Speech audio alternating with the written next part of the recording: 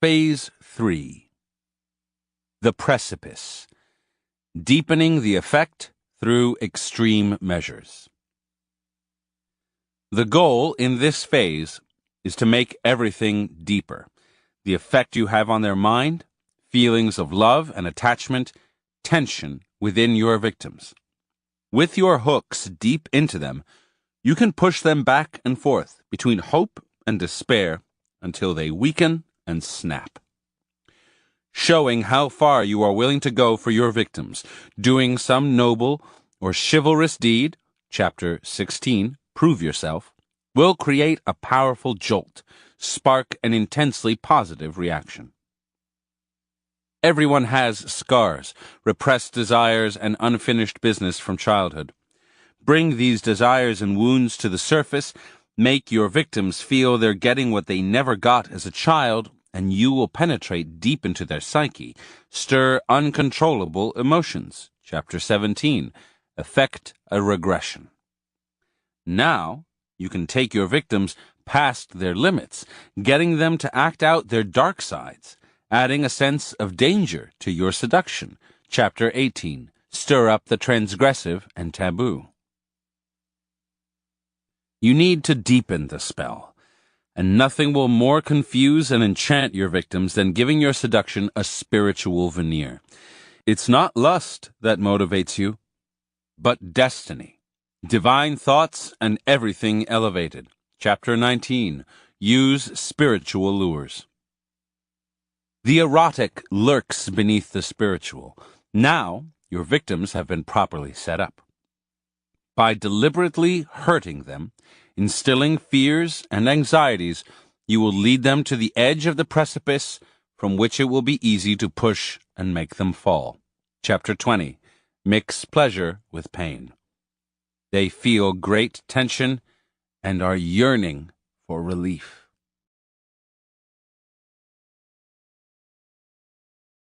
Chapter 16. Prove Yourself. Most people want to be seduced. If they resist your efforts, it's probably because you haven't gone far enough to allay their doubts about your motives, the depth of your feelings, and so on. One well-timed action that shows how far you are willing to go to win them over will dispel their doubts. Don't worry about looking foolish or making a mistake. Any kind of deed that is self-sacrificing and for your target's sake will so overwhelm their emotions they won't notice anything else. Never appear discouraged by people's resistance or complain. Instead, meet the challenge by doing something extreme or chivalrous. Conversely, spur others to prove themselves by making yourself hard to reach, unattainable, worth fighting over. Seductive evidence. Anyone can talk big, say lofty things about their feelings, insist on how much they care for us and also for all oppressed peoples in the far reaches of the planet. But if they never behave in a way that will back up their words, we begin to doubt their sincerity. Perhaps we're dealing with a charlatan or a hypocrite or a coward. Flattery and fine words can only go so far. A time will eventually arrive when you will have to show your victims some evidence to match your words with deeds. This kind of evidence has two functions. First, it allays any lingering doubts about you. Second, an action that reveals some positive quality in you is immensely seductive in and of itself. Brave or selfless deeds create a powerful and positive emotional reaction. Don't worry, your deeds don't have to be so brave and selfless that you lose everything in the process. The appearance alone of nobility will often suffice. In fact, in a world where people overanalyze and talk too much, any kind of action has a bracing, seductive effect. It's normal in the course of a seduction to encounter resistance. The more obstacles you overcome, of course, the greater the pleasure that awaits you. But many a seduction fails because the seducer doesn't correctly read the resistances of the target. More often than not, you give up too easily. First, understand a primary law of seduction. Resistance is a sign that the other person's emotions are engaged in the process. The only person you cannot seduce is somebody distant and cold. Resistance is emotional and can be transformed into its opposite, much as in jiu-jitsu, the physical resistance of an opponent can be used to make him fall. If people resist you because they don't trust you, an apparently selfless deed showing how far you're willing to go to prove yourself is a powerful remedy. If they resist because they are virtuous or because they are loyal to someone else, all the better. Virtue and repressed desire are easily overcome by action. As the great seductress Natalie Barney once wrote, "Most virtue is a demand for greater seduction." There are two ways to prove yourself. First, the spontaneous action. A situation arises in which the target needs help, a problem needs solving, or simply he or she needs a favor. You cannot foresee these situations, but you must be ready for them, for they can spring up at any time. Impress the target by going further than really necessary, sacrificing more money, more time, more effort than they had expected. Your target will often use these moments or even manufacture them as a kind of test. Will you retreat, or will you rise to the occasion? You cannot hesitate or flinch even for a moment, or all is lost. If necessary, make the deed seem to have cost you more than it has, never with words, but indirectly. Exhausted looks, reports spread through a third party, whatever it takes.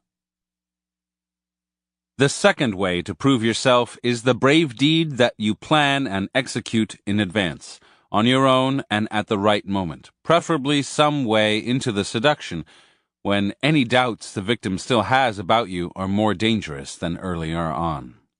Choose a dramatic, difficult action that reveals the painful time and effort involved. Danger can be extremely seductive. Cleverly lead your victim into a crisis, a moment of danger, or indirectly put them in an uncomfortable position, and you can play the rescuer, the gallant knight. The powerful feelings and emotions this elicits can easily be redirected into love. Some examples. Number 1. In France, in the 1640s, Marion Delorme was the courtesan men lusted after the most. Renowned for her beauty, she had been the mistress of Cardinal Richelieu among other notable political and military figures. To win her bed was a sign of achievement. For weeks, the rake, Count Gramont, had wooed Delorme, and finally she had given him an appointment for a particular evening. The Count prepared himself for a delightful encounter, but on the day of the appointment he received a letter from her, in which she explained in polite and tender terms her terrible regrets. She had the most awful headache and would have to stay in bed that evening. Their appointment would have to be postponed. The Count felt certain he was being pushed to the side for someone else, for Delorme was as capricious as she was beautiful. Gramont did not hesitate. At nightfall he rode to the Marais where Delorme lived and scouted the area. In a square near her home he spotted a man approaching on foot. Recognizing the Duc de Brissac, he immediately knew that this man was to supplant him in the courtesan's bed. Brissac seemed unhappy to see the Count, and so Gramont approached him hurriedly and said, "Brissac, my friend, you must do me a service of the greatest importance. I have an appointment, for the first time, with a girl who lives near this place, and as this visit is only to concert measures, I shall make but a very short stay. Be so kind as to lend me your cloak and walk my horse a little until I return, but above all, do not go far from this place." Without waiting for an answer, Gramont took the Duke's cloak and handed him the bridle of his horse. Looking back, he saw that Brissac was watching him, so he pretended to enter a house, slipped out through the back, circled around, and reached Delorme's house without being seen. Gramont knocked at the door, and a servant, mistaking him for the Duke, let him in. He headed straight for the lady's chamber, where he found her lying on a couch in a sheer gown. He threw off Brissac's cloak, and she gasped in fright. "What's the matter, my fair one?" he asked. "Your headache, to all appearance, is gone?" She seemed put out, exclaimed she still had the headache, and insisted that he leave. It was up to her, she said, to make or break appointments. "Madam," Grammont said calmly, "I know what perplexes you. You are afraid lest Brissac should meet me here, but you may make yourself easy on that account." He then opened the window and revealed Brissac out in the square, dutifully walking back and forth with a horse like a common stable boy. He looked ridiculous. Delorme burst out laughing, threw her arms around the Count, and exclaimed, "My dear Chevalier, I can hold out no longer. You are too amiable and too eccentric not to be pardoned." He told her the whole story, and she promised that the Duke could exercise horses all night, but she would not let him in. They made an appointment for the following evening. Outside, the Count returned the cloak, apologized for taking so long, and thanked the Duke. Brissac was most gracious, even holding Grammont's horse for him to mount and waving goodbye as he rode off. Interpretation. Count Grammont knew that most would-be seducers give up too easily, mistaking capriciousness or apparent coldness as a sign of a genuine lack of interest. In fact, it can mean many things. Perhaps the person is testing you, wondering if you're really serious. Prickly behavior is exactly this kind of test. If you give up at the first sign of difficulty, you obviously do not want them that much. Or it could be that they themselves are uncertain about you, or are trying to choose between you and someone else. In any event, it's absurd to give up. One incontrovertible demonstration of how far you're willing to go will overwhelm all doubts. It will also defeat your rivals, since most people are timid, worried about making fools of themselves, and so rarely risk anything. When dealing with difficult or resistant targets, it's usually best to improvise the way Grammont did. If your action seems sudden and a surprise, it will make them more emotional, loosen them up. A little roundabout accumulation of information, a little spying, is always a good idea. Most important is the spirit in which you enact your proof. If you're light-hearted and playful, if you make the target laugh, proving yourself and amusing them at the same time, it won't matter if you mess up, or if they see you've employed a little trickery. They will give in to the pleasant mood you've created. Notice that the Count never whined or grew angry or defensive. All he had to do was pull back the curtain and reveal the Duke walking his horse, melting Delorme's resistance with laughter. In one well-executed act, he showed what he would do for a knight of her favors. Number 2.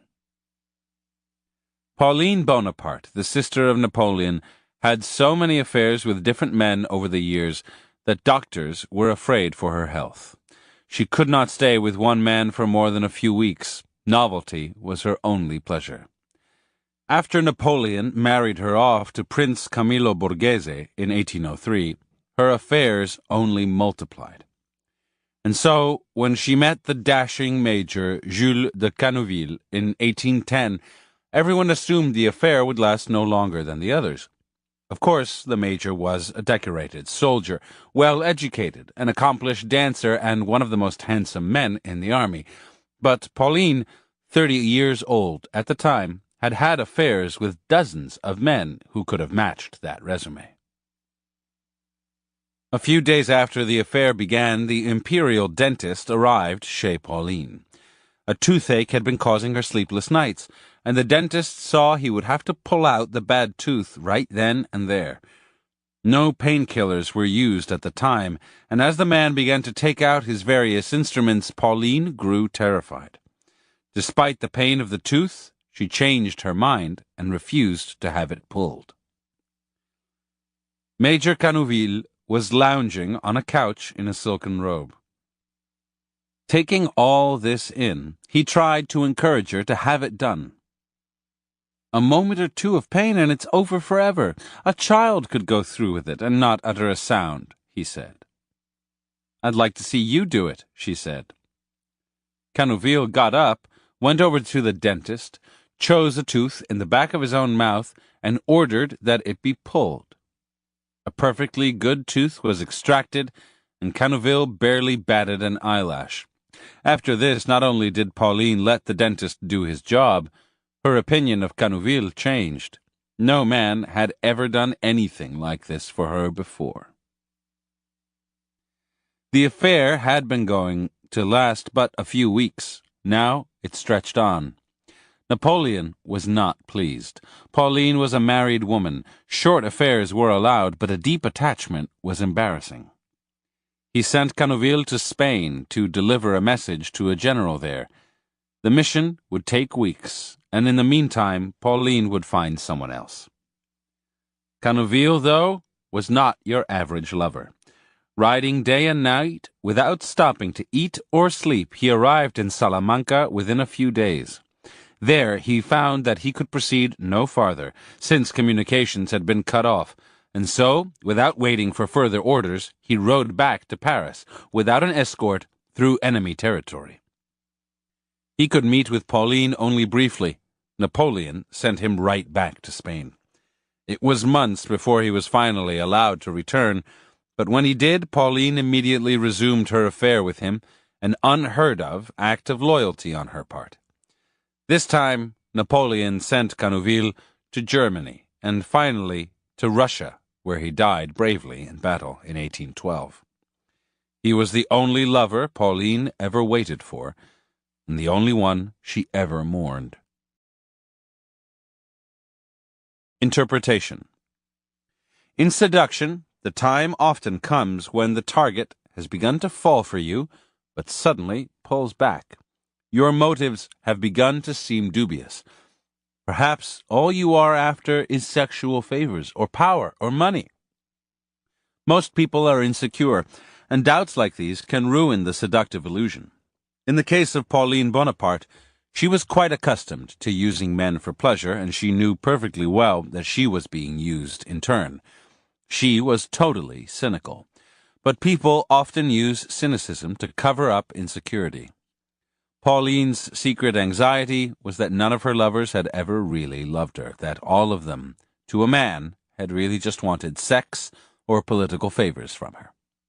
When Canouville showed through concrete actions the sacrifices he would make for her, his tooth, his career, his life, he transformed a deeply selfish woman into a devoted lover. Not that her response was completely unselfish. His deeds were a boost to her vanity. If she could inspire these actions from him, she must be worth it. But if he was going to appeal to the noble side of her nature, she had to rise to that level as well and prove herself by remaining loyal to him. Making your deed as dashing and chivalrous as possible will elevate the seduction to a new level, stir up deep emotions, and conceal any ulterior motives you may have. The sacrifices you're making must be visible.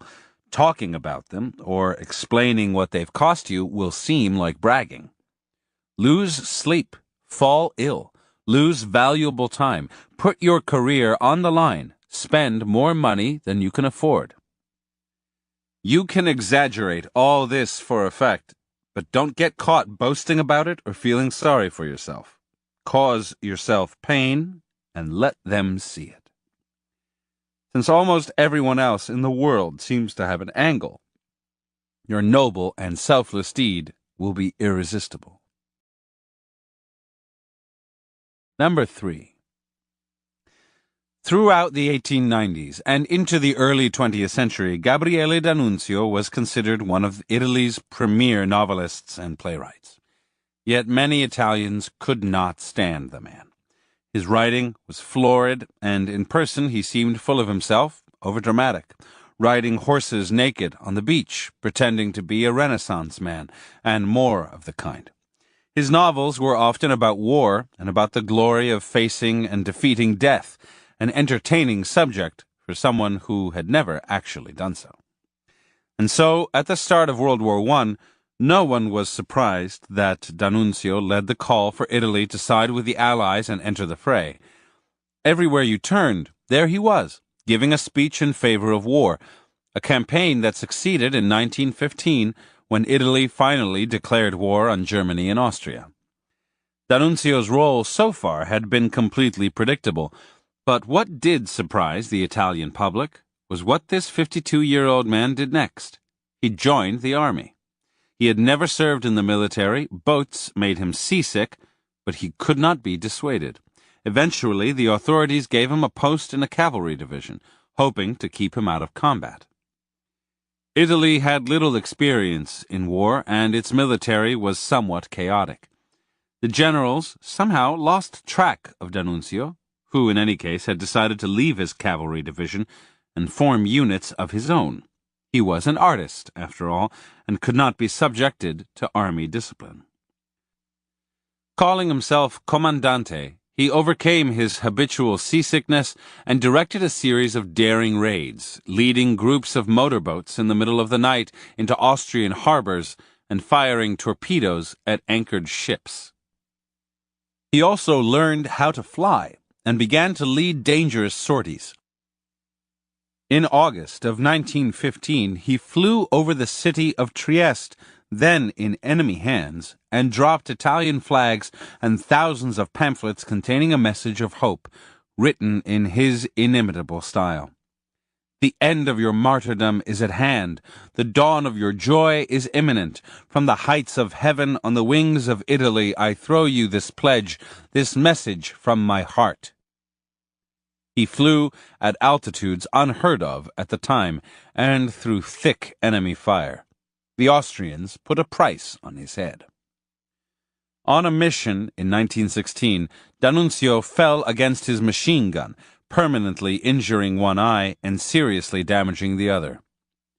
Told his flying days were over, he convalesced in his home in Venice.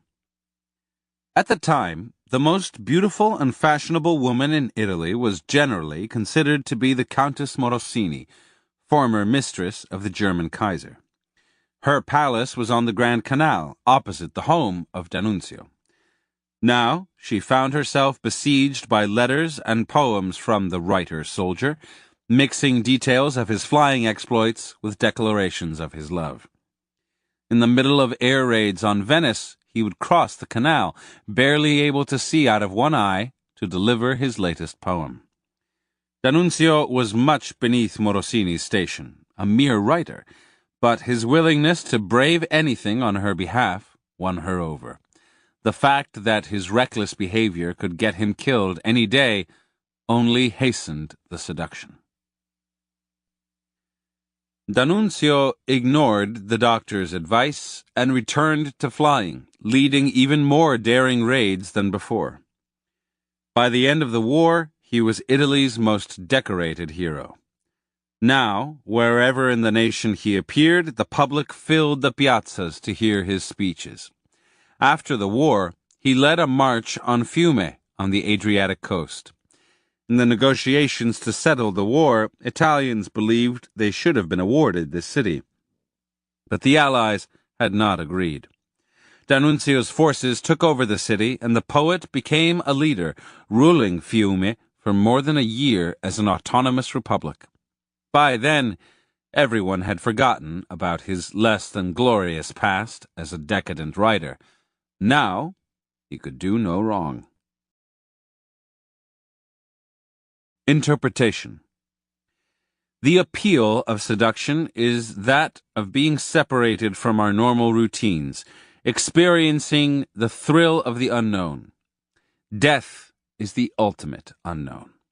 In periods of chaos, confusion, and death, the plagues that swept Europe in the Middle Ages, the terror of the French Revolution, the air raids on London during World War II, people often let go of their usual caution and do things they never would otherwise.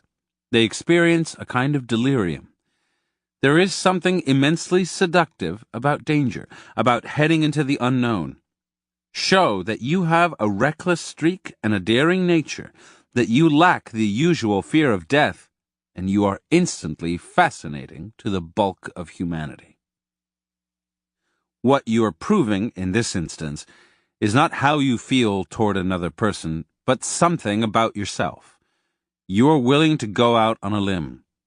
You're not just another talker and braggart. It's a recipe for instant charisma. Any political figure, Churchill, de Gaulle, Kennedy, who has proven himself on the battlefield, has an unmatchable appeal. Many had thought of D'Annunzio as a foppish womanizer. His experience in the war gave him a heroic sheen, a Napoleonic aura. In fact, he had always been an effective seducer, but now he was even more devilishly appealing. You do not necessarily have to risk death, but putting yourself in its vicinity will give you a seductive charge. It's often best to do this some way into the seduction, making it come as a pleasant surprise. You are willing to enter the unknown. No one is more seductive than the person who has had a brush with death. People will be drawn to you. Perhaps they're hoping that some of your adventurous spirit will rub off on them. Number 4. According to one version of the Arthurian legend, the great knight Sir Lancelot once caught a glimpse of Queen Guinevere, King Arthur's wife, and that glimpse was enough. He fell madly in love. And so when word reached him that Queen Guinevere had been kidnapped by an evil knight, Lancelot did not hesitate. He forgot his other chivalrous tasks and hurried in pursuit. His horse collapsed from the chase, so he continued on foot. Finally, it seemed that he was close, but he was exhausted and could go no farther. A horse-driven cart passed by. The cart was filled with loathsome-looking men shackled together. In those days, it was the tradition to place criminals, murderers, traitors, cowards, thieves in such a cart, which then passed through every street in town so that people could see it. Once you had ridden in the cart, you lost all feudal rights for the rest of your life.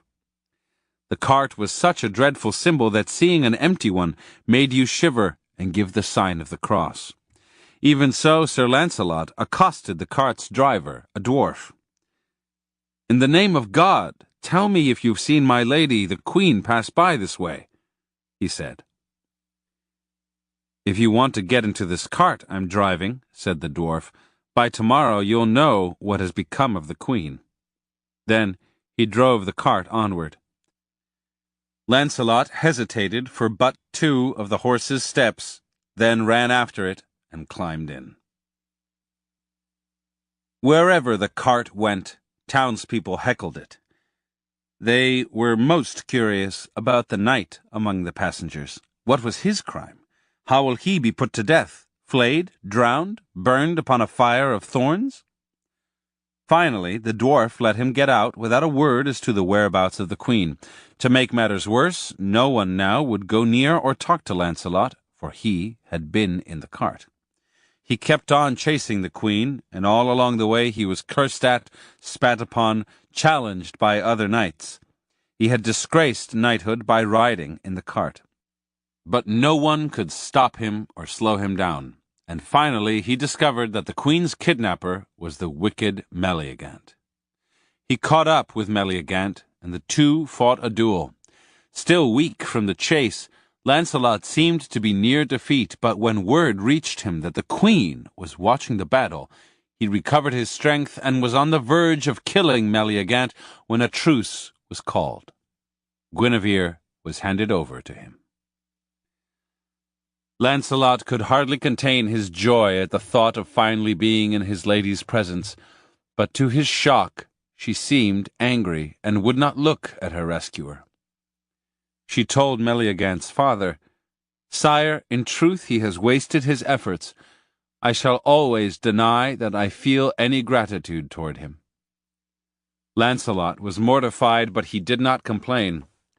Much later, after undergoing innumerable further trials, she finally relented, and they became lovers. One day he asked her, when she had been abducted by Meleagant, had she heard the story of the cart and how he had disgraced knighthood? Was that why she had treated him so coldly that day? The Queen replied, "By delaying for 2 steps, you showed your unwillingness to climb into it. That, to tell the truth, is why I didn't wish to see you or speak with you." Interpretation. The opportunity to do your selfless deed often comes upon you suddenly.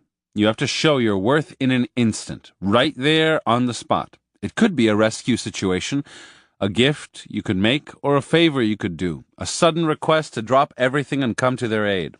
What matters most is not whether you act rashly, make a mistake, and do something foolish, but that you seem to act on their behalf without thought for yourself or the consequences. At moments like these, hesitation, even for a few seconds, can ruin all the hard work of your seduction, revealing you as self-absorbed, unchivalrous, and cowardly. This, at any rate, is the moral of Chrétien de Troyes' 12th century version of the story of Lancelot. Remember, not only what you do matters, but how you do it. If you are naturally self-absorbed, learn to disguise it. React as spontaneously as possible, exaggerating the effect by seeming flustered, overexcited, even foolish. Love has driven you to that point. If you have to jump into the cart for Guinevere's sake, make sure she sees that you do it without the slightest hesitation. Number 5. In Rome, sometime around 1531, word spread of a sensational young woman named Tullia d'Aragona. By the standards of the period, Tullia was not a classic beauty. She was tall and thin, at a time when the plump and voluptuous woman was considered the ideal. And she lacked the cloying, giggling manner of most young girls who wanted masculine attention. No, her quality was nobler. Her Latin was perfect. She could discuss the latest literature. She played the lute and sang. In other words, she was a novelty, and since that was all most men were looking for, they began to visit her in great numbers. She had a lover, a diplomat, and the thought that one man had won her physical favors drove them all mad. Her male visitors began to compete for her attention, writing poems in her honor, vying to become her favorite. None of them succeeded, but they kept on trying. Of course, there were some who were offended by her, stating publicly that she was no more than a high-class whore. They repeated the rumor, perhaps true, that she had made older men dance while she played the lute, and if their dancing pleased her, they could hold her in their arms. To Tullia's faithful followers, all of noble birth, this was slander. They wrote a document that was distributed far and wide. It said, "Our honored mistress, the well-born and honorable Lady Tullia d'Aragona, doth surpass all ladies of the past, present, or future by her dazzling qualities. Anyone who refuses to conform to this statement is hereby charged to enter the lists with one of the undersigned knights, who will convince him in the customary manner." Tullia left Rome in 1535, going first to Venice, where the poet Tasso became her lover, and eventually to Ferrara, which was then perhaps the most civilized court in Italy. And what a sensation she caused there. Her voice, her singing, even her poems were praised far and wide. She opened a literary academy devoted to ideas of free thinking. She called herself a muse, and, as in Rome, a group of young men collected around her. They would follow her around the city, carving her name in trees, writing sonnets in her honor, and singing them to anyone who would listen. One young nobleman was driven to distraction by this cult of adoration. It seemed that everyone loved Tullia, but no one received her love in return. Determined to steal her away and marry her, this young man tricked her into allowing him to visit her at night. He proclaimed his undying devotion, showered her with jewels and presents, and asked for her hand. She refused. He pulled out a knife. She still refused, and so he stabbed himself. He lived, but now Tullia's reputation was even greater than before. Not even money could buy her favors, or so it seemed. As the years went by and her beauty faded, some poet or intellectual would always come to her defense and protect her. Few of them ever pondered the reality that Tullia was indeed a courtesan, one of the most popular and well-paid in the profession. Interpretation. All of us have defects of some sort. Some of these we're born with and cannot help.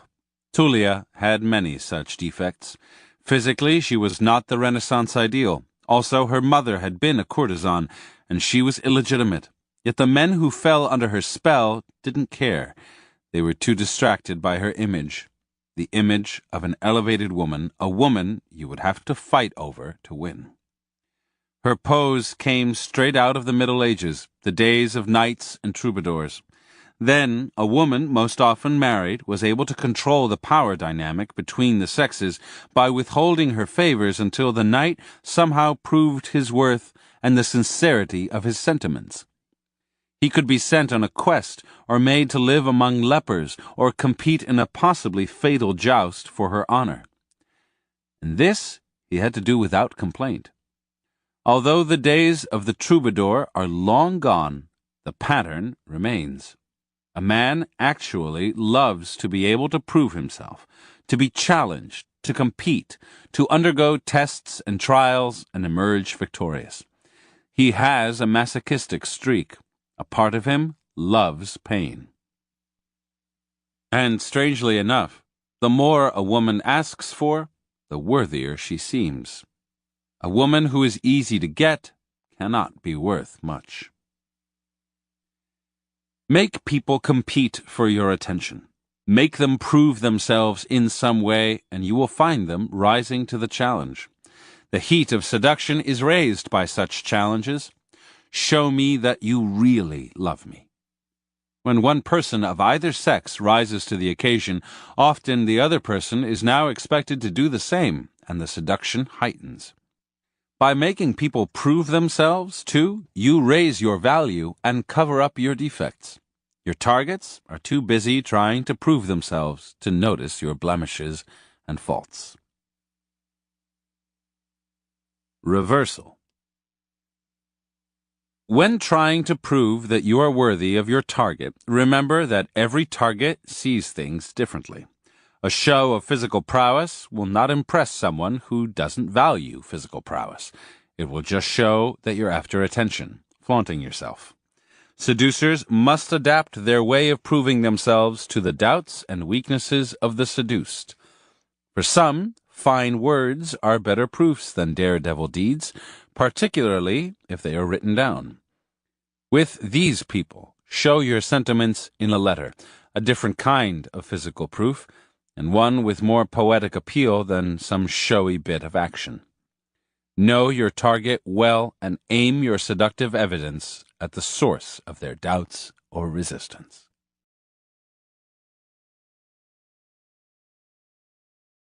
Chapter 17. Effect a regression. People who have experienced a certain kind of pleasure in the past will try to repeat or relive it. The deepest rooted and most pleasurable memories are usually those from earliest childhood and are often unconsciously associated with the parental figure. Bring your targets back to that point by placing yourself in the Oedipal triangle and positioning them as the needy child. Unaware of the cause of their emotional response, they will fall in love with you. Alternatively, you too can regress, letting them play the role of the protecting, nursing parent. In either case, you are offering the ultimate fantasy, the chance to have an intimate relationship with mommy or daddy, son or daughter. The erotic regression. As adults, we tend to overvalue our childhood. In their dependency and powerlessness, children genuinely suffer. Yet, when we get older, we conveniently forget about that and sentimentalize the supposed paradise we have left behind.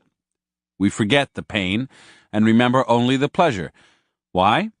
because the responsibilities of adult life are a burden so oppressive at times that we secretly yearn for the dependency of childhood, for that person who looked after our every need, assumed our cares and worries.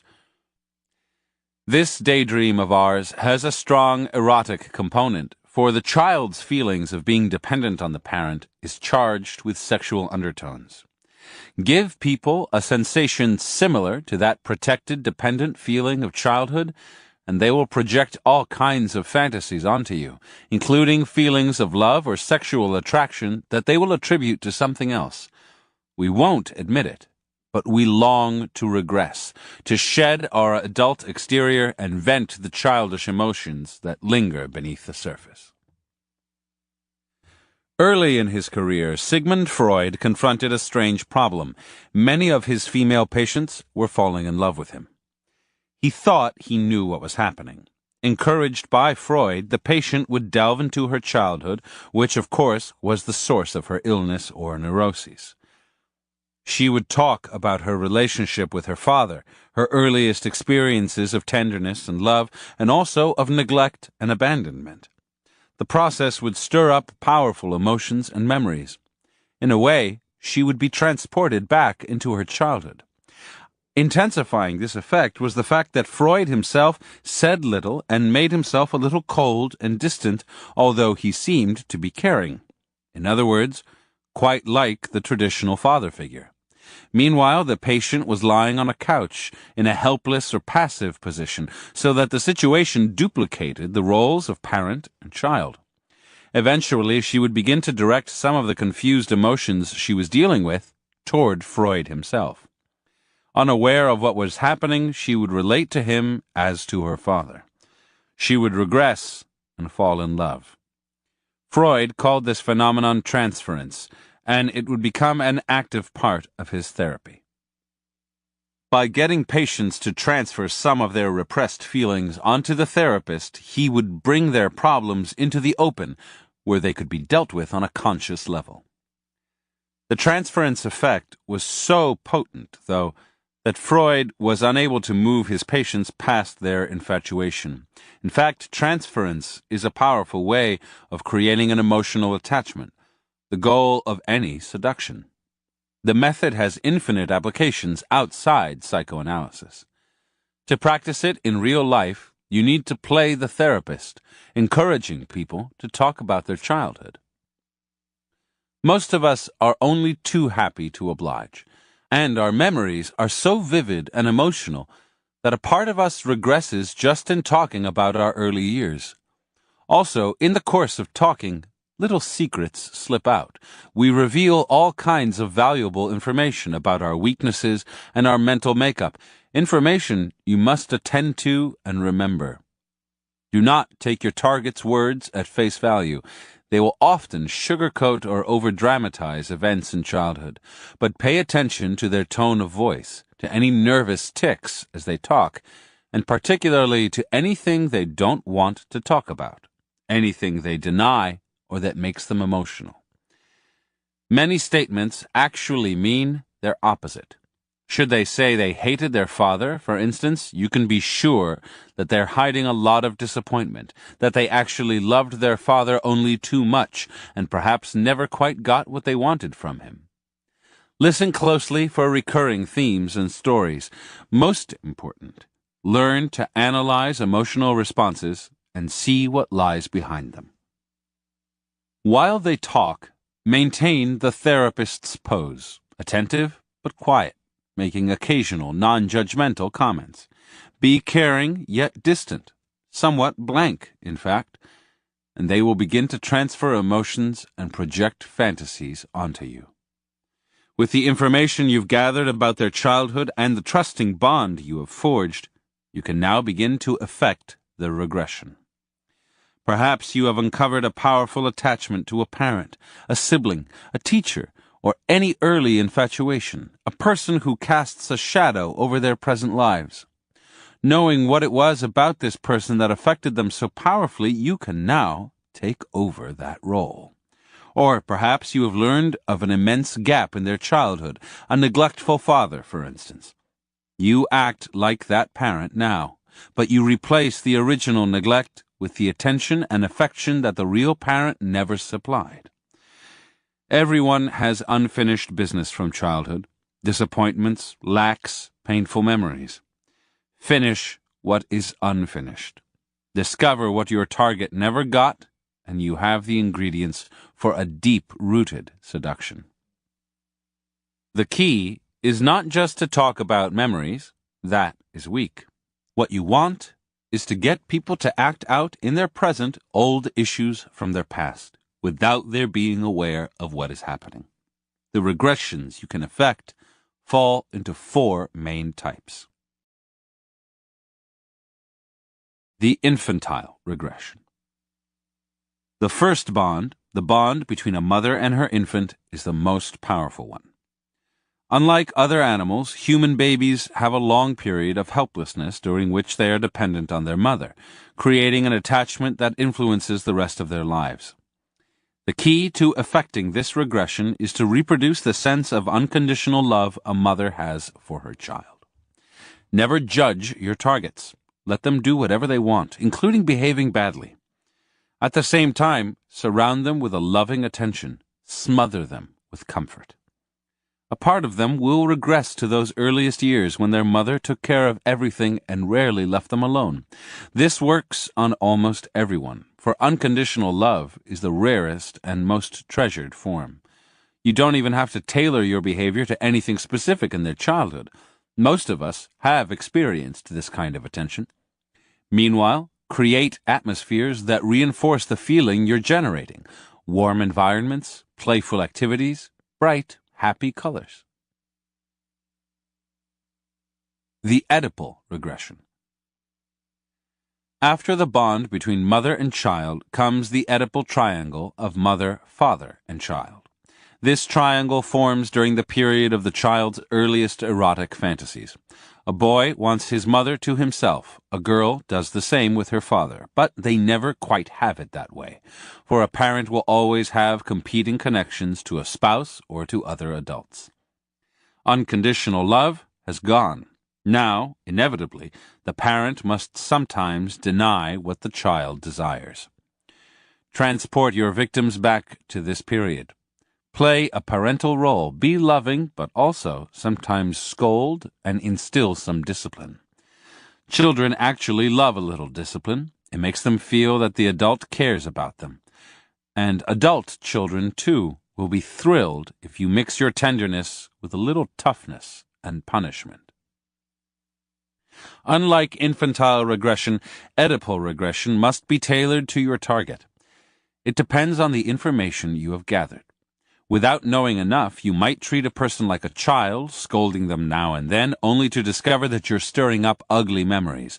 They had too much discipline as a child. Or you might stir up memories of a parent they loathed, and they will transfer those feelings to you. Do not go ahead with the regression until you've learned everything you can about their childhood, what they had too much of, what they lacked, and so on.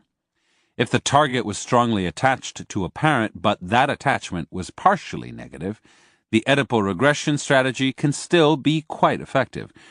We always feel ambivalent toward a parent. Even as we love them, we resent having had to depend on them. Don't worry about stirring up these ambivalences, which don't keep us from being tied to our parents. Remember to include an erotic component in your parental behavior. Now, your targets are not only getting their mother or father all to themselves, they're getting something more, something previously forbidden, but now allowed. The ego-ideal regression. As children, we often form an ideal figure out of our dreams and ambitions. First, that ideal figure is the person we want to be. We imagine ourselves as brave adventurers, romantic figures. Then, in our adolescence, we turn our attention to others, often projecting our ideals onto them. The first boy or girl we fall in love with may seem to have the ideal qualities we wanted for ourselves, or else may make us feel that we can play that ideal role in relation to them. Most of us carry these ideals around with us, buried just below the surface. We are secretly disappointed in how much we have had to compromise, how far below the ideal we've fallen as we've gotten older.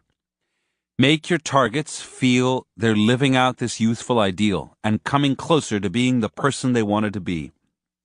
And you will affect a different kind of regression, creating a feeling reminiscent of adolescence.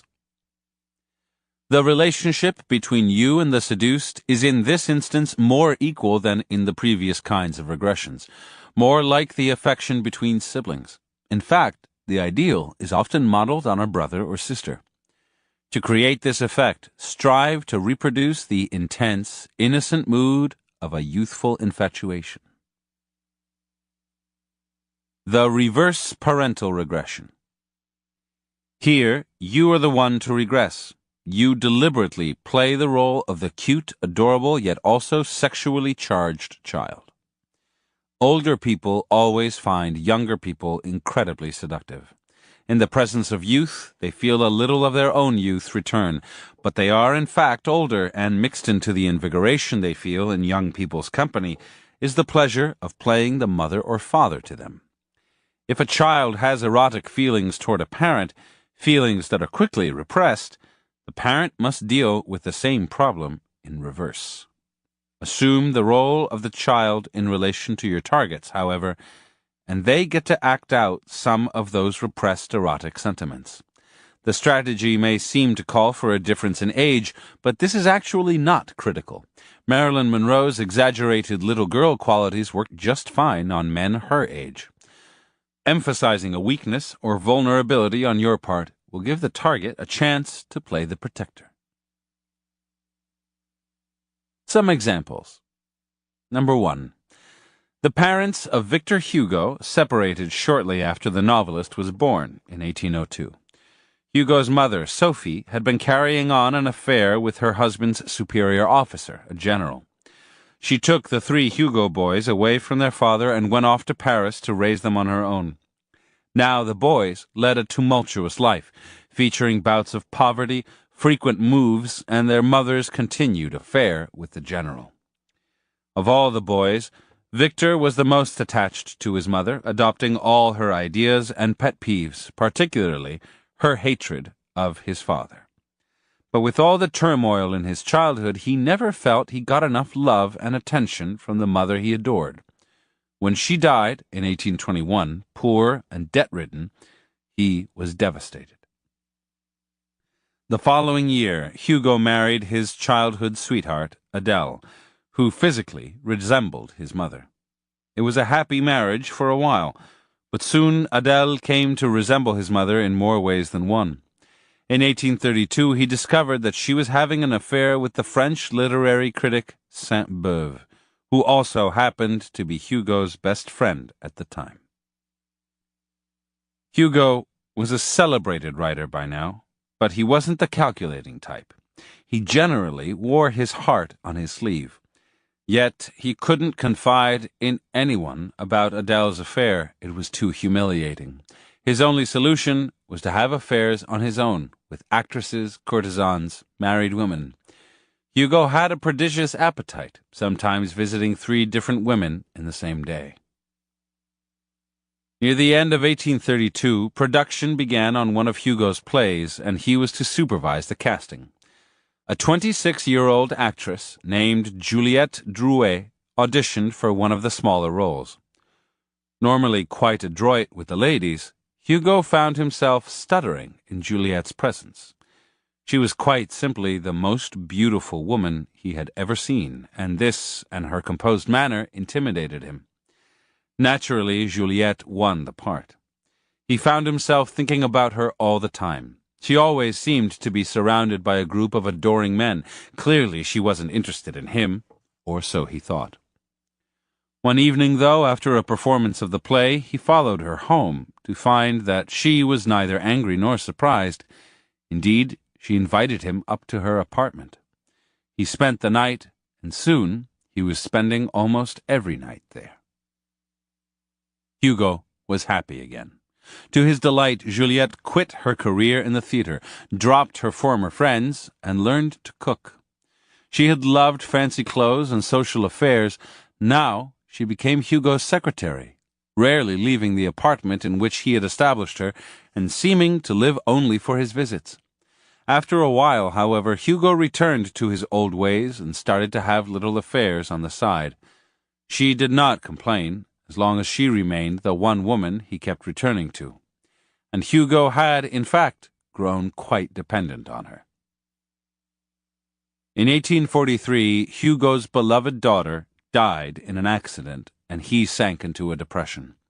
The only way he knew to get over his grief was to have an affair with someone new, and so, shortly thereafter, he fell in love with a young, married aristocrat named Léonie Donné. He began to see Juliette less and less. A few years later, Léonie, feeling certain she was the preferred one, gave him an ultimatum. Stop seeing Juliette altogether, or it was over. Hugo refused.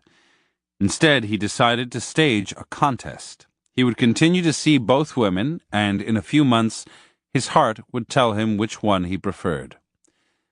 Léonie was furious, but she had no choice. Her affair with Hugo had already ruined her marriage and her standing in society. She was dependent on him. Anyway, how could she lose? She was in the prime of her life, whereas Juliette had gray hair by now.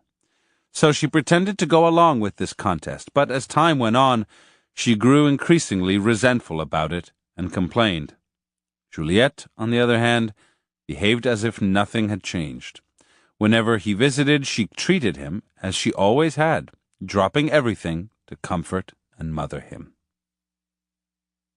The contest lasted several years. In 1851, Hugo was in trouble with Louis Napoleon, the cousin of Napoleon Bonaparte and now the president of France. Hugo had attacked his dictatorial tendencies in the press, bitterly and perhaps recklessly, for Louis Napoleon was a vengeful man.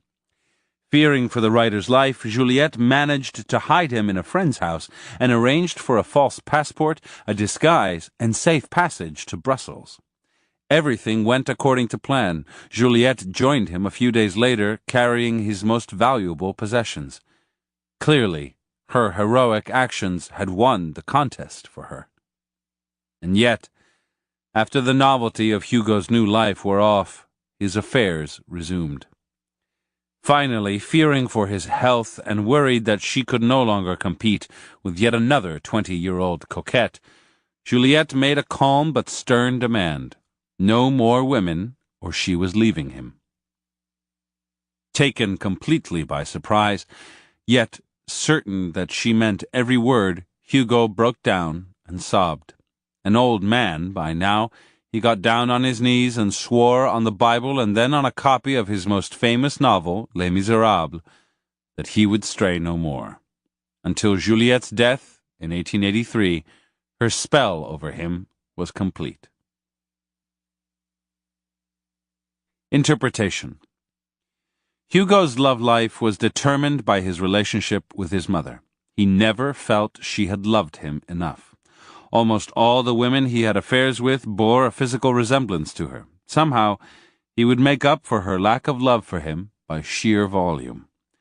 When Juliette met him, she couldn't have known all this, but she must have sensed two things. He was extremely disappointed in his wife, and he had never really grown up. His emotional outbursts and his need for attention made him more a little boy than a man. She would gain ascendancy over him for the rest of his life by supplying the one thing he had never had, complete, unconditional mother love. Juliette never judged Hugo or criticized him for his naughty ways. She lavished him with attention. Visiting her was like returning to the womb. In her presence, in fact, he was more a little boy than ever. How could he refuse her a favor or ever leave her? And when she finally threatened to leave him, he was reduced to the state of a wailing infant crying for his mother. In the end, she had total power over him. Unconditional love is rare and hard to find, yet it is what we all crave, since we either experienced it once or wish we had. You don't have to go as far as Juliette Drouet. The mere hint of devoted attention, of accepting your lovers for who they are, of meeting their needs, will place them in an infantile position. A sense of dependency may frighten them a little, and they may feel an undercurrent of ambivalence, a need to assert themselves periodically, as Hugo did through his affairs. But their ties to you will be strong, and they will keep coming back for more, bound by the illusion that they are recapturing the mother love they had seemingly lost forever, or never had. Number 2. Around the turn of the 20th century, Professor Muth, a schoolmaster at a college for young men in a small German town, began to develop a keen hatred of his students. Muth was in his late 50s and had worked at the same school for many years. He taught Greek and Latin and was a distinguished classical scholar. He had always felt a need to impose discipline, but now it was getting ugly. The students were simply not interested in Homer anymore. They listened to bad music and only liked modern literature. Although they were rebellious, Muth considered them soft and undisciplined. He wanted to teach them a lesson and make their lives miserable. His usual way of dealing with their bouts of rowdiness was sheer bullying, and most often it worked. One day, a student Muth loathed, a haughty, well-dressed young man named Lohmann, stood up in class and said, "I can't go on working in this room, Professor. There is such a smell of mud." Mud was the boy's nickname for Professor Muth. The professor seized Lohmann by the arm, twisted it hard, then banished him from the room. He later noticed that Lohmann had left his exercise book behind, and thumbing through it, he saw a paragraph about an actress named Rosa Fröhlich. A plot hatched in Muth's mind. He would catch Lohmann cavorting with this actress, no doubt a woman of ill repute, and would get the boy kicked out of school. First, he had to find out where she performed. He searched high and low, finally finding her name up outside a club called the Blue Angel. He went in. It was a smoke-filled place full of working-class types he looked down on. Rosa was on stage. She was singing a song. The way she looked everyone in the audience in the eye was rather brazen, but for some reason, Muth found this disarming. He relaxed a little, had some wine. After her performance, he made his way to her dressing room, determined to grill her about Lohmann. Once there, he felt strangely uncomfortable, but he gathered up his courage, accused her of leading schoolboys astray, and threatened to get the police to close the place down. Rosa, however, was not intimidated. She turned all of Muth's sentences around. Perhaps he was the one leading boys astray. Her tone was cajoling and teasing. Yes, Lohmann had brought her flowers and champagne, so what? No one had ever talked to Muth this way before. His authoritative tone usually made people give way. He should have felt offended. She was low class and a woman, and he was a schoolmaster, but she was talking to him as if they were equals. Instead, however, he neither got angry nor left. Something compelled him to stay. Now she was silent. She picked up a stocking and started to darn it, ignoring him. His eyes followed her every move, particularly the way she rubbed her bare knee. Finally, he brought up Lohmann again, and the police. "You've no idea what this life's like," she said. "Everyone who comes here thinks he's the only pebble on the beach. If you don't give them what they want, they threaten you with the police." "I certainly regret having hurt a lady's feelings," he replied sheepishly. As she got up from her chair, their knees rubbed, and he felt a shiver up his spine. Now she was nice to him again, and poured him some more wine. She invited him to come back, then left abruptly to perform another number. The next day, he kept thinking about her words, her looks. Thinking about her while he was teaching gave him a kind of naughty thrill.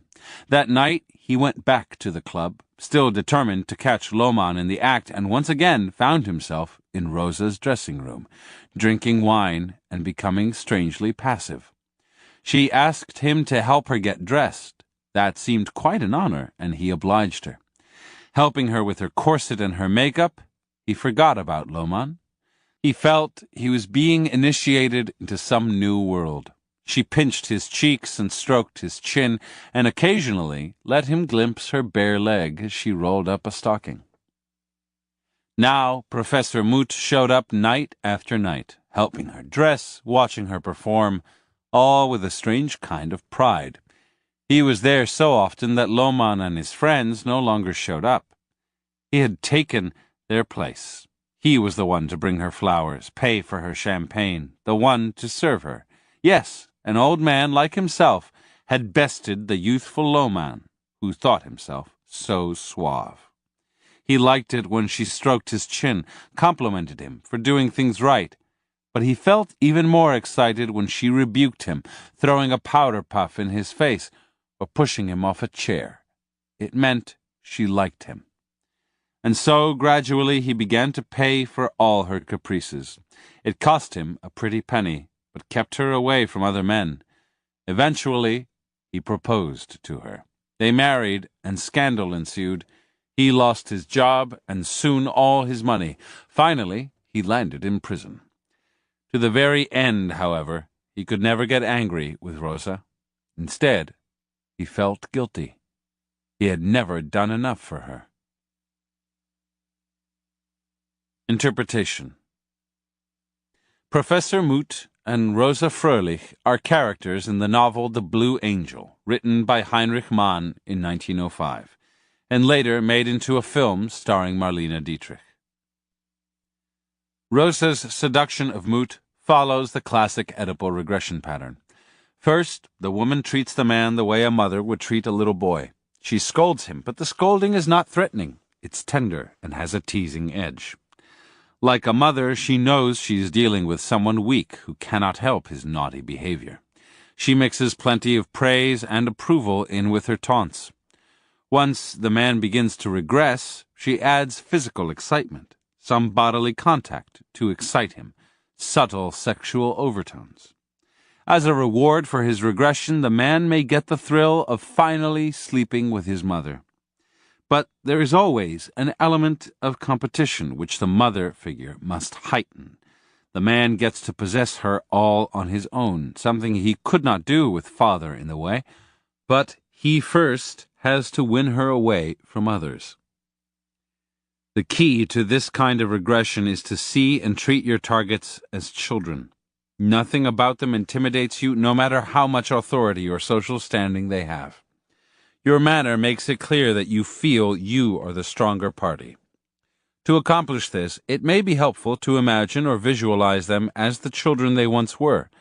Suddenly, powerful people don't seem so powerful and threatening when you regress them in your imagination. Keep in mind that certain types are more vulnerable to an Oedipal regression.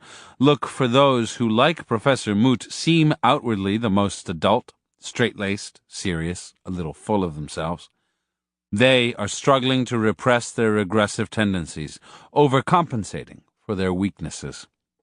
Often those who seem the most in command of themselves are the ripest for regression. In fact, they are secretly longing for it, because their power, position, and responsibilities are more a burden than a pleasure. Number 3.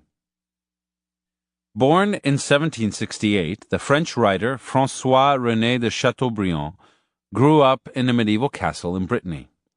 The castle was cold and gloomy, as if inhabited by the ghosts of its past. The family lived there in semi-seclusion. Chateaubriand spent much of his time with his sister Lucille, and his attachment to her was strong enough that rumors of incest made the rounds.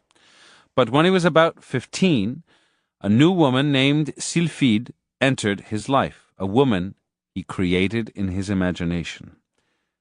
A composite of all the heroines, goddesses, and courtesans he had read about in books. He was constantly seeing her features in his mind and hearing her voice. Soon she was taking walks with him, carrying on conversations. He imagined her innocent and exalted, yet they would sometimes do things that were not so innocent. He carried on this relationship for 2 whole years until finally he left for Paris and replaced Sylphide with women of flesh and blood. The French public, weary after the terrors of the 1790s, greeted Chateaubriand's first books enthusiastically, sensing a new spirit in them. His novels were full of windswept castles, brooding heroes and passionate heroines. Romanticism was in the air. Chateaubriand himself resembled the characters in his novels, and despite his rather unattractive appearance, women went wild over him. With him, they could escape their boring marriages and live out the kind of turbulent romance he wrote about. Chateaubriand's nickname was the Enchanter, and although he was married and an ardent Catholic, the number of his affairs increased with the years. But he had a restless nature. He traveled to the Middle East, to the United States, all over Europe. He couldn't find what he was looking for anywhere, and not the right woman either. After the novelty of an affair wore off, he would leave. By 1807, he had had so many affairs and still felt so unsatisfied that he decided to retire to his country estate, called Vallée-aux-Loups. He filled the place with trees from all over the world, transforming the grounds into something out of one of his novels. There, he began to write the memoirs that he envisioned would be his masterpiece. By 1817, however, Chateaubriand's life had fallen apart. Money problems had forced him to sell Vallée-aux-Loups. Almost 50, he suddenly felt old. His inspiration dried up. That year, he visited the writer Madame de Staël, who had been ill and was now close to death. He spent several days at her bedside along with her closest friend, Juliette Récamier. Madame Récamier's affairs were infamous. She was married to a much older man, but they had not lived together for some time. She had broken the hearts of the most illustrious men in Europe, including Prince Metternich, the Duke of Wellington, and the writer Benjamin Constant. It had also been rumored that despite all her flirtations, she was still a virgin. She was now almost 40, but she was the type of woman who seems youthful at any age. Drawn together by their grief over de Staël's death, she and Chateaubriand became friends. She listened so attentively to him, adopting his moods and echoing his sentiments, that he felt that he had at last met a woman who understood him. There was also something rather ethereal about Madame Récamier. Her walk, her voice, her eyes. More than one man had compared her to some unearthly angel. Chateaubriand soon burned with the desire to possess her physically. The year after their friendship began, she had a surprise for him. She had convinced a friend to purchase Vallée-aux-Loups. The friend was away for a few weeks, and she invited Chateaubriand to spend some time with her at his former estate. He happily accepted. He showed her around, explaining what each little patch of ground had meant to him, the memories the place conjured up. He felt youthful feelings welling up inside him, feelings he had forgotten about.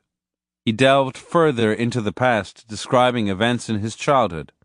At moments, walking with Madame Récamier and looking into those kind eyes, he felt a shiver of recognition, but he could not quite identify it. All he knew was that he had to go back to the memoirs that he had laid aside. "I intend to employ the little time that is left to me in describing my youth," he said, "so long as its essence remains palpable to me." It seemed that Madame Récamier returned Chateaubriand's love, but, as usual, she struggled to keep it a spiritual affair. The Enchanter, however, deserved his nickname. His poetry, his air of melancholy, and his persistence finally won the day, and she succumbed, perhaps for the first time in her life. Now, as lovers, they were inseparable. But as always with Chateaubriand, over time, one woman was not enough. The restless spirit returned. He began to have affairs again. Soon he and Récamier stopped seeing each other. In 1832, Chateaubriand was traveling through Switzerland. Once again his life had taken a downward turn, only this time he truly was old in body and spirit. In the Alps, strange thoughts of his youth began to assail him, memories of the castle in Brittany. Word reached him that Madame Récamier was in the area. He hadn't seen her in years, and he hurried to the inn where she was staying. She was as kind to him as ever. During the day, they took walks together, and at night they stayed up late, talking. One day, Chateaubriand told Récamier he had finally decided to finish his memoirs, and he had a confession to make. He told her the story of Sylphide, his imaginary lover when he was growing up.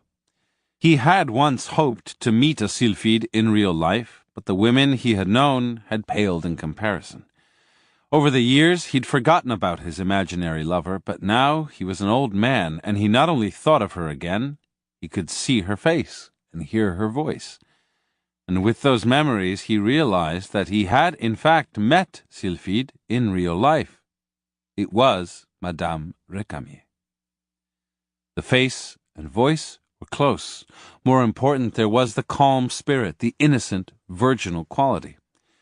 Reading to her the prayer to Sylphide he had just written, he told her he wanted to be young again, and seeing her had brought his youth back to him.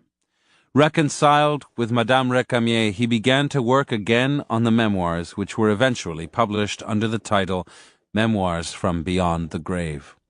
Most critics agreed that the book was his masterpiece. The memoirs were dedicated to Madame Récamier, to whom he remained devoted until his death in 1848. Interpretation. All of us carry within us an image of an ideal type of person whom we yearn to meet and love. Most often, the type is a composite made up of bits and pieces of different people from our youth, and even of characters in books and movies. People who influenced us inordinately, a teacher, for instance, may also figure. The traits have nothing to do with superficial interests. Rather, they are unconscious, hard to verbalize.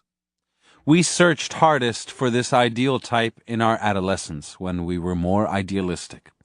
Often our first loves have more of these traits than our subsequent affairs. For Chateaubriand, living with his family in their secluded castle, his first love was his sister Lucille, whom he adored and idealized. But since love with her was impossible, he created a figure out of his imagination who had all her positive attributes: nobility of spirit, innocence, courage. Madame Récamier could not have known about Chateaubriand's ideal type, but she did know something about him well before she ever met him. She had read all of his books, and his characters were highly autobiographical. She knew of his obsession with his lost youth, and everyone knew of his endless and unsatisfying affairs with women, his hyper-restless spirit. Madame Récamier knew how to mirror people, entering their spirits, and one of her first acts was to take Chateaubriand to Vallée-aux-Loups, where he felt he had left part of his youth. Alive with memories, he regressed further into his childhood to the days in the castle. She actively encouraged this. Most important, she embodied a spirit that came naturally to her, but that matched his youthful ideal: innocent, noble, kind. The fact that so many men fell in love with her suggests that many men had the same ideals. Madame Récamier was Lucille Sylphide. It took him years to realize it, but when he did, her spell over him was complete. It is nearly impossible to embody someone's ideal completely, but if you come close enough, if you evoke some of that ideal spirit, you can lead that person into a deep seduction. To effect this regression, you must play the role of the therapist. Get your targets to open up about their past, particularly their former loves, and most particularly, their first love. Pay attention to any expressions of disappointment, how this or that person did not give them what they wanted. Take them to places that evoke their youth. In this regression, you are creating not so much a relationship of dependency and immaturity, but rather the adolescent spirit of a first love. There is a touch of innocence to the relationship. So much of adult life involves compromise, conniving, and a certain toughness. Create the ideal atmosphere by keeping such things out, drawing the other person into a kind of mutual weakness, conjuring a second virginity. There should be a dreamlike quality to the affair, as if the target were reliving that first love, but couldn't quite believe it. Let all of this unfold slowly, each encounter revealing more ideal qualities. The sense of reliving a past pleasure is simply impossible to resist. Number 4. Sometime in the summer of 1614, several members of England's upper nobility, including the Archbishop of Canterbury, met to decide what to do about the Earl of Somerset, the favorite of King James I, who was 48 at the time. After 8 years as the favorite, the young earl had accumulated such power and wealth and so many titles that nothing was left for anyone else. But how to get rid of this powerful man? For the time being, the conspirators had no answer. A few weeks later, the king was inspecting the royal stables when he caught sight of a young man who was new to the court, the 22-year-old George Villiers, a member of the lower nobility. The courtiers who accompanied the king that day watched the king's eyes following Villiers, and saw with what interest he asked about this young man. Indeed, everyone had to agree that he was a most handsome youth, with the face of an angel and a charmingly childish manner. When news of the king's interest in Villiers reached the conspirators, they instantly knew they had found what they had been looking for, a young man who could seduce the king and supplant the dreaded favorite. Left to nature, though, the seduction would never happen. They had to help it along. So without telling Villiers of their plan, they befriended him. King James was the son of Mary, Queen of Scots. His childhood had been a nightmare. His father, his mother's favorite, and his own regents had all been murdered. His mother had first been exiled, later executed. When James was young, to escape suspicion, he played the part of a fool. He hated the sight of a sword and could not stand the slightest sign of argument. When his cousin, Queen Elizabeth I, died in 1603, leaving no heir, he became King of England. James surrounded himself with bright, happy young men, and seemed to prefer the company of boys. In 1612, his son, Prince Henry, died. The king was inconsolable.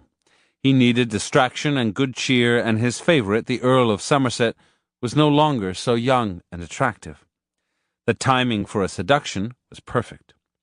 And so the conspirators went to work on Villiers, under the guise of trying to help him advance within the court. They supplied him with a magnificent wardrobe, jewels, a glittering carriage, the kind of things the king noticed.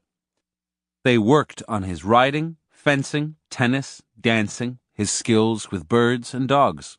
He was instructed in the art of conversation, how to flatter, tell a joke, sigh at the right moment.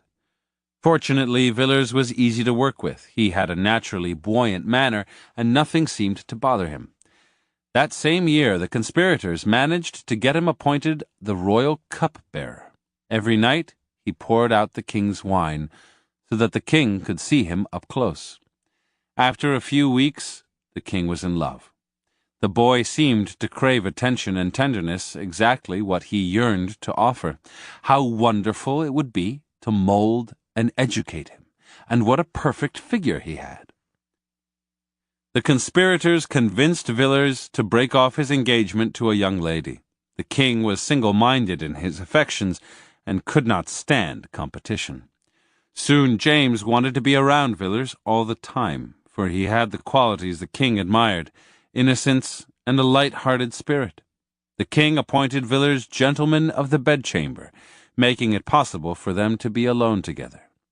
What particularly charmed James was that Villiers never asked for anything, which made it all the more delightful to spoil him. By 1616, Villiers had completely supplanted the former favorite. He was now the Earl of Buckingham, and a member of the king's privy council. To the conspirators' dismay, however, he quickly accumulated even more privileges than the Earl of Somerset had done.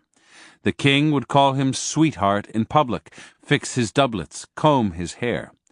James zealously protected his favorite, anxious to preserve the young man's innocence. He tended to the youth's every whim, in effect, became his slave. In fact, the king seemed to regress. Whenever Steenie, his nickname for Villers, entered the room, he started to act like a child. The two were inseparable until the king's death in 1625. Interpretation. We are most definitely stamped forever by our parents in ways we can never fully understand. But the parents are equally influenced and seduced by the child. They may play the role of the protector, but in the process they absorb the child's spirit and energy, relive a part of their own childhood, and just as the child struggles against sexual feelings toward the parent must repress comparable erotic feelings that lie just beneath the tenderness they feel. The best and most insidious way to seduce people is often to position yourself as the child. Imagining themselves stronger, more in control, they will be lured into your web. They will feel they have nothing to fear. Emphasize your immaturity, your weakness, and you let them indulge in fantasies of protecting and parenting you, a strong desire as people get older. What they do not realize is that you are getting under their skin, insinuating yourself. It is the child who is controlling the adult. Your innocence makes them want to protect you, but it is also sexually charged. Innocence is highly seductive. Some people even long to play the corrupter of innocence. Stir up their latent sexual feelings, and you can lead them astray with the hope of fulfilling a strong yet repressed fantasy, sleeping with the child figure. In your presence, too, they will begin to regress as well, infected by your childish, playful spirit.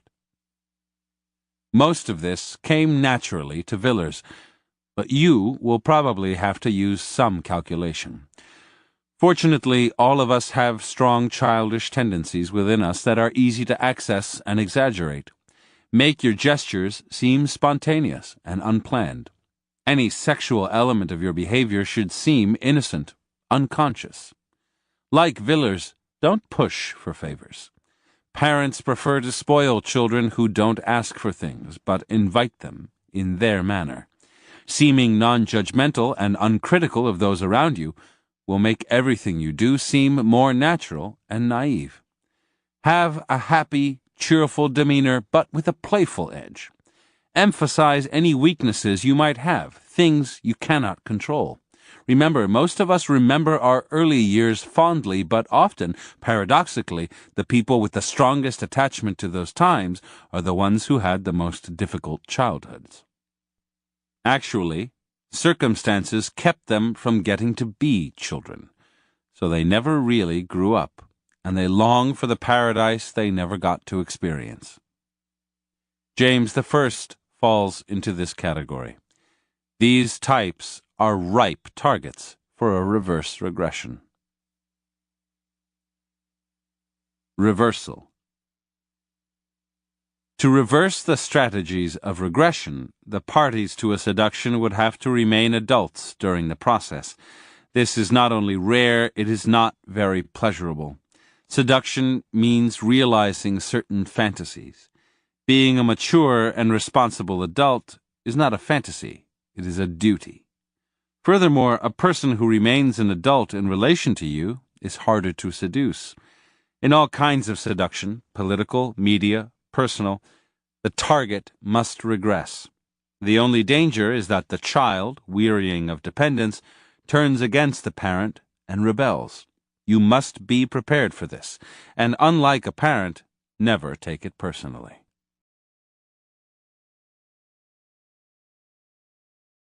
Chapter 18.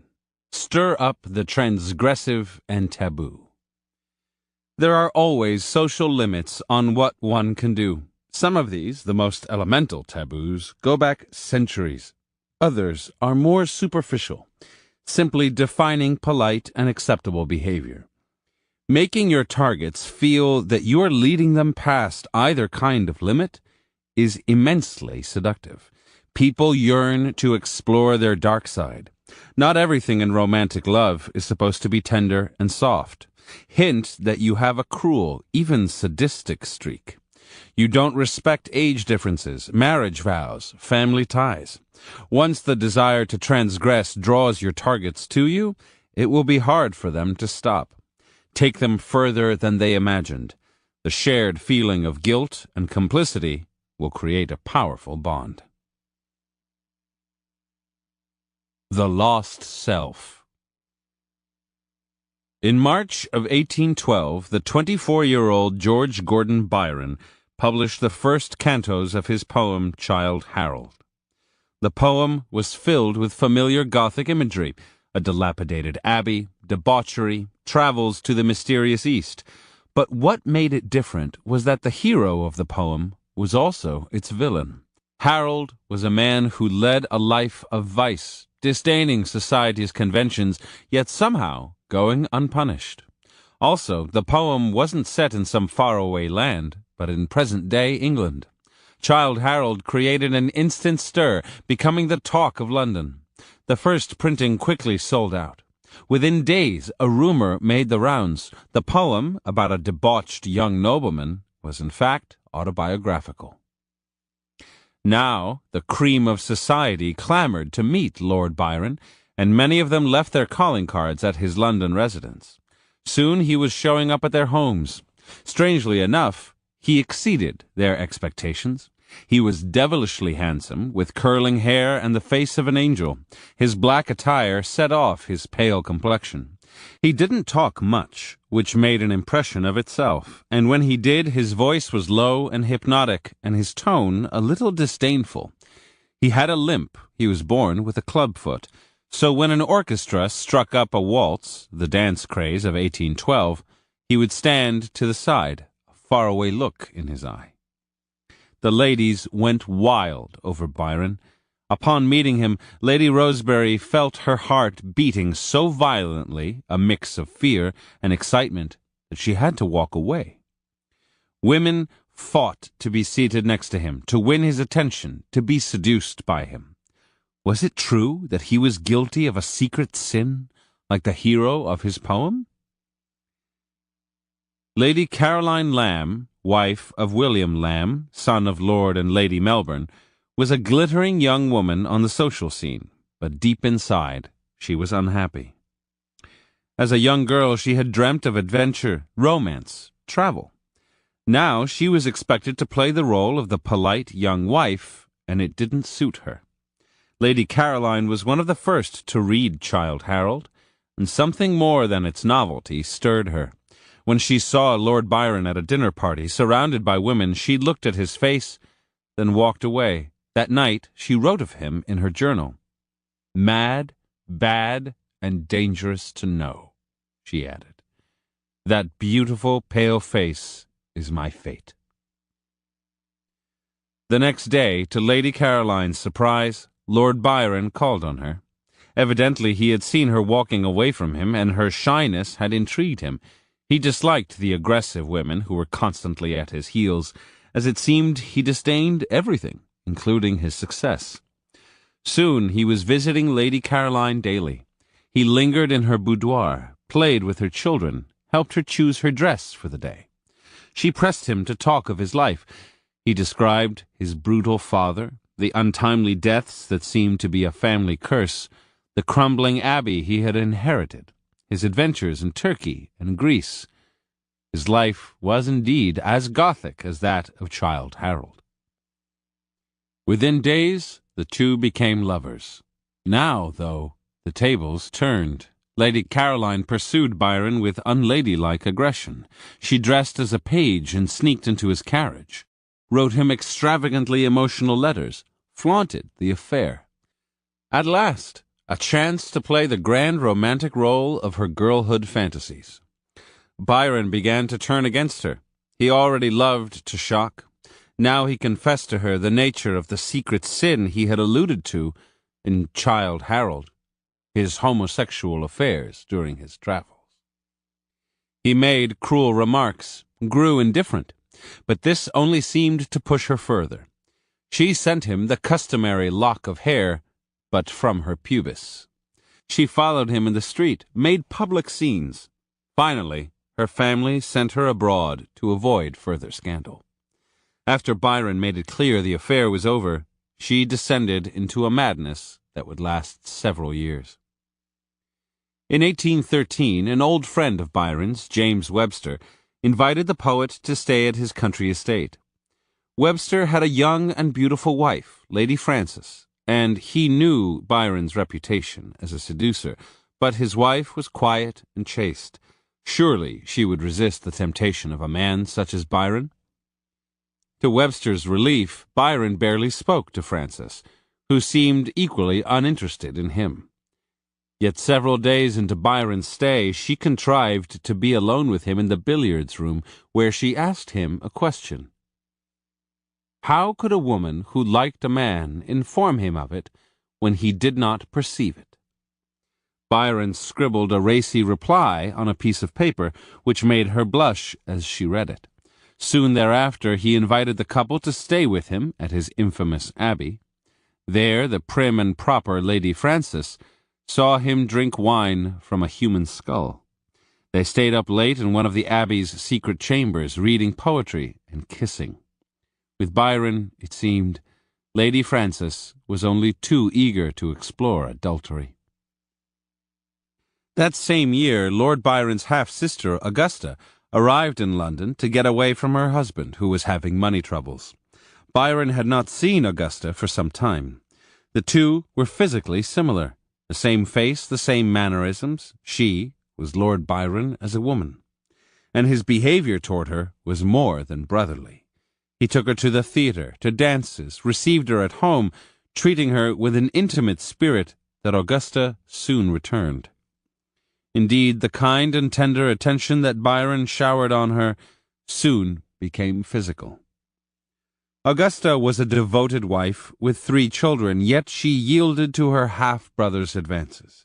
How could she help herself? He stirred up a strange passion in her, a stronger passion than she felt for any other man, including her husband. For Byron, his relationship with Augusta was the ultimate and crowning sin of his career.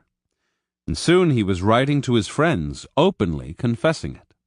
Indeed, he delighted in their shocked responses, and his long narrative poem, The Bride of Abydos, takes brother-sister incest as its theme.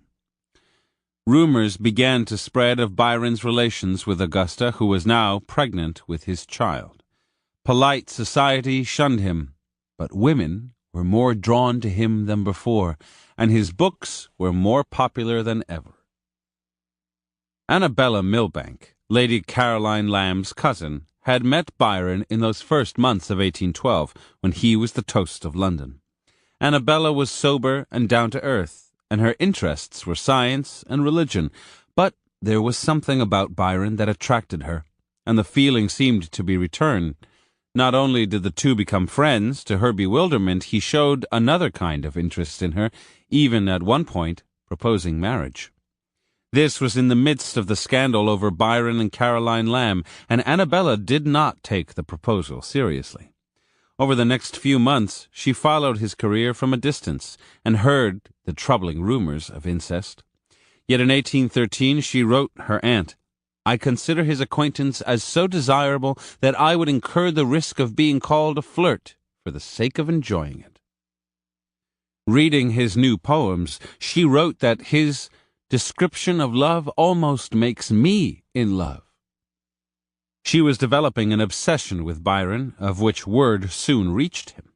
They renewed their friendship, and in 1814 he proposed again. This time she accepted. Byron was a fallen angel, and she would be the one to reform him.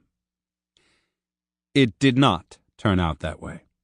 Byron had hoped that married life would calm him down, but after the ceremony he realized it was a mistake. He told Annabella, "Now you will find that you have married a devil." Within a few years, the marriage fell apart. In 1816, Byron left England, never to return. He traveled through Italy for a while. Everyone knew his story, the affairs, the incest, the cruelty to his lovers. But wherever he went, Italian women, particularly married noblewomen, pursued him, making it clear in their own way how prepared they were to be the next Byronic victim. In truth, the women had become the aggressors. As Byron told the poet Shelley, "No one has been more carried off than poor dear me. I've been ravished more often than anyone since the Trojan War." Interpretation. Women of Byron's time were longing to play a different role than society allowed them. They were supposed to be the decent, moralizing force in culture. Only men had outlets for their darker impulses. Underlying the social restrictions on women, perhaps, was a fear of the more amoral and unbridled part of the female psyche. Feeling repressed and restless, women of the time devoured Gothic novels and romances, stories in which women were adventurous and had the same capacity for good and evil as men. Books like these helped to trigger a revolt, with women like Lady Caroline playing out a little of the fantasy life they had had in their girlhood, where it had to some extent been permitted. Byron arrived on the scene at the right time. He became the lightning rod for women's unexpressed desires. With him, they could go beyond the limits society had imposed. For some, the lure was adultery. For others, it was romantic rebellion, or a chance to become irrational and uncivilized. The desire to reform him merely covered up the truth, the desire to be overwhelmed by him. In all cases, it was the lure of the forbidden, which in this case was more than merely a superficial temptation. Once you became involved with Lord Byron, he took you further than you had imagined or wanted, since he recognized no limits. Women did not just fall in love with him. They let him turn their lives upside down, even ruin them. They preferred that fate to the safe confines of marriage. In some ways, the situation of women in the early 19th century has become generalized in the early 21st. The outlets for male bad behavior, war, dirty politics, the institution of mistresses and courtesans, have faded away. Today, not just women, but men are supposed to be eminently civilized and reasonable, and many have a hard time living up to this. As children, we are able to vent the darker side of our characters, a side that all of us have, but under pressure from society, at first in the form of our parents, we slowly repress the naughty, rebellious, perverse streaks in our characters. To get along, we learn to repress our dark sides, which become a kind of lost self, a part of our psyche buried beneath our polite appearance. As adults, we secretly want to recapture that lost self, the more adventurous, less respectful, childhood part of us. We are drawn to those who live out their lost selves as adults, even if it involves some evil or destruction. Like Byron, you can become the lightning rod for such desires. You must learn, however, to keep this potential under control and to use it strategically. As the aura of the forbidden around you is drawing targets into your web, do not overplay your dangerousness, or they will be frightened away. Once you feel them falling under your spell, you have freer rein. If they begin to imitate you, as Lady Caroline imitated Byron, then take it further. Mix in some cruelty. Involve them in sin, crime, taboo activity, whatever it takes. Unleash the lost self within them. The more they act it out, the deeper your hold over them. Going halfway will break the spell and create self-consciousness. Take it as far as you can. Keys to seduction. Society and culture are based on limits. This kind of behavior is acceptable. That is not. The limits are fluid and change with time, but there are always limits. The alternative is anarchy, the lawlessness of nature, which we dread. But we are strange animals. The moment any kind of limit is imposed, physically or psychologically, we are instantly curious. A part of us wants to go beyond that limit, to explore what is forbidden. If, as children, we are told not to go past a certain point in the woods, that is precisely where we want to go. But we grow older and become polite and deferential. More and more boundaries encumber our lives. Do not confuse politeness with happiness, however. It covers up frustration, unwanted compromise. How can we explore the shadow side of our personality without incurring punishment or ostracism? It seeps out in our dreams. We sometimes wake up with a sense of guilt at the murder, incest, adultery, and mayhem that goes on in our dreams, until we realize no one needs to know about it but ourselves. But give a person the sense that with you they will have a chance to explore the outer reaches of acceptable, polite behavior, that with you they can vent some of their closeted personality, and you create the ingredients for a deep and powerful seduction. You will have to go beyond the point of merely teasing them with an elusive fantasy. The shock and seductive power will come from the reality of what you're offering them. Like Byron, at a certain point you can even press it further than they may want to go. If they have followed you merely out of curiosity, they may feel some fear and hesitation. But once they are hooked, they'll find you hard to resist, for it's hard to return to a limit once you've transgressed and gone past it. The human cries out for more and doesn't know when to stop. You will determine for them when it is time to stop. The moment people feel that something is prohibited, a part of them will want it. That is what makes a married man or woman such a delicious target. The more someone is prohibited, the greater the desire. George Villiers, the Earl of Buckingham, was the favorite first of King James I, then of James's son, King Charles I. Nothing was ever denied him. In 1625, on a visit to France, he met the beautiful Queen Anne and fell hopelessly in love. What could be more impossible, more out of reach than the queen of a rival power?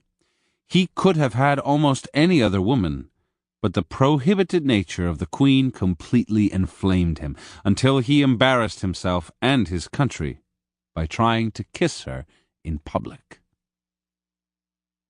Since what is forbidden is desired, somehow you must make yourself seem forbidden. The most blatant way to do this is to engage in behavior that gives you a dark and forbidden aura.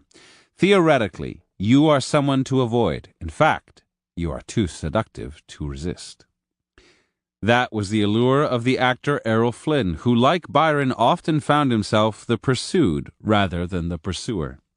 Flynn was devilishly handsome, but he also had something else, a definite criminal streak. In his wild youth, he engaged in all kinds of shady activities. In the 1950s, he was charged with rape, a permanent stain on his reputation, even though he was acquitted. But his popularity among women only increased. Play up your dark side, and you will have a similar effect. For your targets to be involved with you means going beyond their limits, doing something naughty and unacceptable to society, to their peers. For many, that is reason to bite the bait. In Junichiro Tanizaki's 1928 novel, Quicksand, Sonoko Kakiuchi, the wife of a respectable lawyer, is bored and decides to take art classes to while away the time. There, she finds herself fascinated with a fellow female student, the beautiful Mitsuko, who befriends her, then seduces her. Kakiuchi is forced to tell endless lies to her husband about her involvement with Mitsuko and their frequent trysts. Mitsuko slowly involves her in all kinds of nefarious activities, including a love triangle with a bizarre young man. Each time Kakiuchi is made to explore some forbidden pleasure, Mitsuko challenges her to go further and further. Kakiuchi hesitates, feels remorse, She knows she is in the clutches of a devilish young seductress who has played on her boredom to lead her astray. But in the end, she cannot help following Mitsuko's lead. Each transgressive act makes her want more. Once your targets are drawn by the lure of the forbidden, dare them to match you in transgressive behavior. Any kind of challenge is seductive. Take it slowly, heightening the challenge only after they show signs of yielding to you. Once they are under your spell, they may not even notice how far out on a limb you have taken them. The great 18th century rake Duc de Richelieu had a predilection for young girls, and he would often heighten the seduction by enveloping them in transgressive behavior, to which the young are particularly susceptible. For instance, he would find a way into the young girl's house and lure her into her bed. The parents would be just down the hall, adding the proper spice. Sometimes he would act as if they were about to be discovered, the momentary fright sharpening the overall thrill. In all cases, he would try to turn the young girl against her parents, ridiculing their religious zeal or prudery or pious behavior. The Duke's strategy was to attack the values that his targets held dearest, precisely the values that represent a limit. In a young person, family ties, religious ties, and the like are useful to the seducer. Young people barely need a reason to rebel against them. The strategy, though, can be applied to a person of any age. For every deeply held value, there is a shadow side, a doubt, a desire to explore what those values forbid. In Renaissance Italy, a prostitute would dress as a lady and go to church. Nothing was more exciting to a man than to exchange glances with a woman whom he knew to be a whore, as he was surrounded by his wife, family, peers, and church officials. Every religion or value system creates a dark side, the shadow realm of everything it prohibits. Tease your targets, get them to flirt with whatever transgresses their family values, which are often emotional yet superficial, since they are imposed from the outside. One of the most seductive men of the 20th century, Rudolph Valentino, was known as the sex menace. His appeal for women was twofold. He could be tender and attentive, but he also hinted of cruelty. At any moment he could become dangerously bold, perhaps even a little violent. The studios played up this double image as much as possible. When it was reported that he had been abusive to his wife, for example, they exploited the story. A mix of the masculine and the feminine, the violent and the tender will always seem transgressive and appealing.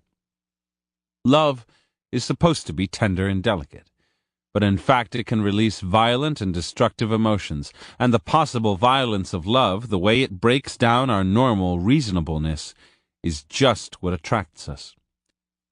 Approach romance's violent side by mixing a cruel streak into your tender attentions, particularly in the latter stages of the seduction, when the target is in your clutches.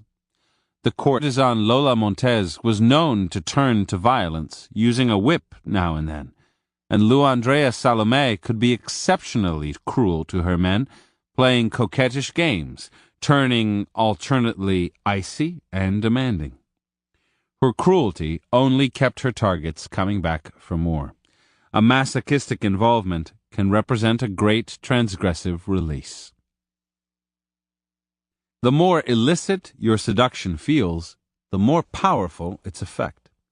Give your targets the feeling that they're committing a kind of crime, a deed whose guilt they share with you.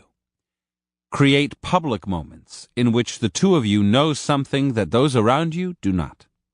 It could be phrases and looks that only you recognize, a secret.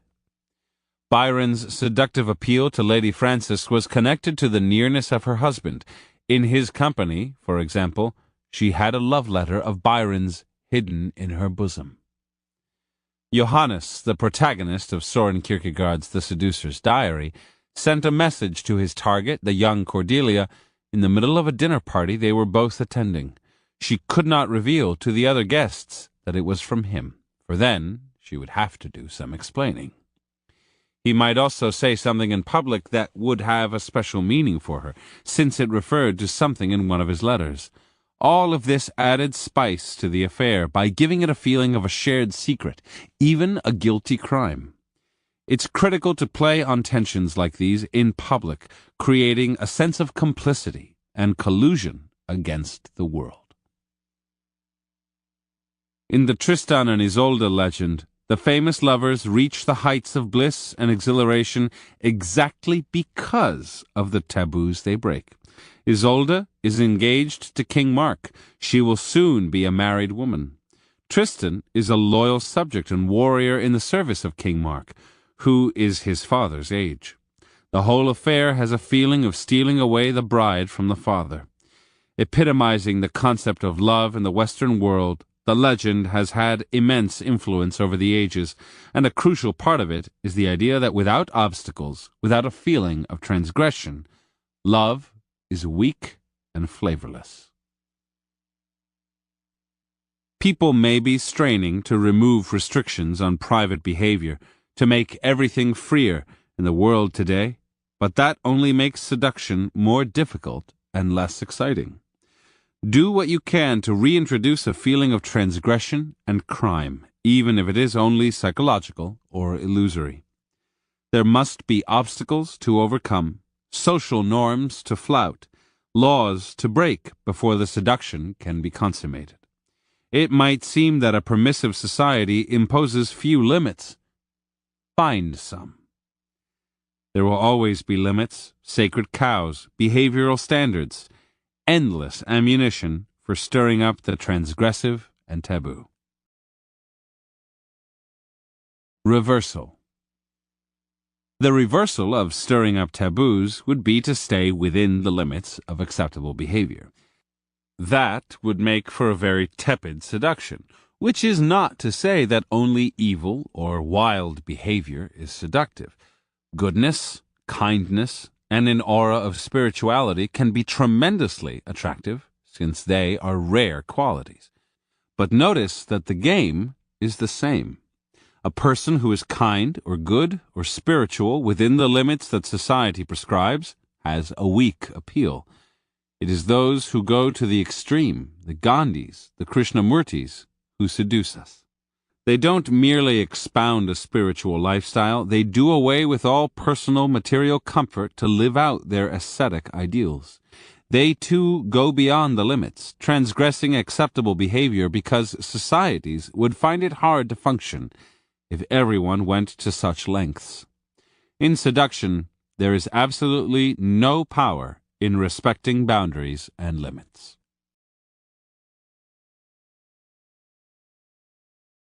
Chapter 19. Use spiritual lures. Everyone has doubts and insecurities about their body, their self-worth, their sexuality.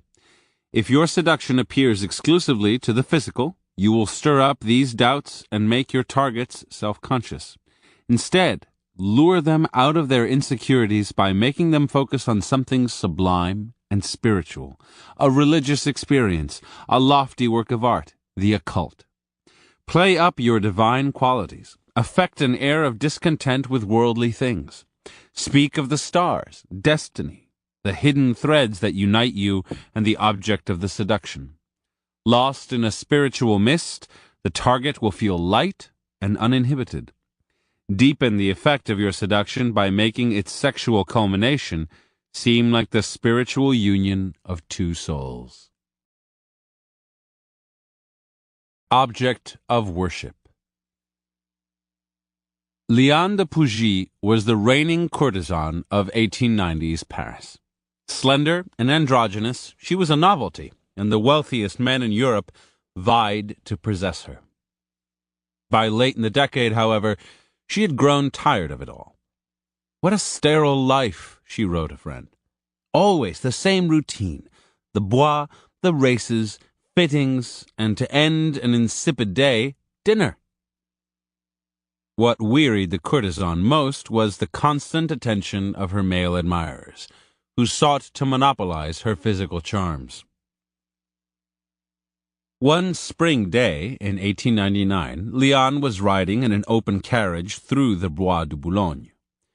As usual, men tipped their hats at her as she passed by, but one of these admirers caught her by surprise, a young woman with long blonde hair, who gave her an intense, worshipful stare. Leon smiled at the woman, who smiled and bowed in return. A few days later, Leon began to receive cards and flowers from a 23-year-old American named Natalie Barney, who identified herself as the blonde admirer in the Bois de Boulogne and asked for a rendezvous. Leon invited Natalie to visit, but to amuse herself, she decided to play a little joke. A friend would take her place, lounging on her bed in the dark boudoir, while Leon would hide behind a screen. Natalie arrived at the appointed hour. She wore the costume of a Florentine page and carried a bouquet of flowers. Kneeling before the bed, she began to praise the courtesan, comparing her to a Fra Angelico painting. All too soon, she heard someone laugh, and standing up, she realized the joke that had been played on her. She blushed and made for the door. When Leon hurried out from behind the screen, Natalie chastised her. The courtesan had the face of an angel, but apparently not the spirit. Contrite, Leon whispered, "Come back tomorrow morning. I'll be alone." The young American showed up the next day wearing the same outfit. She was witty and spirited. Leon relaxed in her presence and invited her to stay for the courtesan's morning ritual, the elaborate makeup, clothes, and jewelry she put on before heading out into the world. Watching reverently, Natalie remarked that she worshipped beauty and that Leon was the most beautiful woman she had ever seen. Playing the part of the page, she followed Leon to the carriage, opened the door for her with a bow, and accompanied her on her habitual ride through the Bois de Boulogne. Once inside the park, Natalie knelt on the floor out of sight of the passing gentlemen who tipped their hats to Leon. She recited poems she had written in Leon's honor, and she told the courtesan she considered it a mission to rescue her from the seamy career into which she had fallen. That evening, Natalie took her to the theater to see Sarah Bernhardt play Hamlet. During the intermission, she told Leon that she identified with Hamlet, his hunger for the sublime, his hatred of tyranny, which, for her, was the tyranny of men over women. Over the next few days, Leon received a steady flow of flowers from Natalie and telegrams with little poems in her honor. Slowly, the worshipful words and looks became more physical, with the occasional touch, then a caress, even a kiss, and a kiss that felt different from any in Leon's experience. One morning, with Natalie in attendance, Leon prepared to take a bath. As she slipped out of her nightgown, Natalie suddenly flung herself at her friend's feet, kissing her ankles. The courtesan freed herself and hurried into the bath, only for Natalie to throw off her clothes and join her. Within a few days, all Paris knew that Leon de Pougy had a new lover, Natalie Barney. Leon made no effort to disguise her new affair, publishing a novel, Idylle Saphique, detailing every aspect of Natalie's seduction. She had never had an affair with a woman before, and she described her involvement with Natalie as something like a mystical experience. Even at the end of her long life, she remembered the affair as by far her most intense. Renée Vivian was a young Englishwoman who had come to Paris to write poetry and flee the marriage that her father was trying to arrange for her. Renée was obsessed with death. She also felt there was something wrong with her, experiencing moments of intense self-loathing. In 1900, Renée met Natalie at the theater. Something about the American's kind eyes melted Renée's normal reserve, and she began sending poems to Natalie, who responded with poems of her own. They soon became friends. Renée confessed that she had had an intense friendship with another woman, but that it remained platonic. The thought of physical involvement repulsed her. Natalie told her about the ancient Greek poet Sappho, who celebrated love between women as the only love that is innocent and pure. One night, Renee, inspired by their discussions, invited Natalie to her apartment, which she had transformed into a kind of chapel. The room was filled with candles and with white lilies, the flowers she associated with Natalie.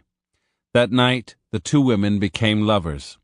They soon moved in together, but when Renee realized that Natalie could not be faithful to her, her love turned into hatred. She broke off the relationship, moved out, and vowed to never see her again. Over the next few months, Natalie sent her letters and poems and showed up at her new home, all to no avail. Renee would have nothing to do with her.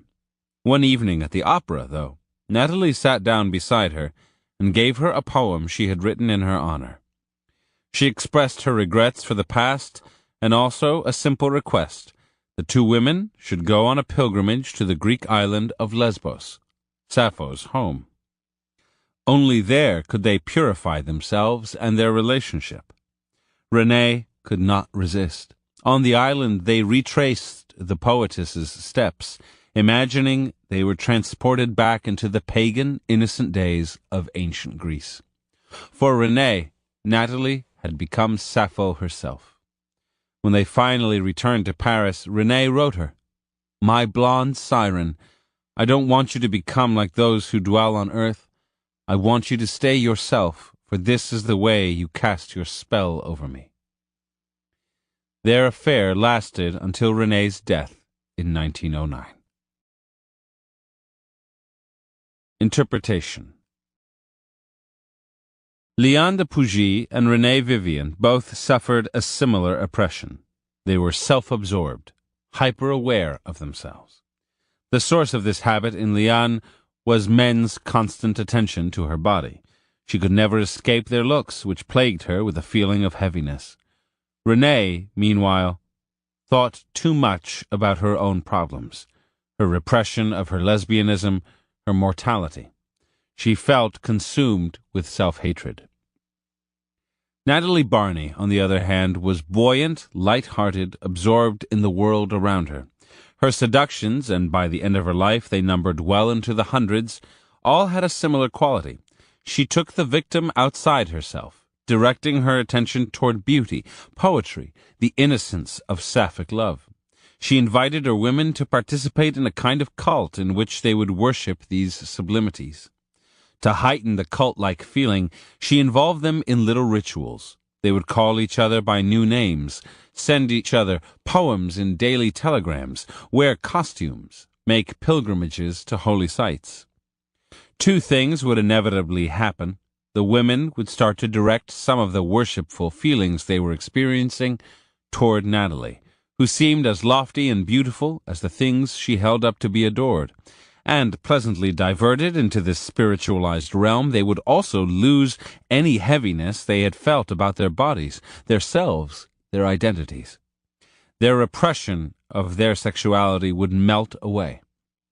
By the time Natalie kissed or caressed them, it would feel like something innocent, pure, as if they had returned to the Garden of Eden before the fall.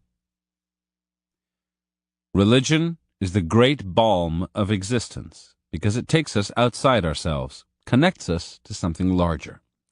As we contemplate the object of worship, God or nature, our burdens are lifted away. It's wonderful to feel raised up from the earth to experience that kind of lightness. No matter how progressive the times, many of us feel uncomfortable with our bodies, our animal drives.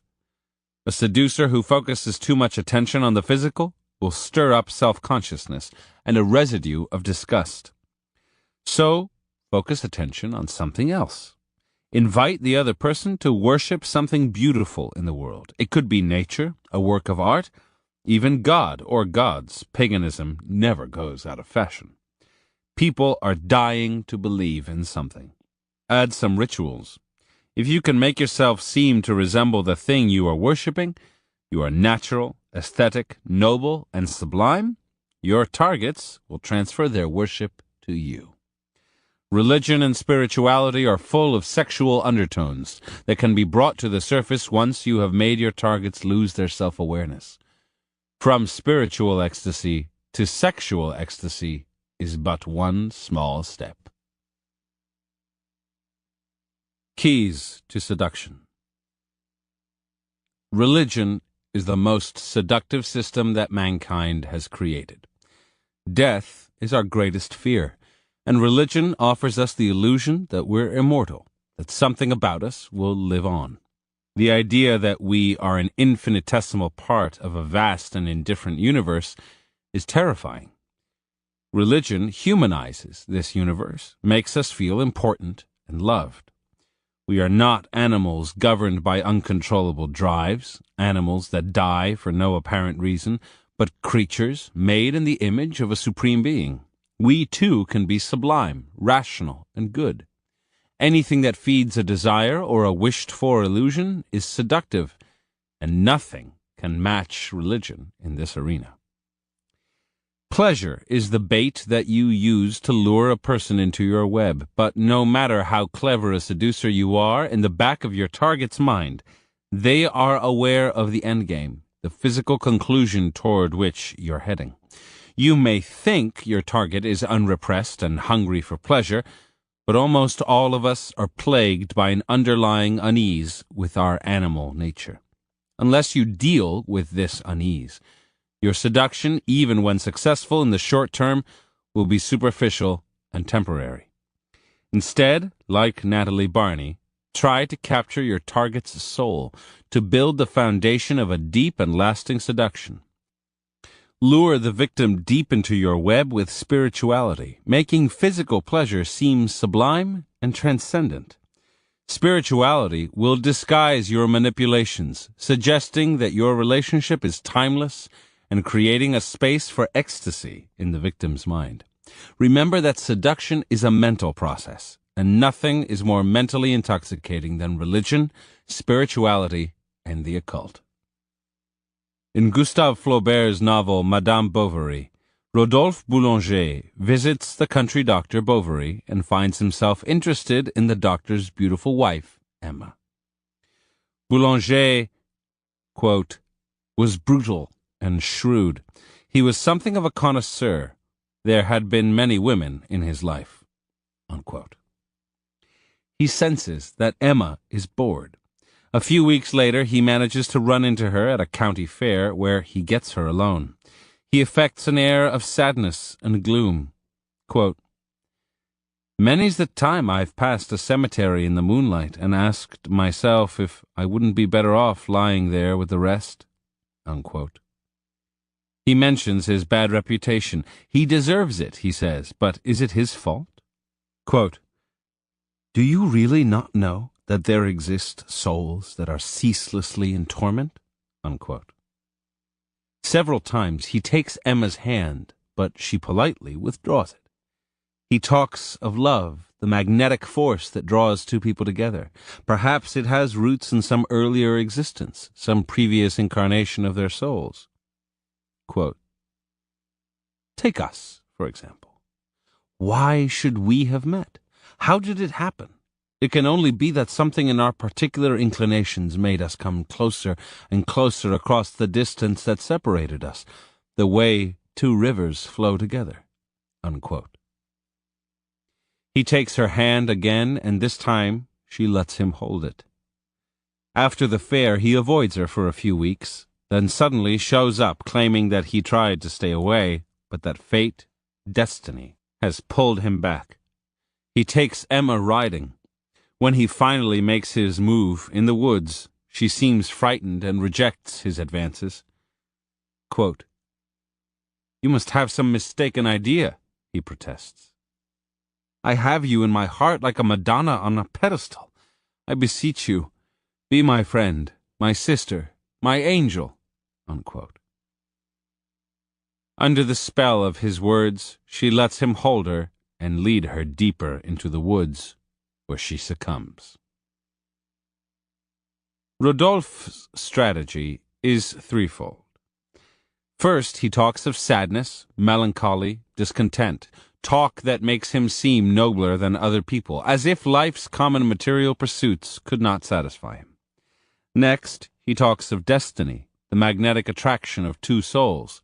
This makes his interest in Emma seem not so much a momentary impulse as something timeless, linked to the movement of the stars. Finally, he talks of angels, the elevated and the sublime.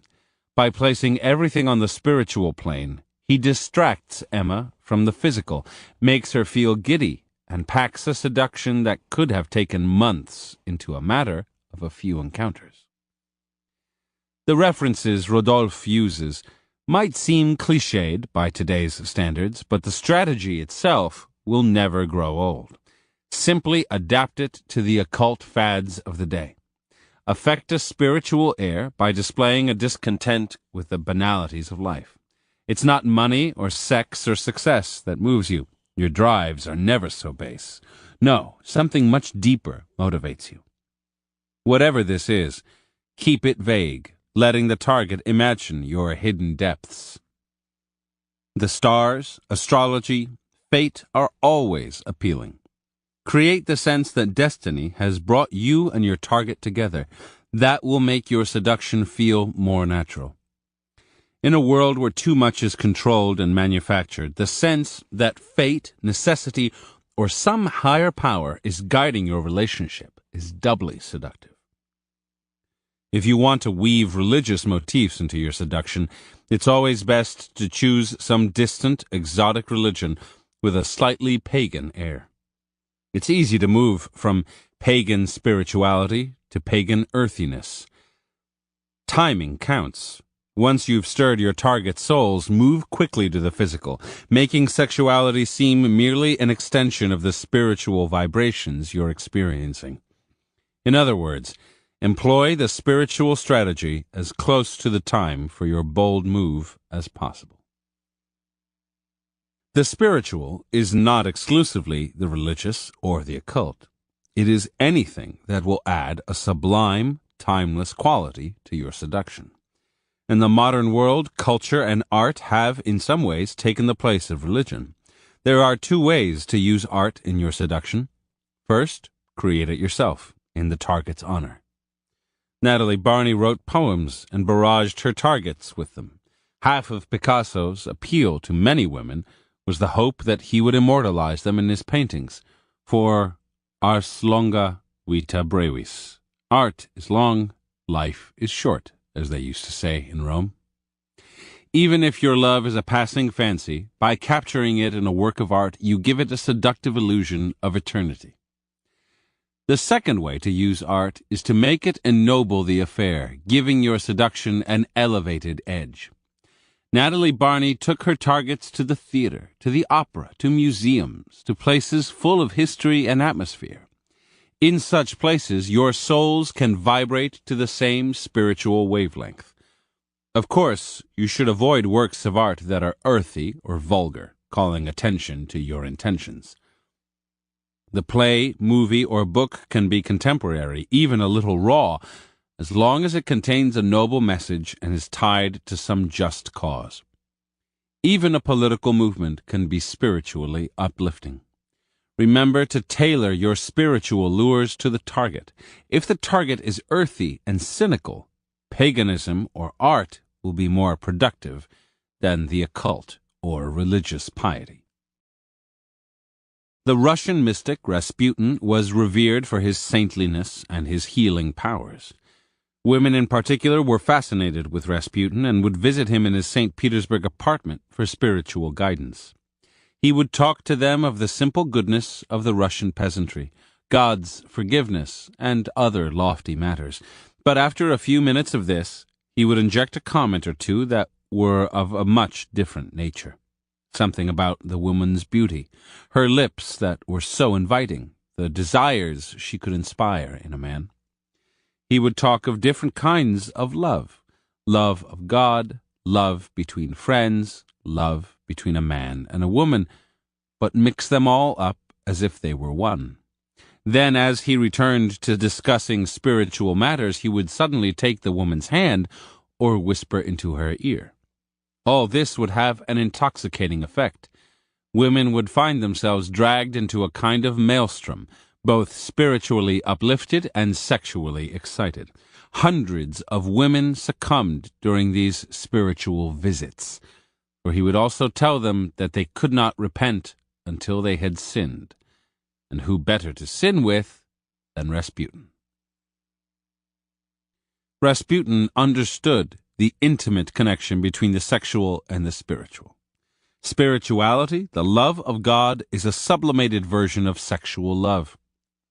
The language of the religious mystics of the Middle Ages is full of erotic images. The contemplation of God and of the sublime can offer a kind of mental orgasm. There is no more seductive brew than the combination of the spiritual and the sexual, the high and the low. When you talk of spiritual matters, then let your looks and physical presence hint of sexuality at the same time. Make the harmony of the universe and union with God seem to confuse with physical harmony and the union between two people. If you can make the endgame of your seduction appear as a spiritual experience, you will heighten the physical pleasure and create a seduction with a deep and lasting effect. Reversal. Letting your targets feel that your affection is neither temporary nor superficial will often make them fall deeper under your spell. In some, though, it can arouse an anxiety, the fear of commitment, of a claustrophobic relationship with no exits. Never let your spiritual lures seem to be leading in that direction, then.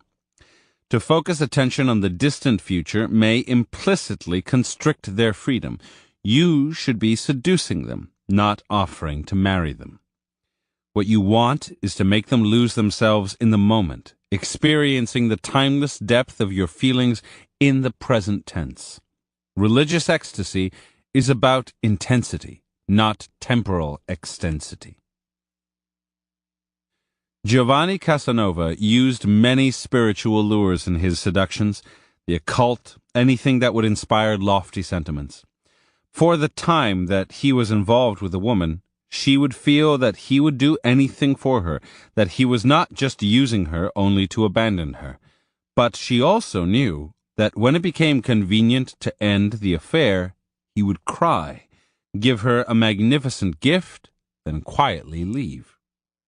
This was just what many young women wanted, a temporary diversion from marriage or an oppressive family. Sometimes pleasure is best when we know it's fleeting.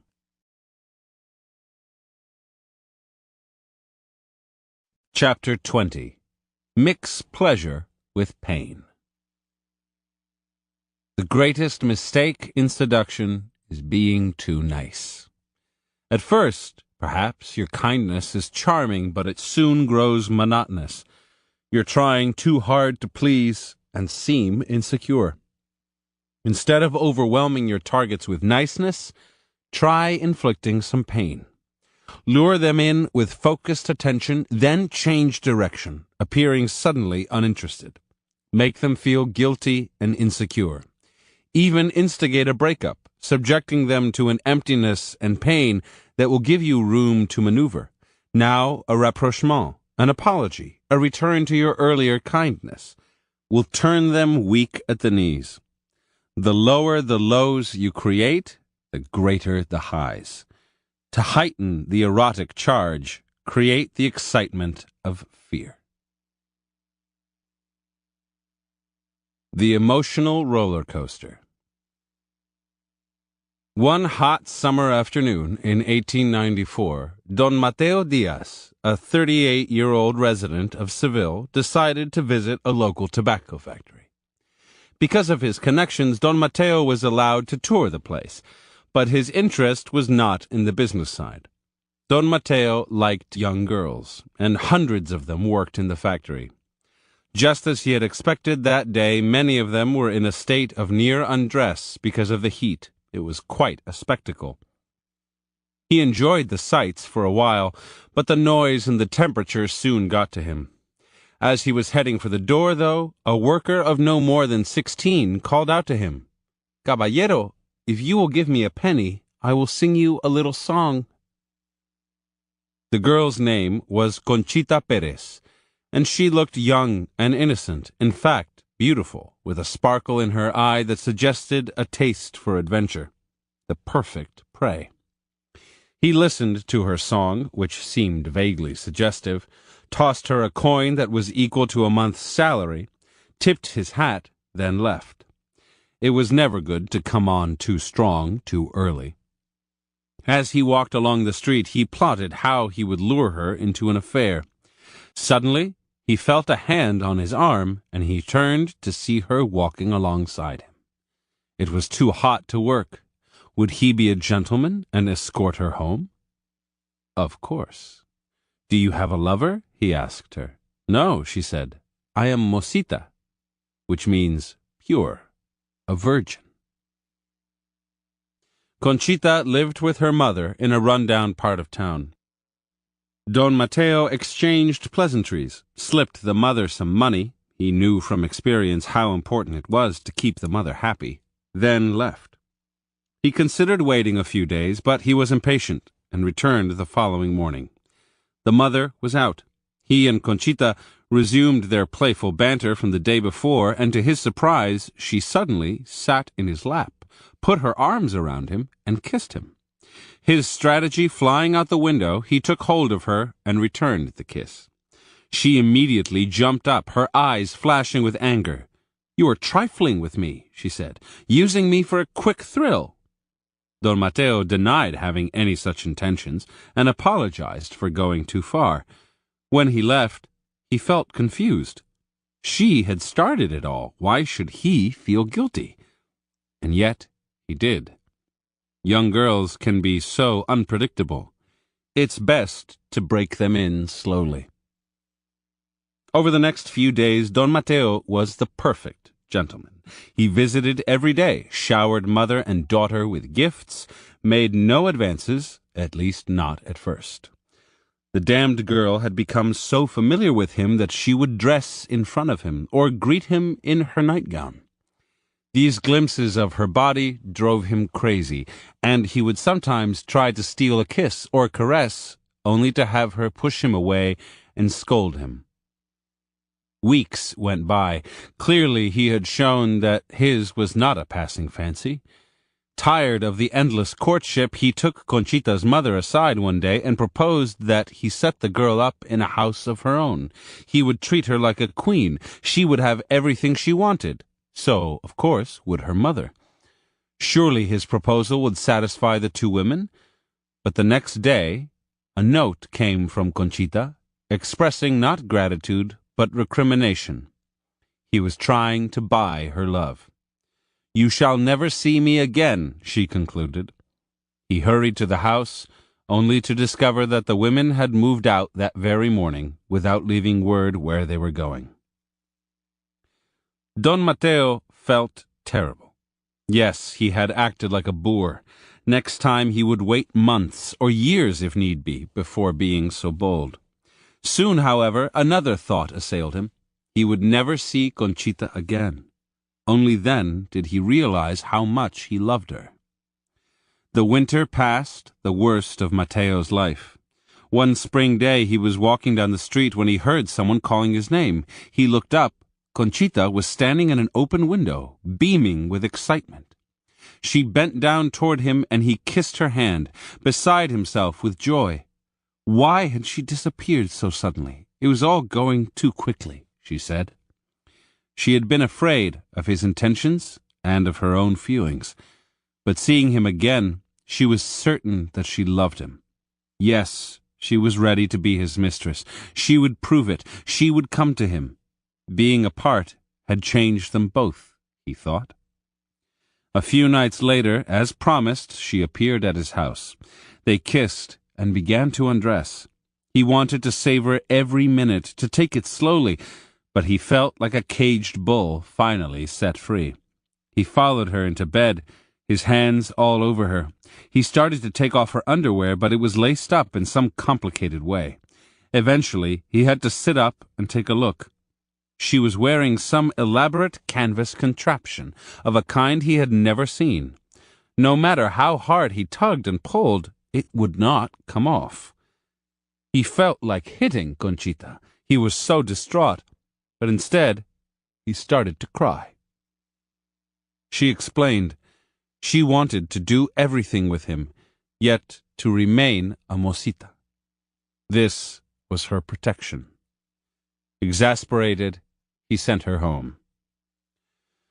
Over the next few weeks, Don Mateo began to reassess his opinion of Conchita. He saw her flirting with other men and dancing a suggestive flamenco in a bar. She wasn't a mosita, he decided. She was playing him for money. And yet, he could not leave her. Another man would take his place, an unbearable thought. She would invite him to spend the night in her bed as long as he promised not to force himself on her, and then, as if to torture him beyond reason, she would get into bed naked, supposedly because of the heat. All this he put up with on the grounds that no other man had such privileges. But one night, pushed to the limits of frustration, he exploded with anger and issued an ultimatum: either give me what I want or you will never see me again. Suddenly, Conchita started to cry. He had never seen her cry, and it moved him. She, too, was tired of all this, she said, her voice trembling. If it wasn't too late, she was ready to accept the proposal she had once turned down. Set her up in a house, and he would see what a devoted mistress she would be.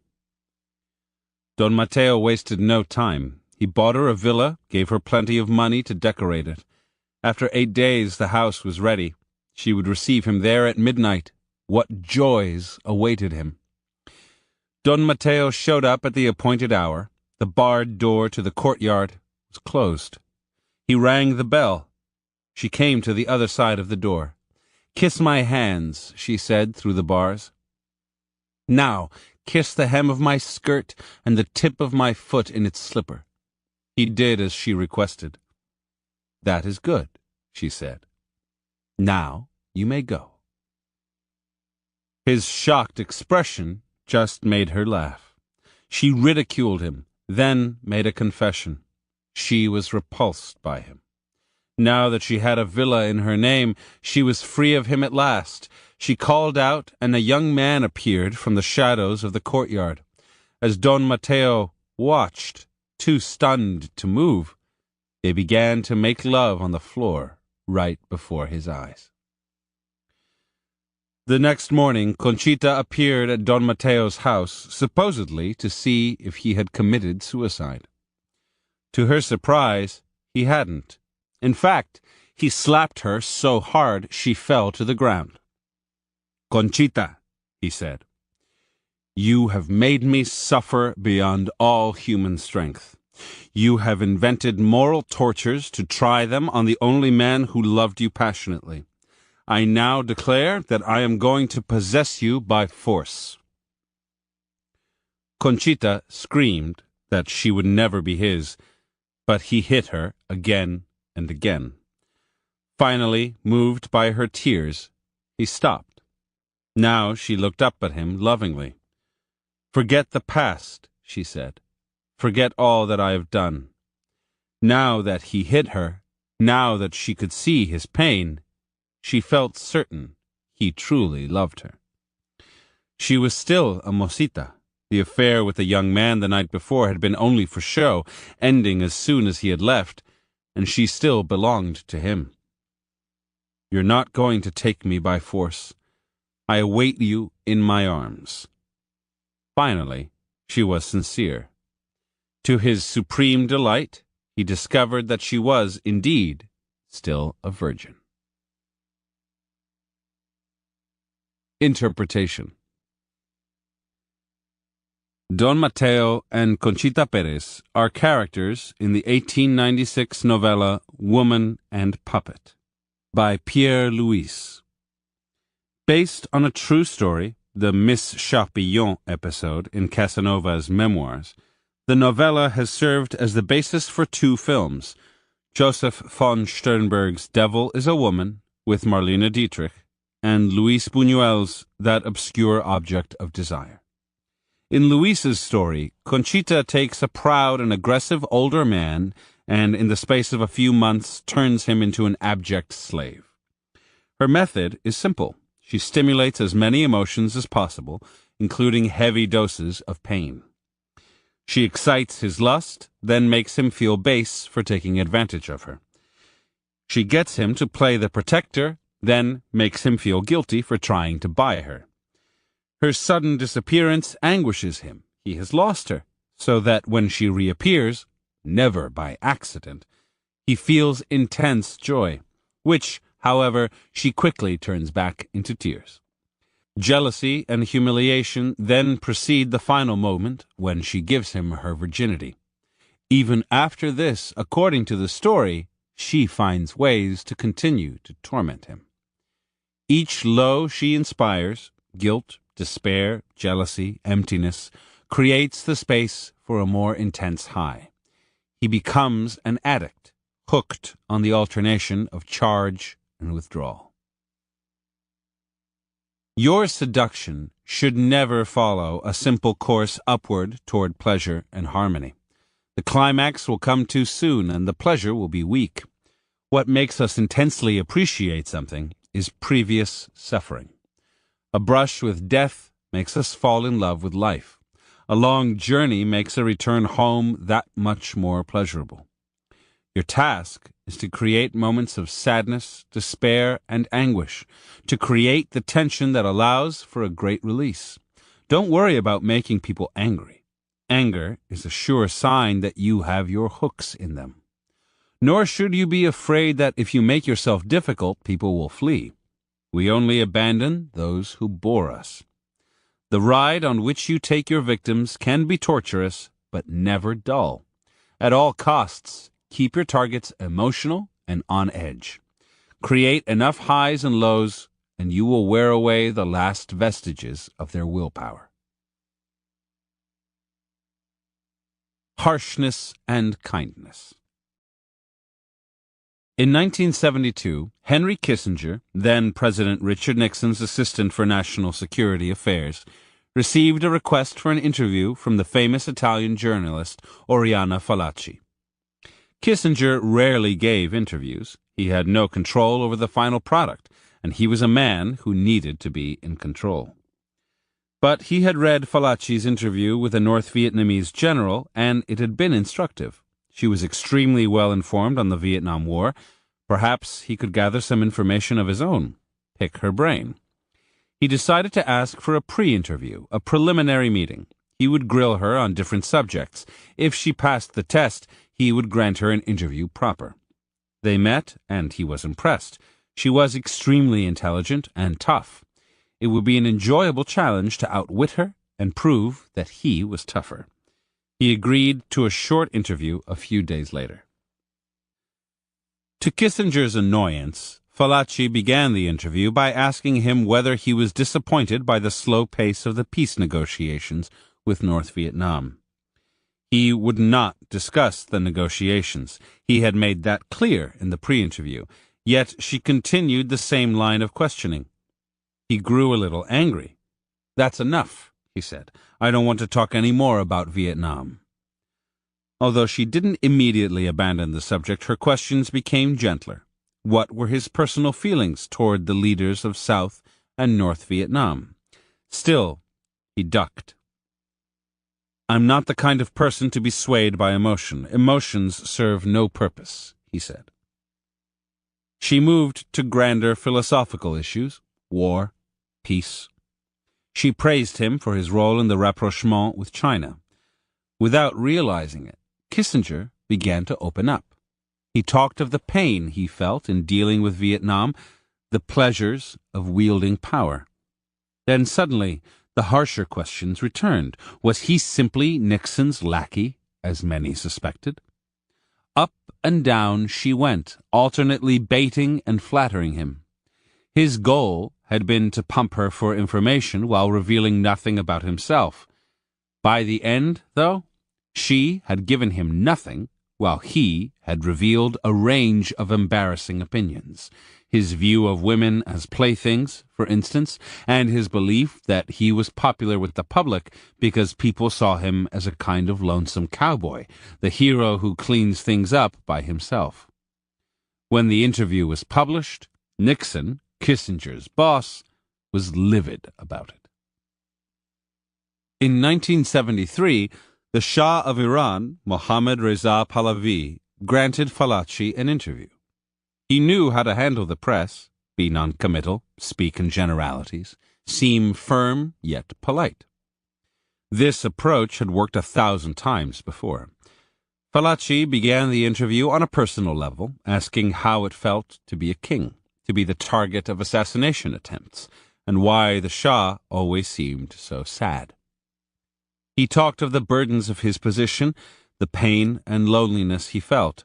It seemed a release of sorts to talk about his professional problems. As he talked, Fallaci said little, her silence goading him on. Then suddenly she changed the subject. He was having difficulties with his second wife. Surely that must hurt him. This was a sore spot, and Pahlavi got angry. He tried to change the subject, but she kept returning to it. Why waste time talking about wives and women, he said. He then went so far as to criticize women in general, their lack of creativity, their cruelty. Fallaci kept at him. He had dictatorial tendencies, and his country lacked basic freedoms. Fallaci's own books were on his government's blacklist.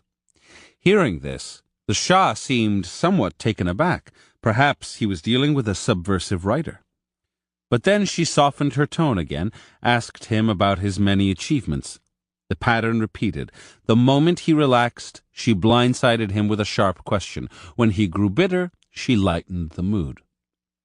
Like Kissinger, he found himself opening up despite himself and mentioning things he would later regret, such as his intention to raise the price of oil. Slowly, he fell under her spell, even began to flirt with her. "Even if you're on the blacklist of my authorities," he said at the end of the interview, "I'll put you on the white list of my heart." Interpretation. Most of Fallaci's interviews were with powerful leaders, men and women with an overwhelming need to control the situation, to avoid revealing anything embarrassing. This put her and her subjects in conflict, since getting them to open up, grow emotional, give up control was exactly what she wanted. The classic seductive approach of charm and flattery would get her nowhere with these people. They would see right through it. Instead, Fallaci preyed on their emotions, alternating harshness and kindness. She would ask a cruel question that touched on the deepest insecurities of the subject, who would get emotional and defensive. Deep down, though, something else would stir inside them, the desire to prove to Fallaci that they did not deserve her implicit criticisms. Unconsciously, they wanted to please her, to make her like them. When she then shifted tone, indirectly praising them, they felt they were winning her over and were encouraged to open up. Without realizing it, they would give freer rein to their emotions. In social situations, we all wear masks and keep our defenses up. It's embarrassing, after all, to reveal one's true feelings. As a seducer, you must find a way to lower these resistances. The charmer's approach of flattery and attention can be effective here, particularly with the insecure, but it can take months of work and can also backfire. To get a quicker result and to break down more inaccessible people, it's often better to alternate harshness and kindness. By being harsh, you create inner tensions. Your targets may be upset with you, but they are also asking themselves questions. What have they done to earn your dislike? When you then are kind, they feel relieved, but also concerned that at any moment they might somehow displease you again. Make use of this pattern to keep them in suspense, dreading your harshness and keen to keep you kind. Your kindness and harshness should be subtle. Indirect digs and compliments are best. Play the psychoanalyst. Make cutting comments concerning their unconscious motives. You're only being truthful. Then sit back and listen. Your silence will goad them into embarrassing admissions. Leaven your judgments with occasional praise, and they will strive to please you, like dogs. Keys to seduction. Almost everyone is more or less polite. We learn early on not to tell people what we really think of them. We smile at their jokes, act interested in their stories and problems. It's the only way to live with them. Eventually, this becomes a habit. We are nice, even when it isn't really necessary. We try to please other people, to not step on their toes, to avoid disagreements and conflict. Niceness in seduction, however, though it may at first draw someone to you, it is soothing, comforting, soon loses all effect. Being too nice can literally push the target away from you. Erotic feeling depends on the creation of tension. Without tension, without anxiety and suspense, there can be no feeling of release, of true pleasure and joy. It is your task to create that tension in the target, to stimulate feelings of anxiety, to lead them to and fro so that the culmination of the seduction has real weight and intensity. So rid yourself of your nasty habit of avoiding conflict, which is, in any case, unnatural. You are most often nice, not out of your own inner goodness, but out of fear of displeasing, out of insecurity. Go beyond that fear, and you suddenly have options.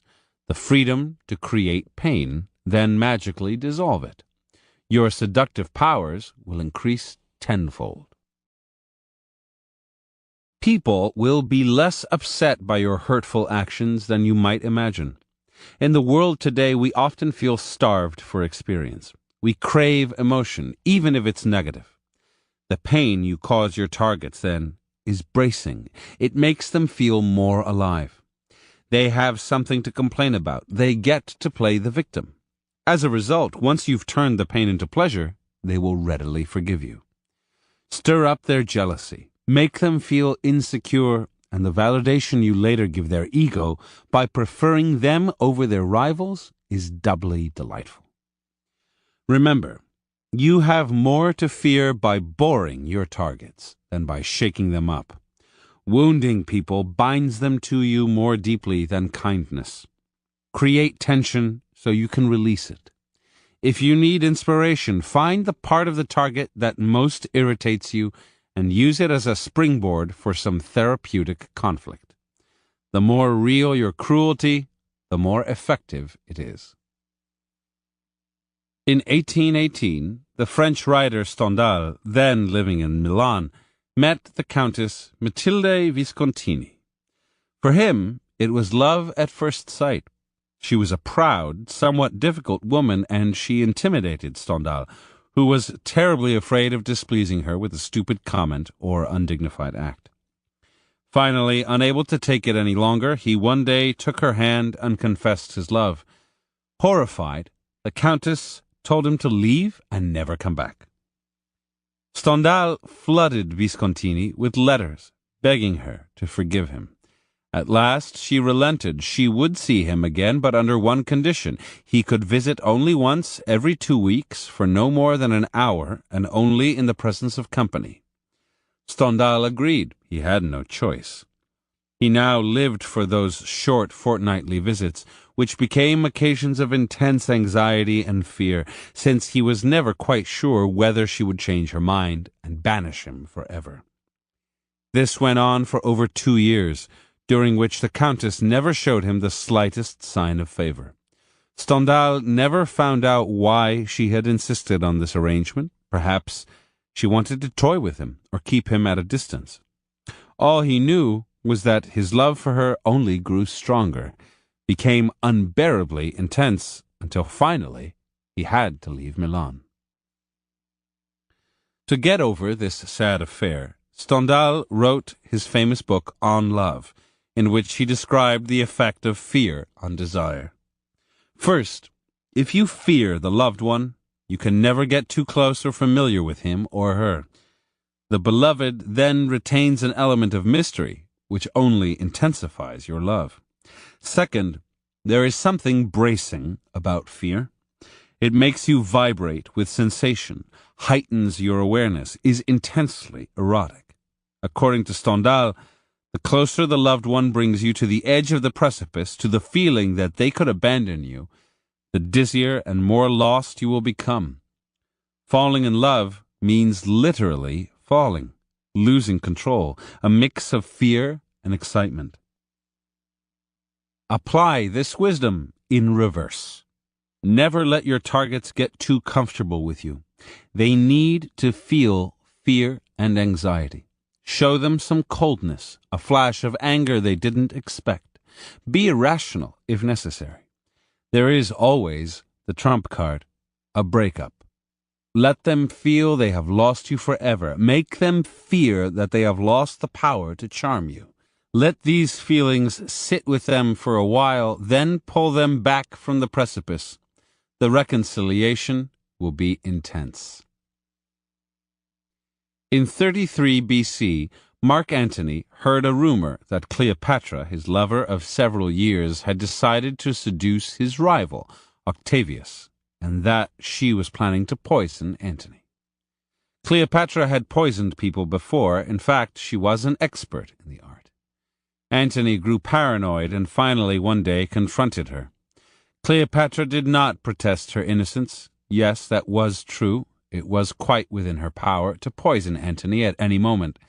There were no precautions he could take. Only the love she felt for him could protect him. To demonstrate, she took some flowers and dropped them into his wine. Antony hesitated, then raised the cup to his lips. Cleopatra grabbed his arm and stopped him. She had a prisoner brought in to drink the wine, and the prisoner promptly dropped dead. Falling at Cleopatra's feet, Antony professed that he loved her now more than ever. He did not speak out of cowardice. There was no man braver than he. And if Cleopatra could have poisoned him, he, for his part, could have left her and gone back to Rome. No, what pushed him over the edge was the feeling that she had control over his emotions, over life and death. He was her slave. Her demonstration of her power over him was not only effective, but erotic. Like Antony, many of us have masochistic yearnings without realizing it. It takes someone to inflict some pain on us for these deeply repressed desires to come to the surface. You must learn to recognize the types of hidden masochists out there, for each one enjoys a particular kind of pain. For instance, there are people who feel that they deserve nothing good in life and who, unable to deal with success, sabotage themselves constantly. Be nice to them, admit that you admire them, and they are uncomfortable, since they feel that they cannot possibly match up to the ideal figure you have clearly imagined them to be. Such self-saboteurs do better with a little punishment. Scold them, make them aware of their inadequacies. They feel they deserve such criticism, and when it comes, it is with a sense of relief. It is also easy to make them feel guilty, a feeling that deep down they enjoy. Other people experience the responsibilities and duties of modern life as such a heavy burden they long to give it all up. These people are often looking for someone or something to worship, a cause, a religion, a guru. Make them worship you. And then there are those who want to play the martyr. Recognize them by the joy they take in complaining, in feeling righteous and wronged. Then give them a reason to complain. Remember, appearances deceive. Often the strongest-looking people, the Kissingers and Don Mateos, may secretly want to be punished. In any event, follow up pain with pleasure, and you will create a state of dependency that will last for a long time. Reversal. People who have recently experienced a lot of pain or a loss will flee if you try to inflict more on them. They have enough in their lives already. Far better to surround these types with pleasure. That will put them under your spell. The technique of inflicting pain works best on those who have it easy, who have power and few problems. People with comfortable lives may also feel a gnawing sense of guilt, as if they had gotten away with something. They may not consciously know it, but secretly they long for some punishment, a good mental thrashing, something that will bring them back down to earth.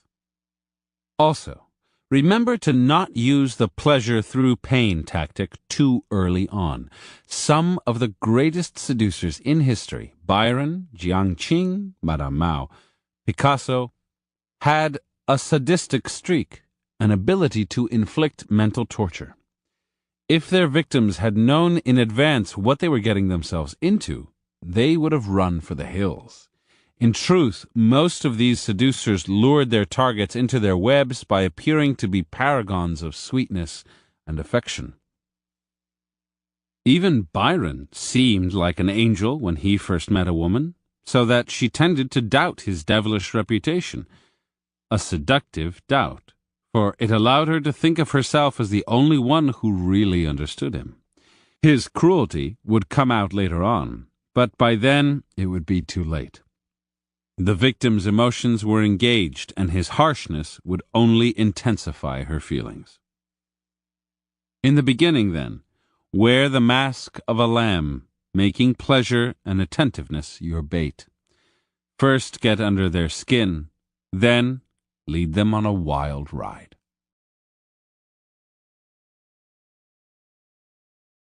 Phase 4.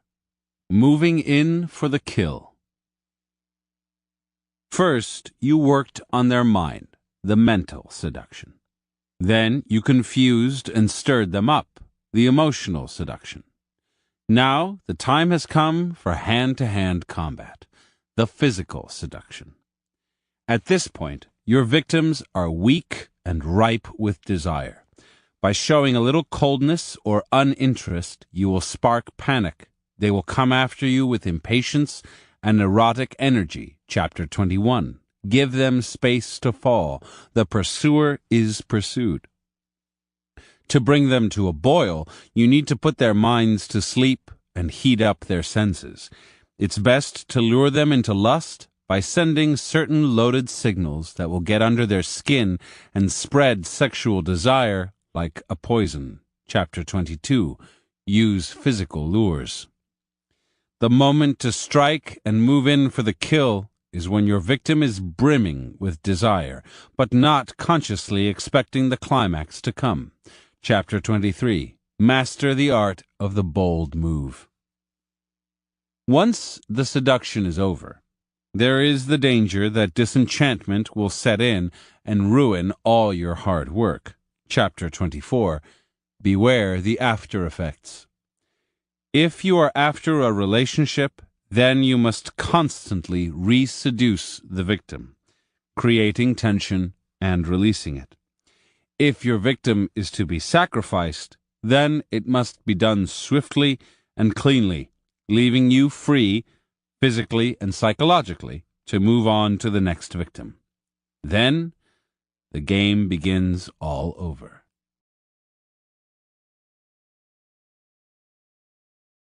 Chapter 21. Give them space to fall. The pursuer is pursued.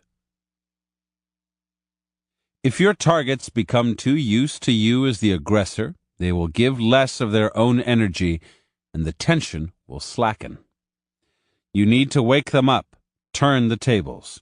Once they are under your spell, take a step back, and they will start to come after you.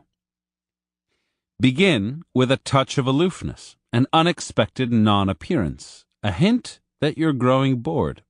Stir the pot by seeming interested in someone else. Make none of this explicit. Let them only sense it, and their imagination will do the rest, creating the doubt you desire. Soon they will want to possess you physically, and restraint will go out the window. The goal is to have them fall into your arms of their own will. Create the illusion that the seducer is being seduced. Seductive Gravity. In the early 1840s, the center of attention in the French art world was a young woman named Apollonie Sabatier. She was so much the natural beauty that sculptors and painters vied to immortalize her in their works, and she was also charming, easy to talk to, and seductively self-sufficient. Men were drawn to her. Her Paris apartment became a gathering spot for writers and artists, and soon Madame Sabatier, as she came to be known, although she was not married, was hosting one of the most important literary salons in France.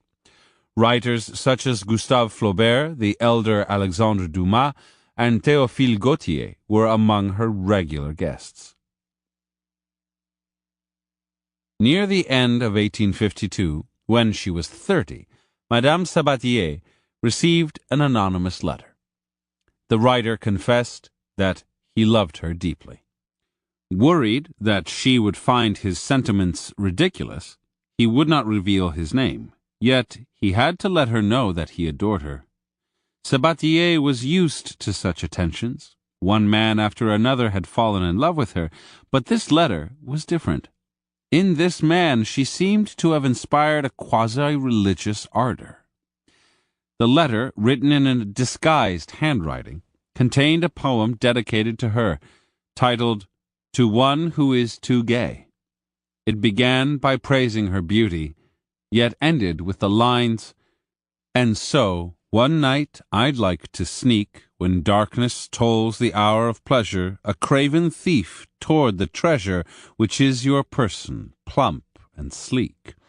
And most vertiginous delight into those lips so freshly striking, and daily lovelier to my liking, infuse the venom of my spite." Mixed in with her admirer's adoration, clearly, was a strange kind of lust, with a touch of cruelty to it. The poem both intrigued and disturbed her, and she had no idea who had written it. A few weeks later, another letter arrived. As before, the writer enveloped Sabatier in cult-like worship, mixing the physical and the spiritual. And as before, there was a poem, all in one, in which he wrote, "No single beauty is the best, since she is all one flower divine. O mystic metamorphosis! My senses into one sense flow. Her voice makes perfume when she speaks. Her breath is music faint and low." Clearly, the author was haunted by Sabatier's presence and thought of her constantly. But now she began to be haunted by him, thinking of him night and day, and wondering who he was. His subsequent letters only deepened the spell. It was flattering to hear that he was enchanted by more than her beauty, yet also flattering to know that he was not immune to her physical charms. One day, an idea occurred to Madame Sabatier as to who the writer might be. A young poet who had frequented her salon for several years, Charles Baudelaire. He seemed shy, in fact, had hardly spoken to her, but she had read some of his poetry, and although the poems in the letters were more polished, the style was similar. At her apartment, Baudelaire would always sit politely in a corner, but now that she thought of it, he would smile at her, strangely, nervously. It was the look of a young man in love. Now, when he visited, she watched him carefully, and the more she watched, the surer she was that he was the writer.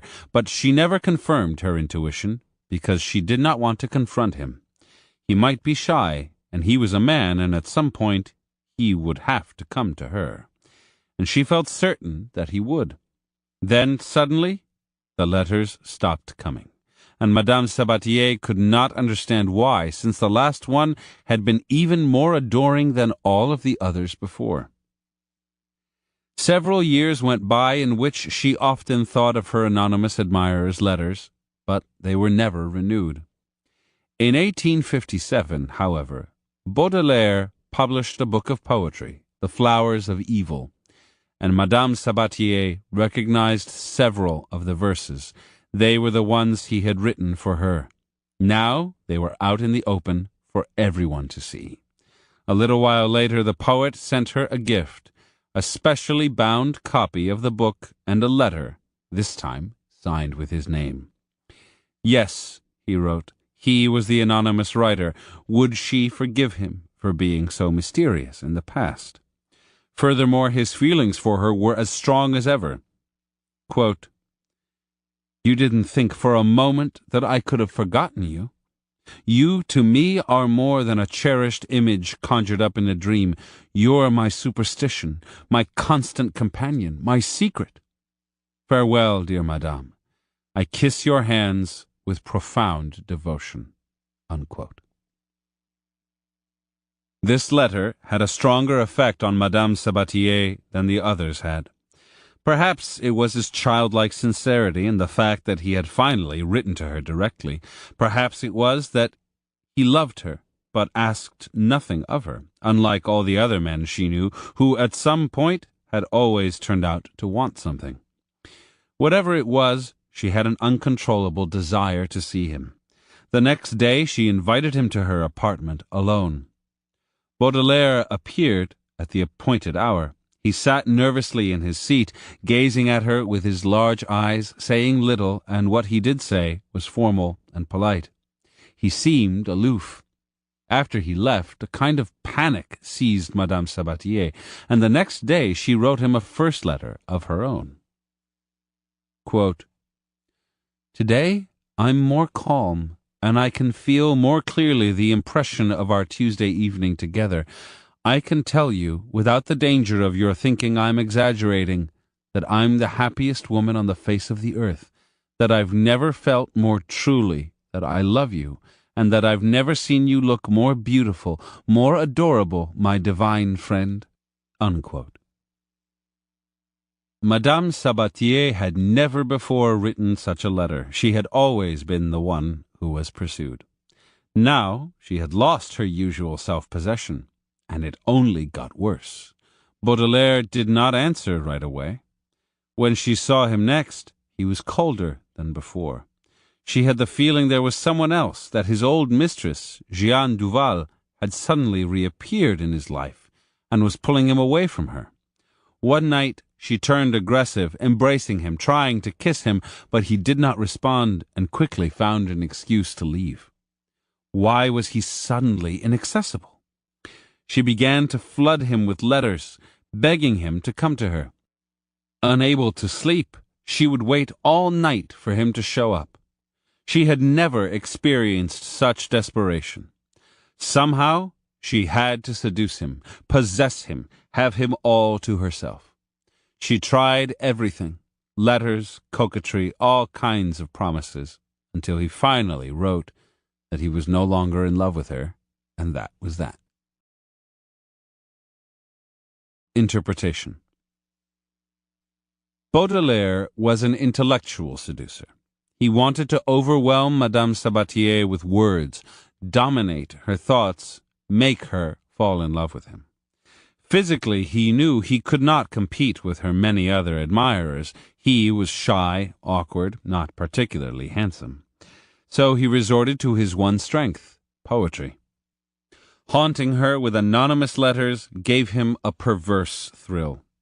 He had to know she would realize eventually that he was her correspondent. No one else wrote like him.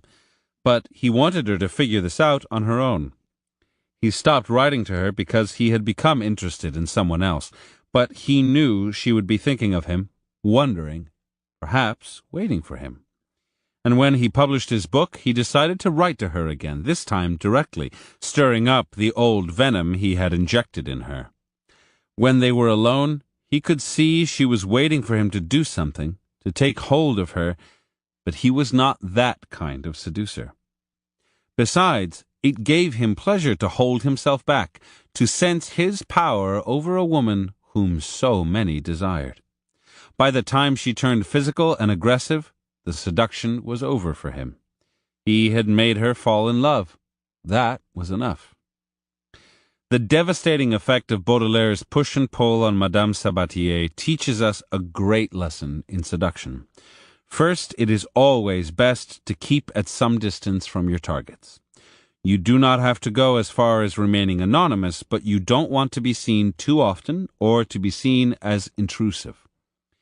If you're always in their face, always the aggressor, they will become used to being passive, and the tension in your seduction will flag.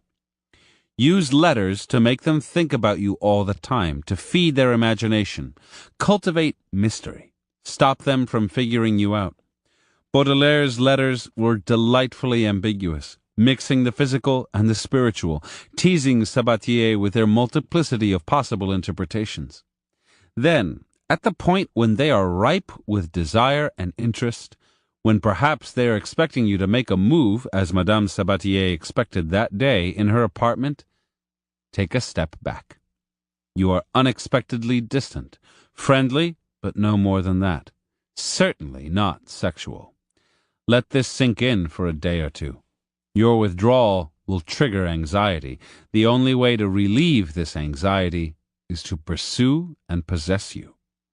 Step back now, and you make your targets fall into your arms like ripe fruit, blind to the force of gravity that is drawing them to you. The more they participate, the more their willpower is engaged, the deeper the erotic effect. You have challenged them to use their own seductive powers on you, and when they respond, the tables will turn and they will pursue you with desperate energy. Keys to seduction. Since humans are naturally obstinate and willful creatures, and prone to suspicions of people's motives, it is only natural in the course of any seduction that in some ways your target will resist you. Seductions, then, are rarely easy or without setbacks. But once your victims overcome some of their doubts and begin to fall under your spell, they will reach a point where they start to let go. They may sense that you are leading them along, but they are enjoying it. No one likes things to be complicated and difficult, and your target will expect the conclusion to come quickly. That is the point, however, where you must train yourself to hold back. Deliver the pleasurable climax they're so greedily awaiting, succumb to the natural tendency to bring the seduction to a rapid end, and you will have missed an opportunity to ratchet up the tension, to make the affair more heated. After all, you don't want a passive little victim to toy with. You want the seduced to engage their will in all its force, to become active participants in the seduction. You want them to pursue you, hopelessly ensnaring themselves in your web in the process. The only way to accomplish this is to take a step back and make them anxious. You have strategically retreated before, see Chapter 12, but this is different. The target is falling for you now, and your retreat will lead to panicky thoughts.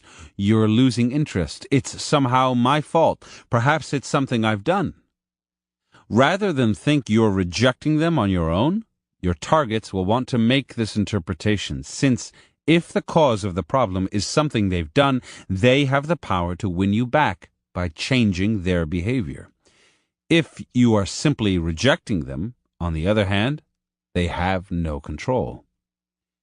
People always want to preserve hope. Now they will come to you, turn aggressive, thinking that will do the trick. They will raise the erotic temperature. Understand, a person's willpower is directly linked to their libido, their erotic desire. When your victims are passively waiting for you, their erotic level is low. When they turn pursuer, getting involved in the process, brimming with tension and anxiety, the temperature is raised. So raise it as high as you can. When you withdraw, make it subtle. You are instilling unease. Your coldness or distance should dawn on your targets when they're alone, in the form of a poisonous doubt creeping into their mind. Their paranoia will become self-generating. Your subtle step back will make them want to possess you, so they will willingly advance into your arms without being pushed. This is different from the strategy in Chapter 20, in which you're inflicting deep wounds, creating a pattern of pain and pleasure. There, the goal is to make your victims weak and dependent. Here, it is to make them active and aggressive. Which strategy you prefer to use, the two cannot be combined, depends on what you want and the proclivities of your victim. In Søren Kierkegaard's The Seducer's Diary, Johannes aims to seduce the young and beautiful Cordelia. He begins by being rather intellectual with her and slowly intriguing her. Then he sends her letters that are romantic and seductive. Now her fascination blossoms into love. Although in person he remains a little distant, she senses in him great depths and is certain that he loves her. Then one day, while they're talking, Cordelia has a strange sensation. Something about him is different. He seems more interested in ideas than in her. Over the next few days, this doubt gets stronger. The letters are a little less romantic. Something is missing. Feeling anxious, she slowly turns aggressive, becomes the pursuer instead of the pursued. The seduction is now much more exciting, at least for Johannes. Johannes's step back is subtle. He merely gives Cordelia the impression that his interest is a little less romantic than the day before. He returns to being the intellectual. This stirs the worrisome thought that her natural charms and beauty no longer have as much effect on him. She must try harder, provoke him sexually, prove to herself that she has some power over him. She is now brimming with erotic desire, brought to that point by Johannes's subtle withdrawal of affection.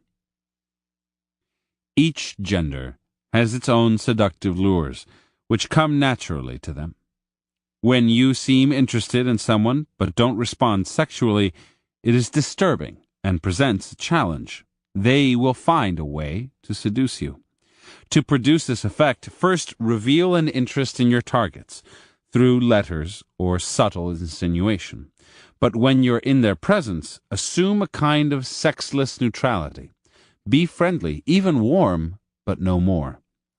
You are pushing them into arming themselves with the seductive charms that are natural to their sex. Exactly what you want. In the latter stages of the seduction, let your targets feel that you are becoming interested in another person. This is another form of taking a step back. When Napoleon Bonaparte first met the young widow Josephine de Beauharnais in 1795, he was excited by her exotic beauty and the looks she gave him. He began to attend her weekly soirees, and to his delight, she would ignore the other men and remain at his side, listening to him so attentively. He found himself falling in love with Josephine, and had every reason to believe she felt the same.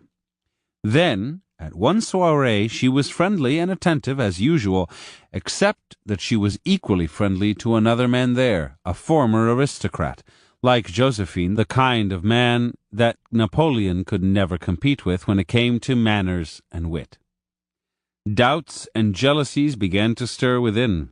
As a military man, he knew the value of going on the offensive, and after a few weeks of a swift and aggressive campaign, he had her all to himself, eventually marrying her. Of course, Josephine, a clever seductress, had set it all up. She didn't say she was interested in another man, but his mere presence at her house, a look here and there, subtle gestures, made it seem that way. There is no more powerful way to hint that you are losing your desire. Make your interest in another too obvious, though, and it could backfire. This is not the situation in which you want to seem cruel. Doubt and anxiety are the effects you're after. Make your possible interest in another barely perceptible to the naked eye. Once someone has fallen for you, any physical absence will create unease. You are literally creating space. The Russian seductress Lou Andreas Salome had an intense presence. When a man was with her, he felt her eyes boring into him, and often became entranced with her coquettish ways and spirit. But then, almost invariably, something would come up. She would have to leave town for a while, or would be too busy to see him.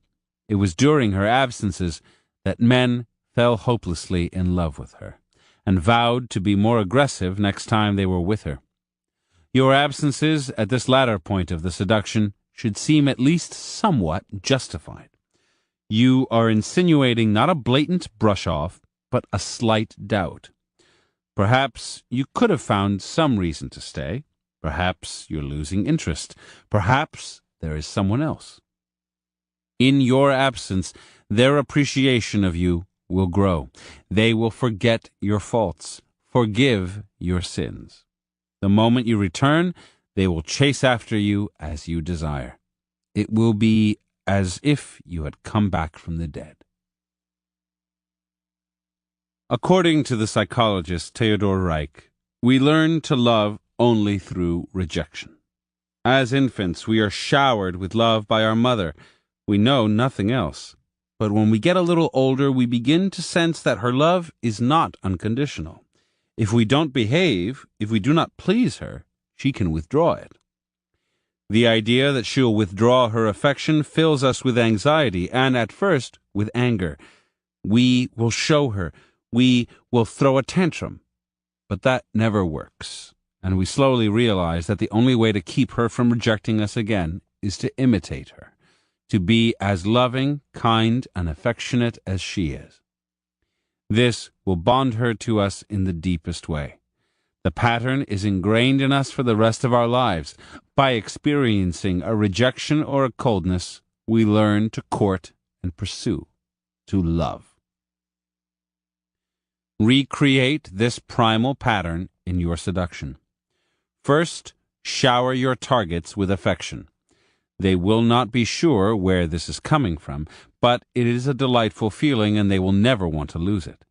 When it does go away, in your strategic step back, they'll have moments of anxiety and anger, perhaps throwing a tantrum, and then the same childlike reaction. The only way to win you back, to have you for sure, will be to reverse the pattern, to imitate you, to be the affectionate giving one. It's the terror of rejection that turns the tables. This pattern will often repeat itself naturally in an affair or relationship. One person goes cold, the other pursues, then goes cold in turn, making the first person the pursuer, and on and on. As a seducer, don't leave this to chance. Make it happen. You are teaching the other person to become a seducer, just as the mother in her own way taught the child to return her love by turning her back. For your own sake, learn to relish this reversal of roles.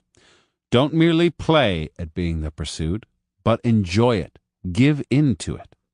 The pleasure of being pursued by your victim can often surpass the thrill of the hunt. Reversal. There are moments when creating space and absence will blow up in your face. An absence at a critical moment in the seduction can make the target lose interest in you. It also leaves too much to chance.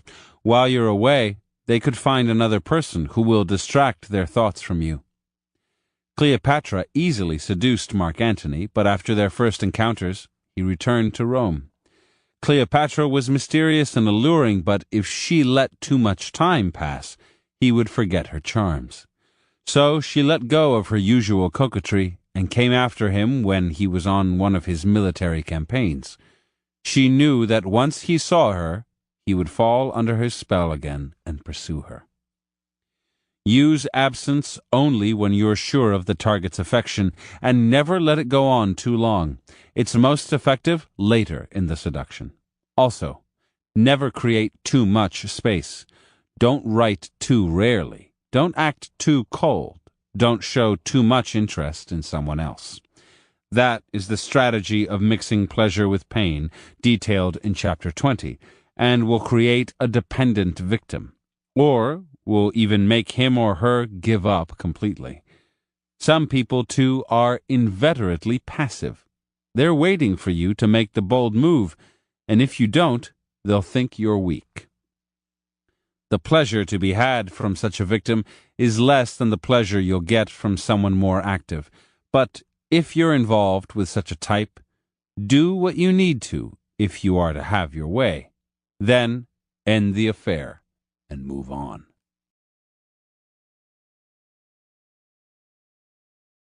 Chapter 22. Use physical lures. Targets with active minds are dangerous. If they see through your manipulations, they may suddenly develop doubts. Put their minds gently to rest and waken their dormant senses by combining a non-defensive attitude with a charged sexual presence. While your cool, nonchalant air is calming their minds and lowering their inhibitions, your glances, voice, and bearing, oozing sex and desire, are getting under their skin, agitating their senses, and raising their temperature. Never force the physical. Instead, infect your targets with heat, lure them into lust. Lead them into the moment, an intensified present in which morality, judgment, and concern for the future all melt away, and the body succumbs to pleasure. Raising the temperature. In 1889, the top New York theatrical manager, Ernest Jurgens, visited France on one of his many scouting trips. Jurgens was known for his honesty, a rare commodity in the shady entertainment world, and for his ability to find unusual acts. He had to spend the night in Marseille, and while wandering along the quay of the old harbor, he heard excited catcalls issuing from a working-class cabaret, and decided to go in. A 21-year-old Spanish dancer named Carolina Otero was performing, and the minute Jurgens laid eyes on her, he was a changed man. Her appearance was startling. 5'10", fiery dark eyes, black waist-length hair, her body corseted into a perfect hourglass figure. But it was the way she danced that made his heart pound. Her whole body alive, writhing like an animal in heat as she performed a fandango. Her dancing was hardly professional, but she enjoyed herself so much and was so unrestrained that none of that mattered. Jurgens also couldn't help but notice the men in the cabaret watching her, their mouths agape. After the show, Jurgens went backstage to introduce himself. Otero's eyes came alive as he spoke of his job and of New York. He felt a heat, a twitching in his body as she looked him up and down. Her voice was deep and raspy, the tongue constantly in play as she rolled her R's. Closing the door, Otero ignored the knocks and pleas of the admirers dying to speak to her. She said that her way of dancing was natural. Her mother was a gypsy. Soon she asked Jurgens to be her escort that evening. And as he helped her with her coat, she leaned back toward him slightly, as if she had lost her balance. As they walked around the city, her arm in his, she would occasionally whisper in his ear. Jurgens felt his usual reserve melt away. He held her tighter. He was a family man, had never considered cheating on his wife, but without thinking, he brought Otero back to his hotel room. She began to take off some of her clothes, coat, gloves, hat, a perfectly normal thing to do, but the way she did it made him lose all restraint. The normally timid Jurgens went on the attack. The next morning, Jurgens signed Otero to a lucrative contract, a great risk considering that she was an amateur at best. He brought her to Paris and assigned a top theatrical coach to her. Hurrying back to New York, he fed the newspapers with reports of this mysterious Spanish beauty poised to conquer the city. Soon, rival papers were claiming she was an Andalusian countess, an escaped harem girl, the widow of a sheik, on and on. He made frequent trips to Paris to be with her, forgetting about his family, lavishing money and gifts on her. Otero's New York debut in October of 1890 was an astounding success. Otero dances with abandon, read an article in the New York Times. Her lithe and supple body looks like that of a serpent writhing in quick, graceful curves. In a few short weeks, she became the toast of New York society, performing at private parties late into the night. The tycoon William Vanderbilt courted her with expensive jewels and evenings on his yacht. Other millionaires vied for her attention. Meanwhile, Juergens was dipping into the company till to pay for presents for her. He would do anything to keep her, a task in which he was facing heavy competition. A few months later, after his embezzling became public, he was a ruined man. He eventually committed suicide. Otero went back to France, to Paris, and over the next few years rose to become the most infamous courtesan of the Belle Époque. Word spread quickly. A night with La Belle Otero, as she was now known, was more effective than all the aphrodisiacs in the world. She had a temper and was demanding, but that was to be expected. Prince Albert of Monaco, a man who had been plagued by doubts of his virility, felt like an insatiable tiger after a night with Otero. She became his mistress. Other royalty followed. Prince Albert of Wales, later King Edward VII, the Shah of Persia, Grand Duke Nicholas of Russia. Less wealthy men emptied their bank accounts, and Juergens was only the first of many whom Otero drove to suicide. During World War I, a 29-year-old American soldier named Frederick, stationed in France, won $37,000 in a 4-day crap game. On his next leave, he went to Nice and checked himself into the finest hotel. On his first night in the hotel restaurant, he recognized Otero sitting alone at a table. He had seen her perform in Paris 10 years before and had become obsessed with her. She was now close to 50, but was more alluring than ever. He greased some palms and was able to sit at her table. He could hardly talk. The way her eyes bored into him, a simple readjustment in her chair, her body brushing up against him as she got up, the way she managed to walk in front of him and display herself. Later, strolling along a boulevard, they passed a jewelry store. He went inside, and moments later found himself plopping down $31,000 for a diamond necklace. For 3 nights, La Belle Otero was his. Never in his life had he felt so masculine and impetuous. Years later, he still believed it was well worth the price he had paid. Interpretation. Although La Belle Otero was beautiful, hundreds of women were more so, or were more charming and talented. But Otero was constantly on fire. Men could read it in her eyes, the way her body moved, a dozen other signs. The heat that radiated out from her came from her own inner desires. She was insatiably sexual. But she was also a practiced and calculating courtesan, and knew how to put her sexuality to effect. On stage, she made every man in the audience come alive, abandoning herself in dance. In person, she was cooler, or slightly so. A man likes to feel that a woman is inflamed not because she has an insatiable appetite, but because of him. So Otero personalized her sexuality, using glances, a brushing of skin, a more languorous tone of voice, a saucy comment, to suggest that the man was heating her up.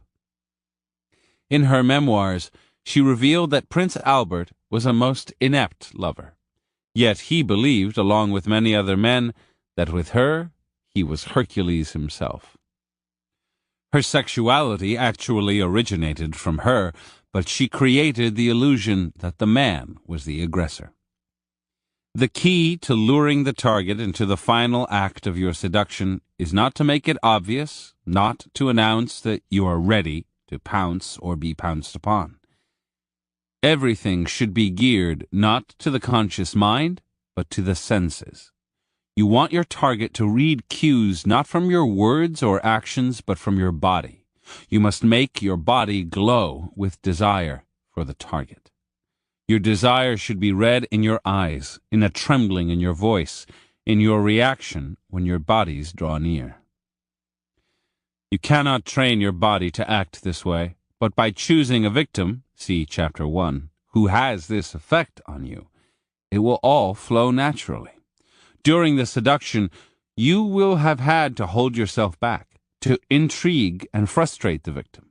You will have frustrated yourself in the process and will already be champing at the bit.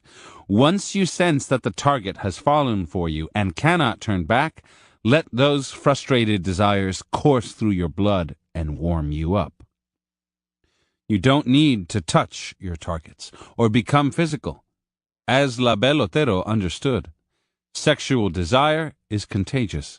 They will catch your heat and glow in return. Let them make the first move. It will cover your tracks. The second and third moves are yours. Lowering inhibitions. One day in 1931, in a village in New Guinea, a young girl named Tupersalai heard some happy news. Her father, Alaman, who had left some months before to work on a tobacco plantation, had returned for a visit. Tupersalai ran to greet him. Accompanying her father was a white man, an unusual sight in these parts. He was a 22-year-old Australian from Tasmania, and he was the owner of the plantation. His name was Errol Flynn. Flynn smiled warmly at Tupersalai, seeming particularly interested in her bare breasts. As was the custom in New Guinea then, she wore only a grass skirt. He said in pidgin English how beautiful she was, and kept repeating her name, which he pronounced remarkably well. He did not say much else, mind you. He didn't speak her language, so she said goodbye and walked away with her father. But later that day she discovered, to her dismay, that Mr. Flynn had taken a liking to her and had purchased her from her father for 2 pigs, some English coins, and some seashell money. The family was poor, and the father liked the price. Tupersalai had a boyfriend in the village whom she did not want to leave, but she didn't dare disobey her father, and she left with Mr. Flynn for the tobacco plantation. On the other hand, she had no intention of being friendly with this man, from whom she expected the worst kind of treatment. In the first few days, Tupersalai missed her village terribly, and felt nervous and out of sorts, but Mr. Flynn was polite and talked in a soothing voice. She began to relax, and since he kept his distance, she decided it was safe to approach him. His white skin was tasty to the mosquitoes, so she began to wash him every night with scented bush herbs to keep them away. Soon she had a thought. Mr. Flynn was lonely and wanted a companion. That was why he had bought her. At night, he usually read. Instead, she began to entertain him by singing and dancing. Sometimes he tried to communicate in words and gestures, struggling in pidgin. She had no idea what he was trying to say, but he made her laugh, and one day she did understand something, the word swim. He was inviting her to go swimming with him in the Laloki River. She was happy to go along, but the river was full of crocodiles, so she brought along her spear, just in case. At the sight of the river, Mr. Flynn seemed to come alive. He tore off his clothes and dove in. She followed and swam after him. He put his arms around her and kissed her. They drifted downstream, and she clung to him. She had forgotten about the crocodiles. She had also forgotten about her father, her boyfriend, her village, and everything else there was to forget. Around a bend of the river, he picked her up and carried her to a secluded grove near the river's edge. It all happened rather suddenly, which was fine with Tupersalai. From then on, this was a daily ritual. The river, the grove, until the time came when the tobacco plantation was no longer doing so well, and Mr. Flynn left New Guinea. One day, some 10 years later, a young girl named Blanca Rosa Velter went to a party at the Ritz Hotel in Mexico City. As she wandered through the bar looking for her friends, a tall, older man blocked her path and said in a charming accent, "You must be Blanca Rosa." He did not have to introduce himself. He was the famous Hollywood actor Errol Flynn. His face was plastered on posters everywhere, and he was friends of the party's hosts, the Davises, and had heard them praise the beauty of Blanca Rosa, who was turning 18 the following day. He led her to a table in the corner. His manner was graceful and confident, and listening to him talk, she forgot about her friends. He spoke of her beauty, repeated her name, said he could make her a star. Before she knew what was happening, he had invited her to join him in Acapulco, where he was vacationing. The Davises, their mutual friends, could come along as chaperones. That would be wonderful, she said, but her mother would never agree. "Don't worry about that," Flynn replied, and the following day he showed up at their house with a beautiful gift for Blanca, a ring with her birthstone. Melting under his charming smile, Blanca's mother agreed to his plan. Later that day, Blanca found herself on a plane to Acapulco. It was all like a dream. The Davises, under orders from Blanca's mother, tried not to let her out of their sight, so Flynn put her on a raft, and they drifted out into the ocean, far from the shore. His flattering words filled her ears, and she let him hold her hand and kiss her cheek. That night they danced together, and when the evening was over, he escorted her to her room and serenaded her with a song as they finally parted. It was the end of a perfect day. In the middle of the night, she woke up to hear him calling her name from her hotel room balcony. How had he gotten there? His room was a floor above. He must have somehow jumped or swung down, a dangerous maneuver. She approached, not at all afraid, but curious. He pulled her gently into his arms and kissed her. Her body convulsed, overwhelmed with new sensations, totally at sea, she began to cry. "Out of happiness," she said. Flynn comforted her with a kiss and returned to his room above in the same inexplicable way he had arrived. Now Blanca was hopelessly in love with him and would do anything he asked of her. A few weeks later, in fact, she followed him to Hollywood, where she went on to become a successful actress known as Linda Christian. In 1942, an 18-year-old girl named Nora Eddington had a temporary job selling cigarettes at the Los Angeles County Courthouse. The place was a madhouse at the time, teeming with tabloid journalists. 2 young girls had charged Errol Flynn with rape.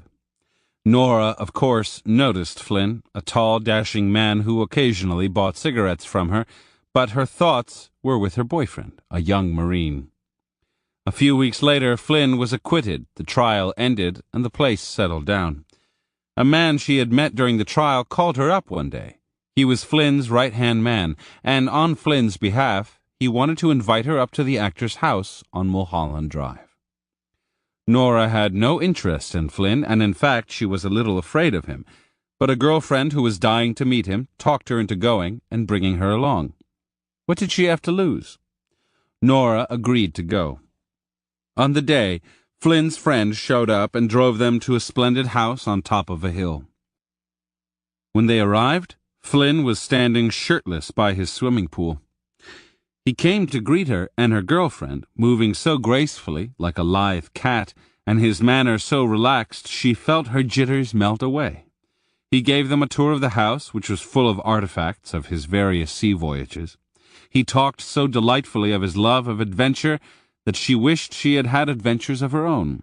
He was the perfect gentleman, and even let her talk about her boyfriend without the slightest sign of jealousy. Nora had a visit from her boyfriend the next day. Somehow, he didn't seem so interesting anymore. They had a fight and broke up on the spot. That night, Flynn took her out on the town to the famous Mocambo nightclub. He was drinking and joking, and she fell into the spirit and happily let him touch her hand. Then suddenly she panicked. "I'm a Catholic and a virgin," she blurted out, "and someday I'm going to walk down the church aisle wearing a veil, and if you think you're going to sleep with me, you're mistaken." Totally calm and unruffled, Flynn said she had nothing to fear. He simply liked being with her. She relaxed and politely asked him to put his hand back. Over the next few weeks, she saw him almost every day. She became his secretary. Soon she was spending weekend nights as his house guest. He took her on skiing and boating trips. He remained the perfect gentleman, but when he looked at her or touched her hand, she felt overwhelmed by an exhilarating sensation, a tingling on her skin that she compared to stepping into a cold needle shower on a red-hot day. Soon she was going to church less often, drifting away from the life she had known.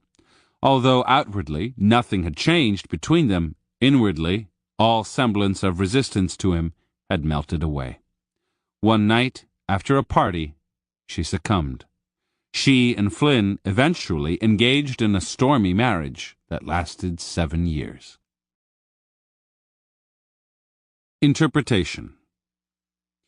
The women who became involved with Errol Flynn, and by the end of his life they numbered in the thousands, had every reason in the world to feel suspicious of him. He was real life's closest thing to a Don Juan. In fact, he had played the legendary seducer in a film. He was constantly surrounded by women who knew that no involvement with him could last. And then there were the rumors of his temper and his love of danger and adventure.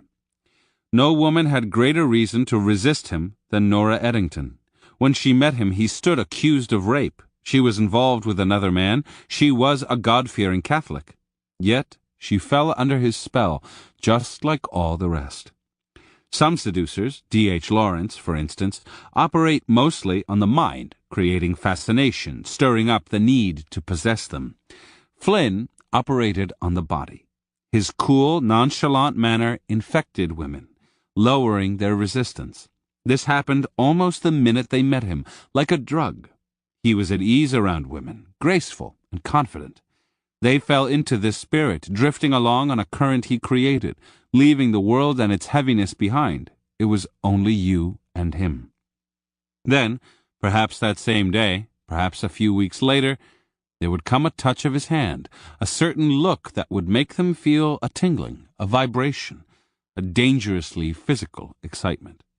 They would betray that moment in their eyes, a blush, a nervous laugh, and he would swoop in for the kill. No one moved faster than Errol Flynn. The greatest obstacle to the physical part of the seduction is the target's education, the degree to which he or she has been civilized and socialized. Such education conspires to constrain the body, dull the senses, fill the mind with doubts and worries. Flynn had the ability to return a woman to a more natural state, in which desire, pleasure, and sex had nothing negative attached to them. He lured women into adventure not with arguments, but with an open, unrestrained attitude that infected their minds. Understand, it all starts from you. When the time comes to make the seduction physical, train yourself to let go of your own inhibitions, your doubts, your lingering feelings of guilt and anxiety. Your confidence and ease will have more power to intoxicate the victim than all the alcohol you could apply. Exhibit a lightness of spirit. Nothing bothers you. Nothing daunts you. You take nothing personally. You are inviting your targets to shed the burdens of civilization, to follow your lead and drift. Don't talk of work, duty, marriage, the past or future. Plenty of other people will do that. Instead, offer the rare thrill of losing oneself in the moment, where the senses come alive and the mind is left behind. Keys to seduction. Now, more than ever, our minds are in a state of constant distraction, barraged with endless information, pulled in every direction. Many of us recognize the problem. Articles are written, studies are completed, but they simply become more information to digest. It's almost impossible to turn off an overactive mind. The attempt simply triggers more thoughts, an inescapable hall of mirrors. Perhaps we turn to alcohol, to drugs, to physical activity, anything to help us slow the mind, be more present in the moment. Our discontent presents the crafty seducer with infinite opportunity. The waters around you are teeming with people seeking some kind of release from mental overstimulation. The lure of unencumbered physical pleasure will make them take your bait, but as you prowl the waters, understand the only way to relax a distracted mind is to make it focus on one thing. A hypnotist asks the patient to focus on a watch swinging back and forth. Once the patient focuses, the mind relaxes. The senses awaken, the body becomes prone to all kinds of novel sensations and suggestions. As a seducer, you are a hypnotist, and what you're making the target focus on is you. Throughout the seductive process, you've been filling the target's mind. Letters, mementos, shared experiences keep you constantly present, even when you're not there. Now, as you shift to the physical part of the seduction, you must see your targets more often. Your attention must become more intense. Errol Flynn was a master at this game. When he homed in on a victim, he dropped everything else. The woman was made to feel that everything came second to her. His career, his friends, everything. Then he would take her on a little trip, preferably with water around. Slowly the rest of the world would fade into the background, and Flynn would take center stage.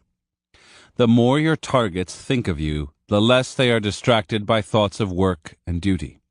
When the mind focuses on one thing, it relaxes. And when the mind relaxes, all the little paranoid thoughts that we're prone to, do you really like me? Am I intelligent or beautiful enough? What does the future hold?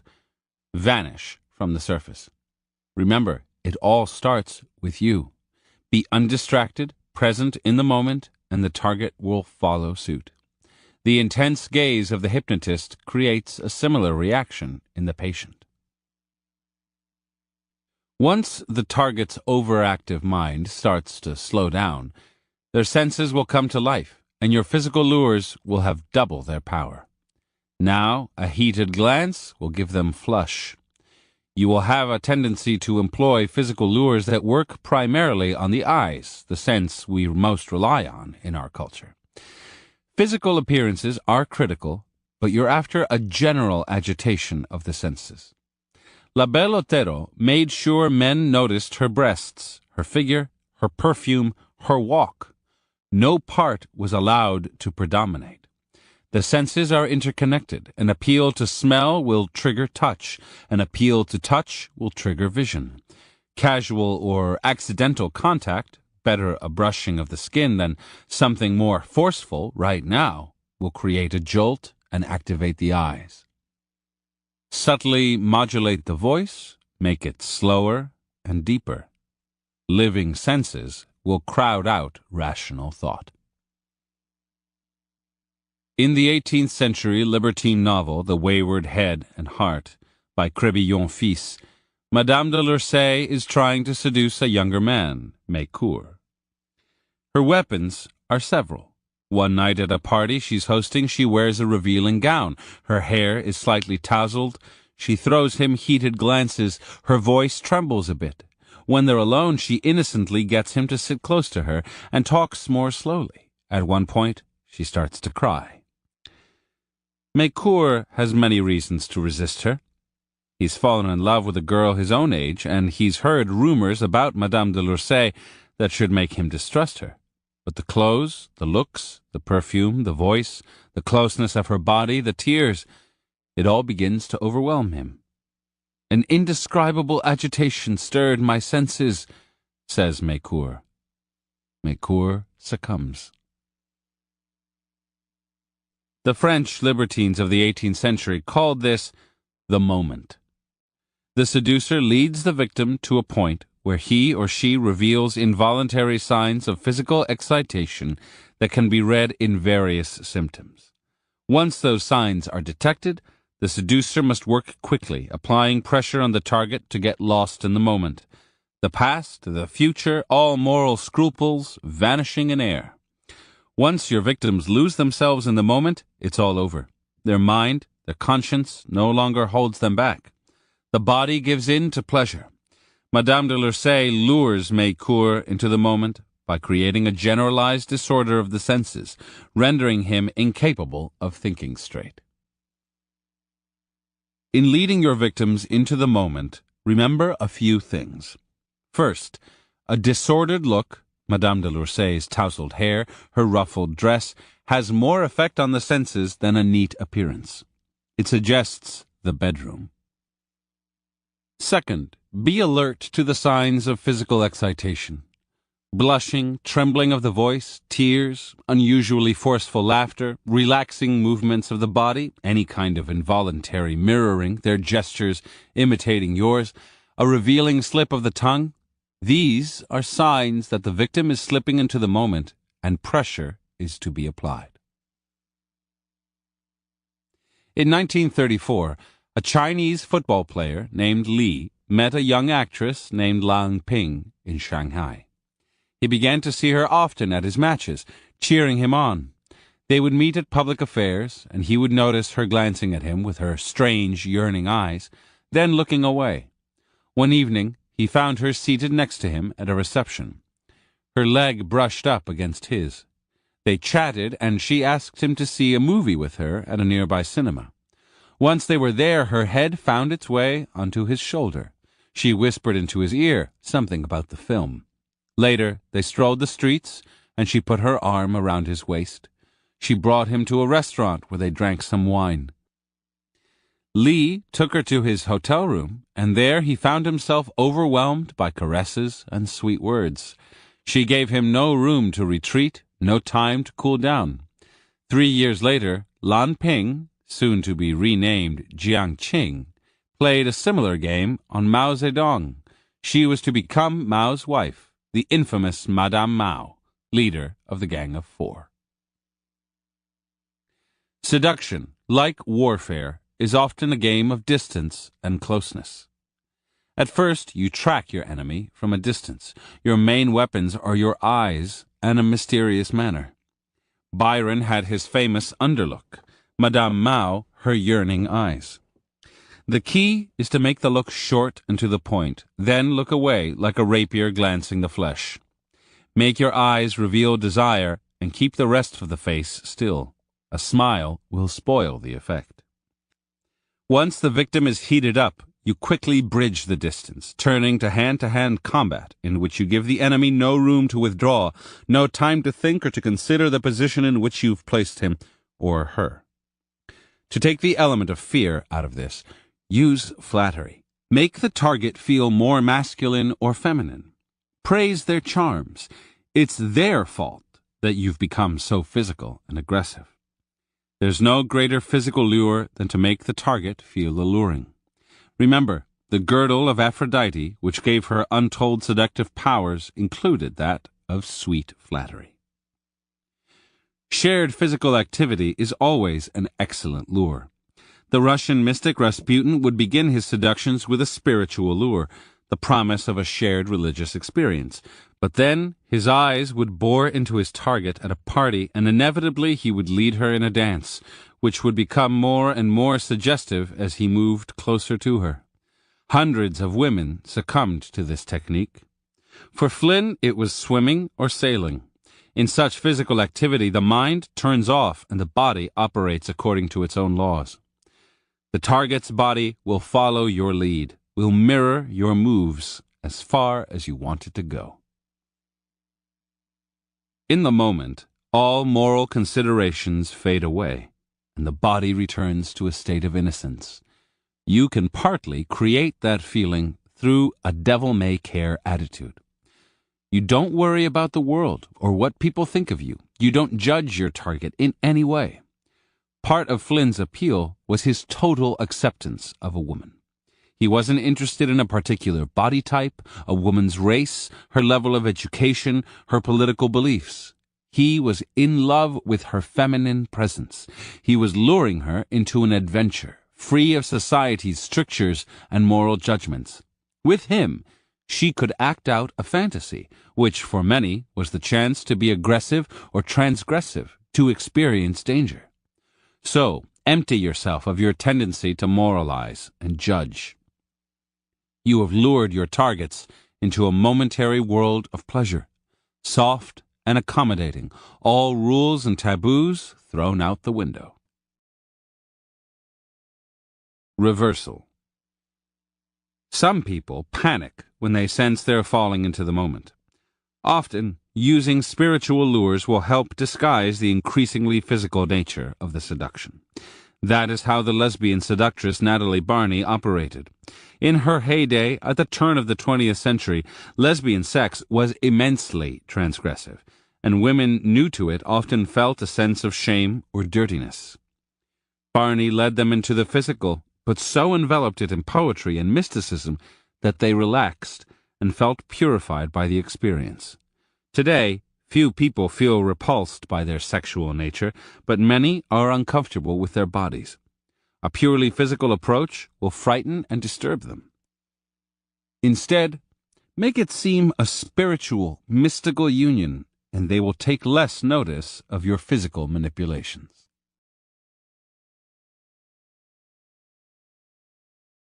Chapter 23. Master the Art of the Bold Move. A moment has arrived. Your victim clearly desires you, but is not ready to admit it openly, let alone act on it. This is the time to throw aside chivalry, kindness, and coquetry, and to overwhelm with a bold move. Don't give the victim time to consider the consequences. Create conflict. Stir up tension so that the bold move comes as a great release. Showing hesitation or awkwardness means you're thinking of yourself as opposed to being overwhelmed by the victim's charms.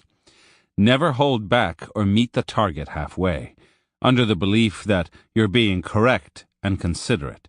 You must be seductive now, not political. One person must go on the offensive, and it is you. The perfect climax. Through a campaign of deception, the misleading appearance of a transformation into goodness, the rake Valmont laid siege to the virtuous young Président de Tourvel, until the day came when, disturbed by his confession of love for her, she insisted he leave the chateau where both of them were staying as guests. He complied. From Paris, however, he flooded her with letters, describing his love for her in the most intense terms. She begged him to stop, and once again he complied.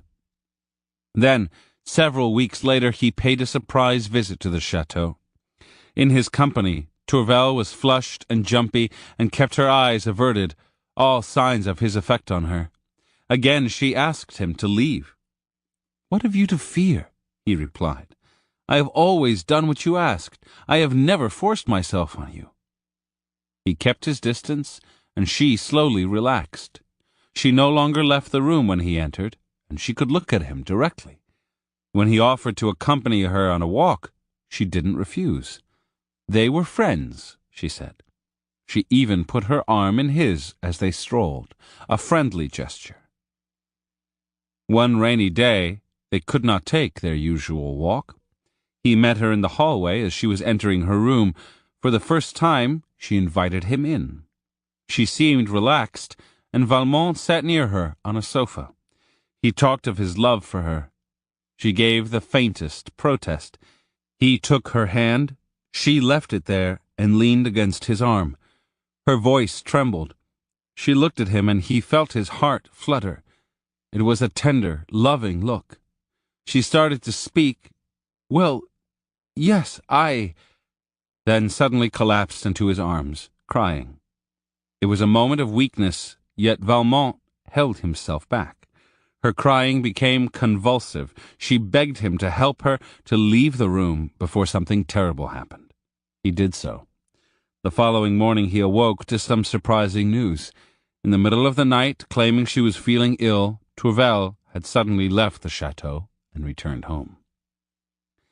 Valmont didn't follow her to Paris. Instead, he began staying up late and using no powder to hide the piqued looks that soon ensued.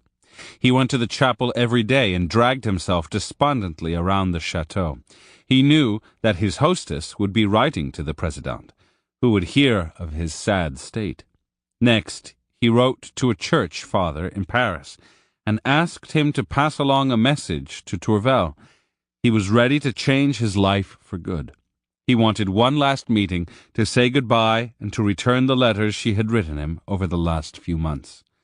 The father arranged a meeting, and so one late afternoon in Paris, Valmont found himself once again alone with Tourvel in a room in her house. The Présidente was clearly on edge, but she couldn't look him in the eye. They exchanged pleasantries, but then Valmont turned harsh. She had treated him cruelly, had apparently been determined to make him unhappy.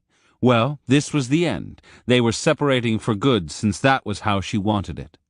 Tourvel argued back. She was a married woman. She had no choice. Valmont softened his tone and apologized. He was unused to having such strong feelings, he said, and could not control himself. Still, he would never trouble her again. Then he laid on a table the letters he had come to return. Tourvel came closer. The sight of her letters and the memory of all the turmoil they represented affected her powerfully.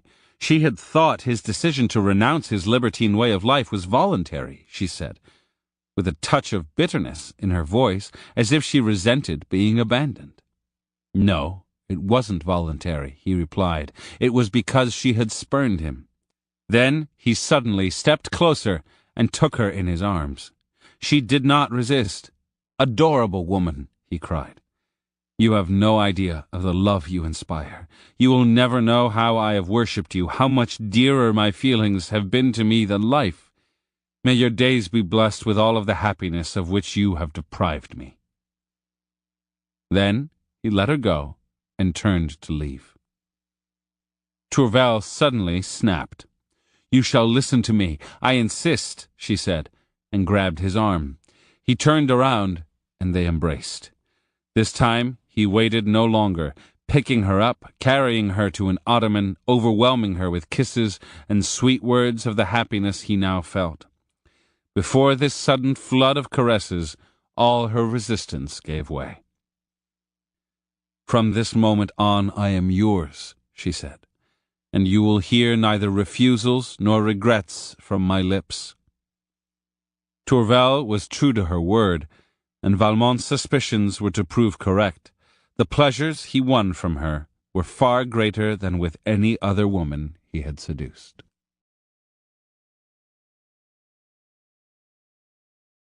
Interpretation. Valmont, a character in Choderlos de Laclos' 18th century novel Dangerous Liaisons, can sense several things about the Présidente at first glance. She is timid and nervous. Her husband almost certainly treats her with respect, probably too much of it. Beneath her interest in God, religion, and virtue is a passionate woman, vulnerable to the lure of romance and to the flattering attention of an ardent suitor. No one, not even her husband, has given her this feeling because they have all been so daunted by her prudish exterior. Valmont begins his seduction, then, by being indirect. He knows Tourvel is secretly fascinated with his bad reputation. By acting as if he is contemplating a change in his life, he can make her want to reform him, a desire that is unconsciously a desire to love him. Once she has opened up ever so slightly to his influence, he strikes at her vanity. She has never felt desired as a woman, and on some level cannot help but enjoy his love for her. Of course, she struggles and resists, but that is only a sign that her emotions are engaged. Indifference is the single most effective deterrent to seduction. By taking his time, by making no bold moves even when he has the opportunity for them, he instills in her a false sense of security and proves himself by being patient. On what he pretends is his last visit to her, however, he can sense she's ready. Weak, confused, more afraid of losing the addictive feeling of being desired than of suffering the consequences of adultery. He deliberately makes her emotional, dramatically displays her letters, creates some tension by playing a game of push and pull, and when she takes his arm, he knows it is the time to strike. Now he moves quickly, allowing her no time for doubts or second thoughts. But his move seems to arise out of love, not lust. After so much resistance and tension, what a pleasure to finally surrender. The climax now comes as a great release. Never underestimate the role of vanity in love and seduction. If you seem impatient, champing at the bit for sex, you signal that it's all about libido and that it has little to do with the target's own charms. That is why you must defer the climax. A lengthier courtship will feed the target's vanity and will make the effect of your bold move all the more powerful and enduring. Wait too long, though, showing desire but then proving too timid to make your move, and you will stir up a different kind of insecurity. You found me desirable, but you're not acting on your desires. Maybe you're not so interested. Doubts like these affront your target's vanity. If you're not interested, maybe I'm not so interesting, and are fatal in the latter stages of seduction. Awkwardness and misunderstandings will spring up everywhere. Once you read in your target's gestures that they are ready and open, a look in the eye, mirroring behavior, a strange nervousness in your presence, you must go on the offensive. Make them feel that their charms have unhinged you and pushed you into the bold move. They will then have the ultimate pleasure, physical surrender, and a psychological boost to their vanity.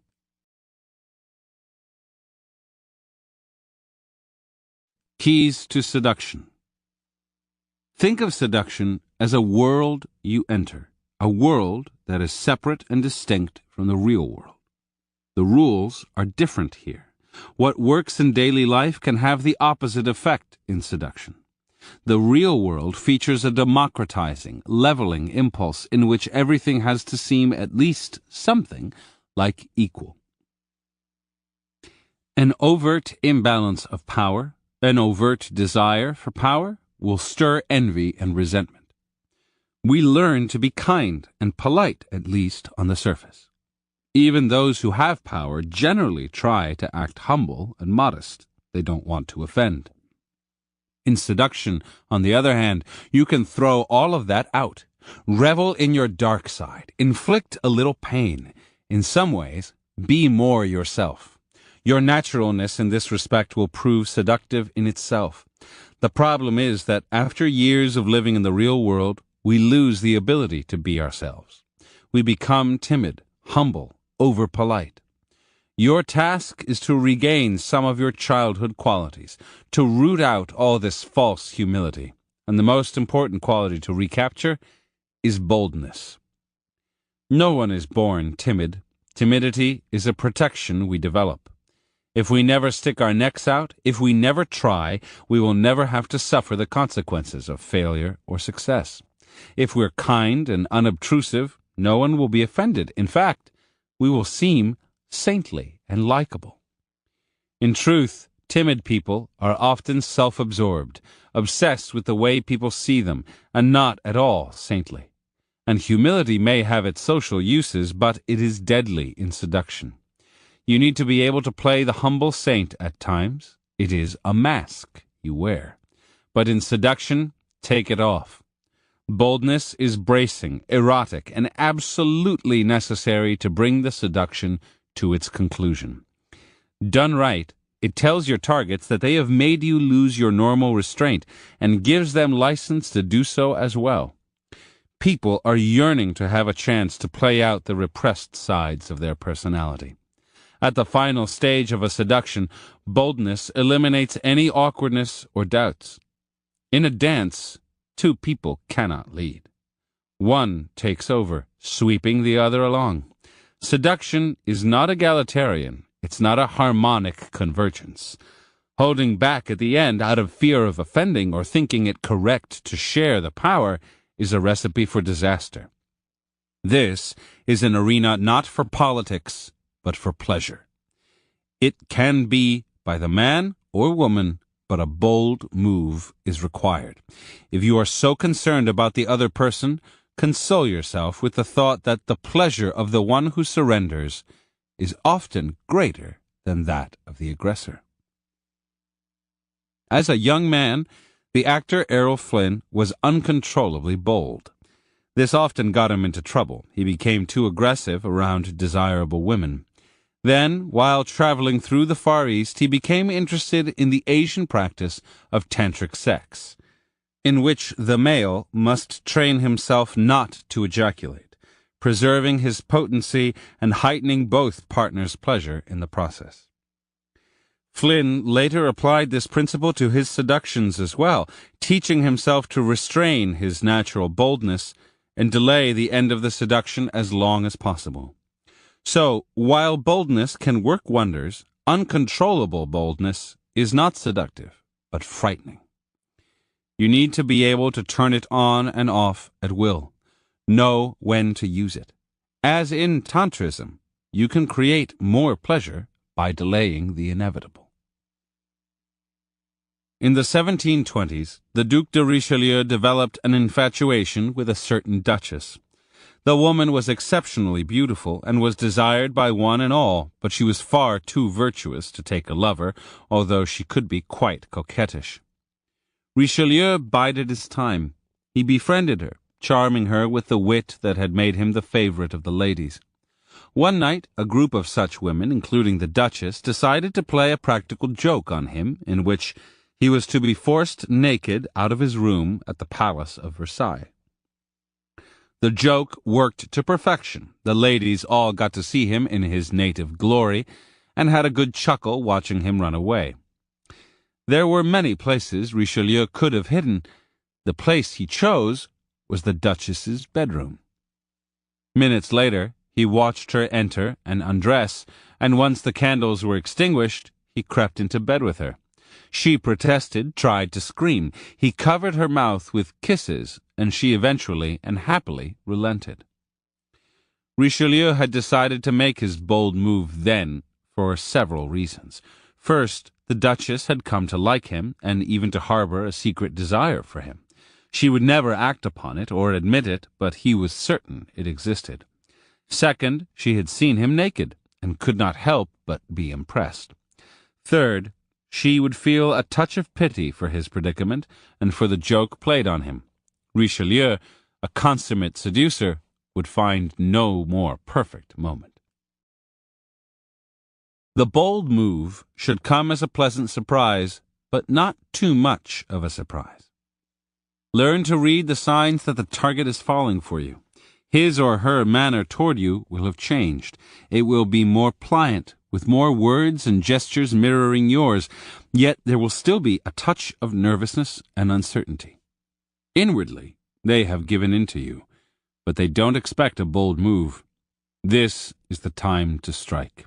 If you wait too long, to the point where they consciously desire and expect you to make a move, it loses the piquancy of coming as a surprise. You want a degree of tension and ambivalence so that the move represents a great release. Their surrender will relieve tension like a long-awaited summer storm. Don't plan your bold move in advance. It cannot seem calculated. Wait for the opportune moment, as Richelieu did. Be attentive to favorable circumstances. This will give you room to improvise and go with the moment, which will heighten the impression you want to create of being suddenly overwhelmed by desire. If you ever sense that the victim is expecting the bold move, take a step back. Lull them into a false sense of security, then strike. Sometime in the 15th century, the writer Bandello relates, a young Venetian widow had a sudden lust for a handsome nobleman. She had her father invite him to their palace to discuss business, but during the meeting the father had to leave, and she offered to give the young man a tour of the place. His curiosity was piqued by her bedroom, which she described as the most splendid room in the palace, but which she also passed by without letting him enter. He begged to be shown the room, and she granted his wish. He was spellbound. The velvets, the rare objets, the suggestive paintings, the delicate white candles. A beguiling scent filled the room. The widow put out all of the candles but one then led the man to the bed which had been heated with a warming pan. He quickly succumbed to her caresses. Follow the widow's example. Your bold move should have a theatrical quality to it. That will make it memorable and make your aggressiveness seem pleasant, part of the drama. The theatricality can come from the setting, an exotic or sensual location. It can also come from your actions. The widow piqued her victim's curiosity by creating the suspense about her bedroom. An element of fear, someone might find you, say, will heighten the tension. Remember, you're creating a moment that must stand out from the sameness of daily life. Keeping your targets emotional will both weaken them and heighten the drama of the moment, and the best way to keep them at an emotional pitch is by infecting them with emotions of your own. When Valmont wanted the Président to become calm, angry, or tender, he showed that emotion first, and she mirrored it. People are very susceptible to the moods of those around them. This is particularly acute at the latter stages of a seduction, when resistance is low and the target has fallen under your spell. At the point of the bold move, learn to infect your target with whatever emotional mood you require, as opposed to suggesting the mood with words. You want access to the target's unconscious, which is best obtained by infecting them with emotions, bypassing their conscious ability to resist. It may seem expected for the male to make the bold move, but history is full of successfully bold females. There are two main forms of feminine boldness. In the first, more traditional form, the coquettish woman stirs male desire, is completely in control, then at the last minute, after bringing her victim to a boil, steps back and lets him make the bold move. She sets it up, then signals with her eyes, her gestures, that she is ready for him. Courtesans have used this method throughout history. It's how Cleopatra worked on Antony, how Josephine seduced Napoleon, how La Belle Otero amassed a fortune during the Belle Epoque. It lets the man maintain his masculine illusions, although the woman is really the aggressor. The second form of feminine boldness doesn't bother with such illusions. The woman simply takes charge, initiates the first kiss, pounces on her victim. This is how Marguerite de Valois, Lou Andreas Salome, and Madame Mao operated, and many men find it not emasculating at all, but very exciting. It all depends on the insecurities and proclivities of the victim. This kind of feminine boldness has its allure because it is more rare than the first kind, but then all boldness is somewhat rare. A bold move will always stand out compared to the usual treatment afforded by the tepid husband, the timid lover, the hesitant suitor. That is how you want it. If everyone were bold, boldness would quickly lose its allure. Reversal. If two people come together by mutual consent, that is not a seduction. There is no reversal.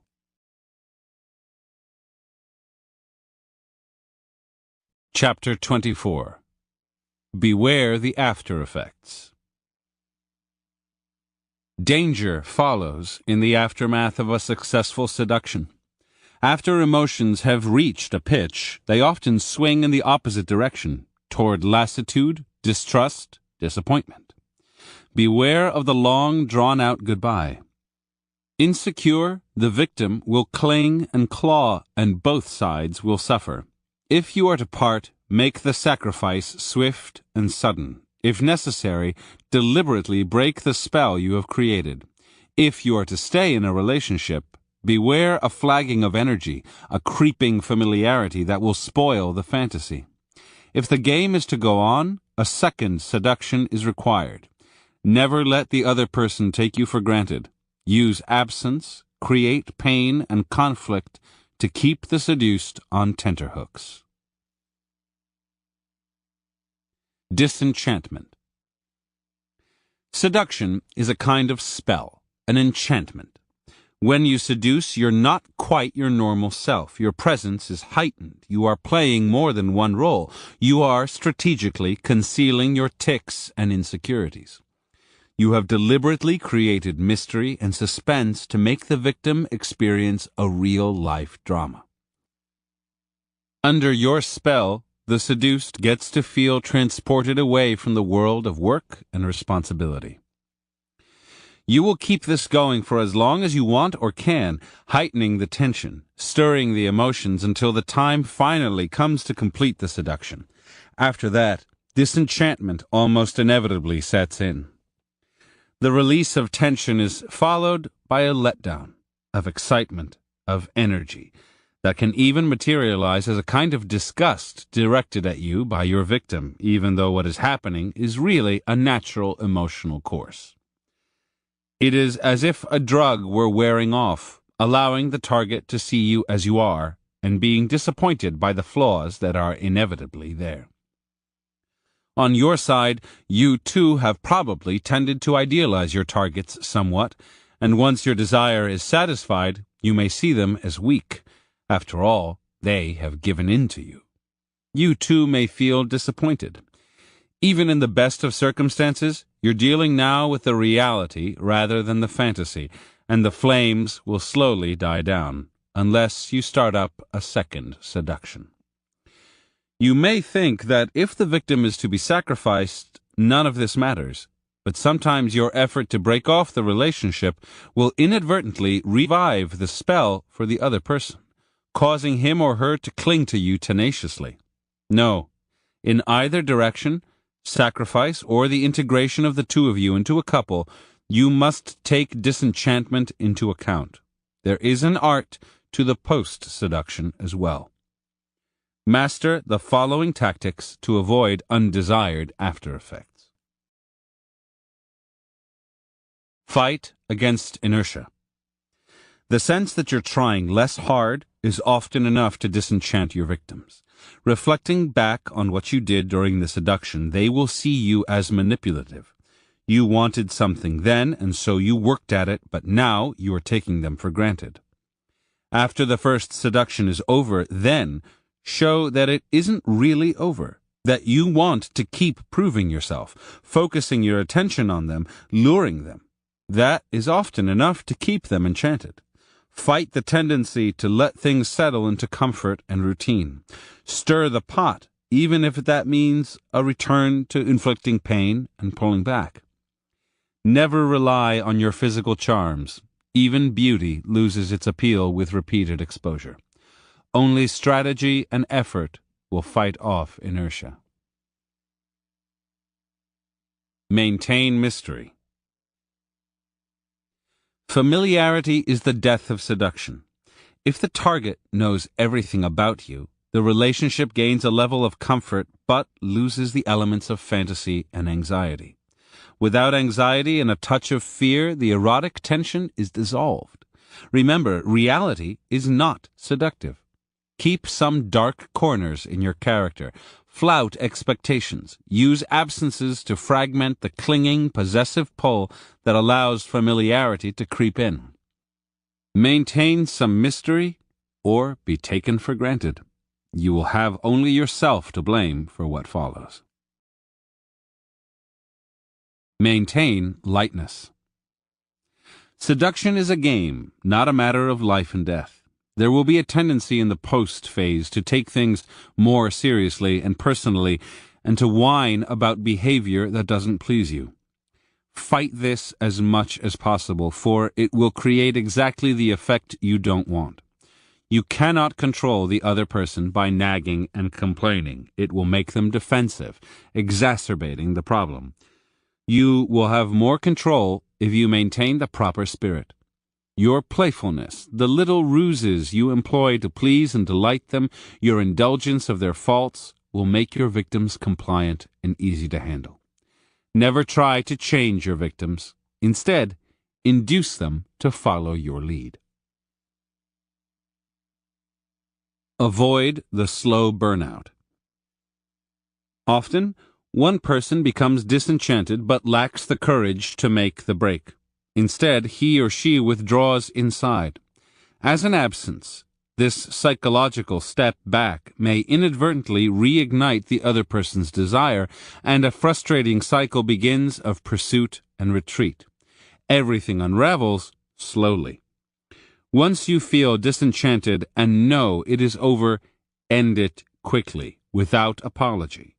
That would only insult the other person. A quick separation is often easier to get over. It's as if you had a problem being faithful, as opposed to your feeling that the seduced was no longer being desirable. Once you're truly disenchanted, there is no going back, so don't hang on out of false pity. It is more compassionate to make a clean break. If that seems inappropriate or too ugly, then deliberately disenchant the victim with anti-seductive behavior. Examples of sacrifice and integration. Number 1. In the 1770s, the handsome Chevalier de Belleroche began an affair with an older woman, the Marquise de Merteuil. He saw a lot of her, but soon she began to pick quarrels with him. Entranced by her unpredictable moods, he worked hard to please her, showering her with attention and tenderness. Eventually, the quarreling stopped, and as the days went by, de Belleroche felt confident that Merteuil loved him, until one day when he came to visit and found that she wasn't at home. Her footman greeted him at the door and said he would take the Chevalier to a secret house of Merteuil's outside Paris. There, the Marquise was waiting for him in a renewed mood of coquettishness. She acted as if this were their first tryst. The Chevalier had never seen her so ardent. He left at daybreak, more in love than ever, but a few days later they quarreled again. The Marquise seemed cold after that, and he saw her flirt with another man at a party. He felt horribly jealous, but as before, his solution was to become more attentive and loving. This, he thought, was the way to appease a difficult woman. Now, Merteuil had to spend a few weeks at her country home to handle some business there. She invited de Belleroche to join her for an extended stay, and he happily agreed, remembering the new life an earlier stay there had brought to their affair. Once again she surprised him. Her affection and desire to please him were rejuvenated. This time, though, he didn't have to leave the next morning. Days went by, and she refused to entertain any guests. The world would not intrude on them, and this time there was no coldness or quarreling, only good cheer and love. Yet now de Belleroche began to grow a little tired of the Marquise. He thought of Paris and the balls he was missing. A week later, he cut short his stay on some business pretext and hurried back to the city. Somehow, the Marquise did not seem so charming anymore. Interpretation. The Marquise de Merteuil, a character in Choderlos de la Close's novel Dangerous Liaisons, is a practiced seductress who never lets her affairs drag on too long. De Belleroche is young and handsome, but that is all. As her interest in him wanes, she decides to bring him to the secret house to try to inject some novelty into the affair. This works for a while, but it isn't enough. The Chevalier must be gotten rid of. She tries coldness, anger, hoping to start a fight, even a show of interest in another man. All this only intensifies his attachment. She can't just leave him. He might become vengeful or try even harder to win her back. The solution? She deliberately breaks the spell by overwhelming him with attention. Abandoning the pattern of alternating warmth with coldness, she acts hopelessly in love. Alone with her day after day with no space to fantasize, he no longer sees her as enchanting and breaks off the affair. This was her goal all along. If a break with the victim is too messy or difficult, or you lack the nerve, then do the next best thing. Deliberately break the spell that ties him or her to you. Aloofness or anger will only stir the other person's insecurity, producing a clinging horror. Instead, try suffocating them with love and attention. Be clinging and possessive yourself. Moon over the lover's every action and character trait. Create the sense that this monotonous affection will go on forever. No more mystery, no more coquetry, no more retreats, just endless love. Few can endure such a threat. A few weeks of it, and they will be gone. Number 2. King Charles II of England was a devoted libertine. He kept a stable of lovers. There was always a favorite mistress from the aristocracy and countless other less important women. He craved variety. One evening in 1668, the king spent an evening at the theatre, where he conceived a sudden desire for a young actress named Nell Gwynn. She was pretty and innocent-looking, only 18 at the time, with a girlish glow in her cheeks, but the lines she recited on stage were so impudent and saucy. Deeply excited, the king decided he had to have her. After the performance, he took her out for a night of drinking and merriment, then led her to his royal bed. Nell was the daughter of a fishmonger, and had begun by selling oranges in the theatre. She rose to the status of actress by sleeping with writers and other theatre men. She had no shame about this. When a footman of hers got into a fight with someone who said he worked for a whore, she broke it up by saying, "I am a whore. Find something better to fight about." Nell's humor and sass amused the king greatly, but she was low-born and an actress, and he could hardly make her a favorite. After several nights with pretty, witty Nell, he returned to his principal mistress, Louise de Kerouaille, a well-born Frenchwoman. Kerouaille was a clever seductress. She played hard to get, and made it clear she wouldn't give the king her virginity until he had promised her a title. It was the kind of chase Charles enjoyed, and he made her the Duchess of Portsmouth. But soon her greed and difficultness began to wear on his nerves. To divert himself, he turned back to Nell. Whenever he visited her, he was royally entertained with food, drink, and her great good humor. The king was bored or melancholy, she took him drinking or gambling or out to the country, where she taught him to fish. She always had a pleasant surprise up her sleeve. What he loved most of all was her wit, the way she mocked the pretentious Kerouaille. The Duchess had the habit of going into mourning whenever a nobleman of another country died, as if he were a relation. Nell, too, would show up at the palace on these occasions, dressed in black, and would sorrowfully say that she was mourning for the Sham of Tartary or the Boog of Oronuku, grand relatives of her own. To her face, she called the Duchess Squintabella and the Weeping Willow because of her simpering manners and melancholic airs. Soon the king was spending more time with Nell than with the Duchess. By the time Kerouaille fell out of favor, Nell had, in essence, become the king's favorite, which she remained until his death in 1685. Interpretation. Nell Gwynn was ambitious. She wanted power and fame, but in the 17th century the only way a woman could get those things was through a man, and who better than the king? But to get involved with Charles was a dangerous game. A man like him, easily bored and in need of variety, would use her for a fling, then find someone else. Nell's strategy for the problem was simple. She let the king have his other girls and never complained. Every time he saw her, though, she made sure he was entertained and diverted. She filled his senses with pleasure, acting as if his position had nothing to do with her love for him. Variety in women could wear on the nerves, tiring a busy king. They all made so many demands. If one woman could provide the same variety, and Nell, as an actress, knew how to play different roles, she had a big advantage. Nell never asked for money, so Charles plied her with wealth.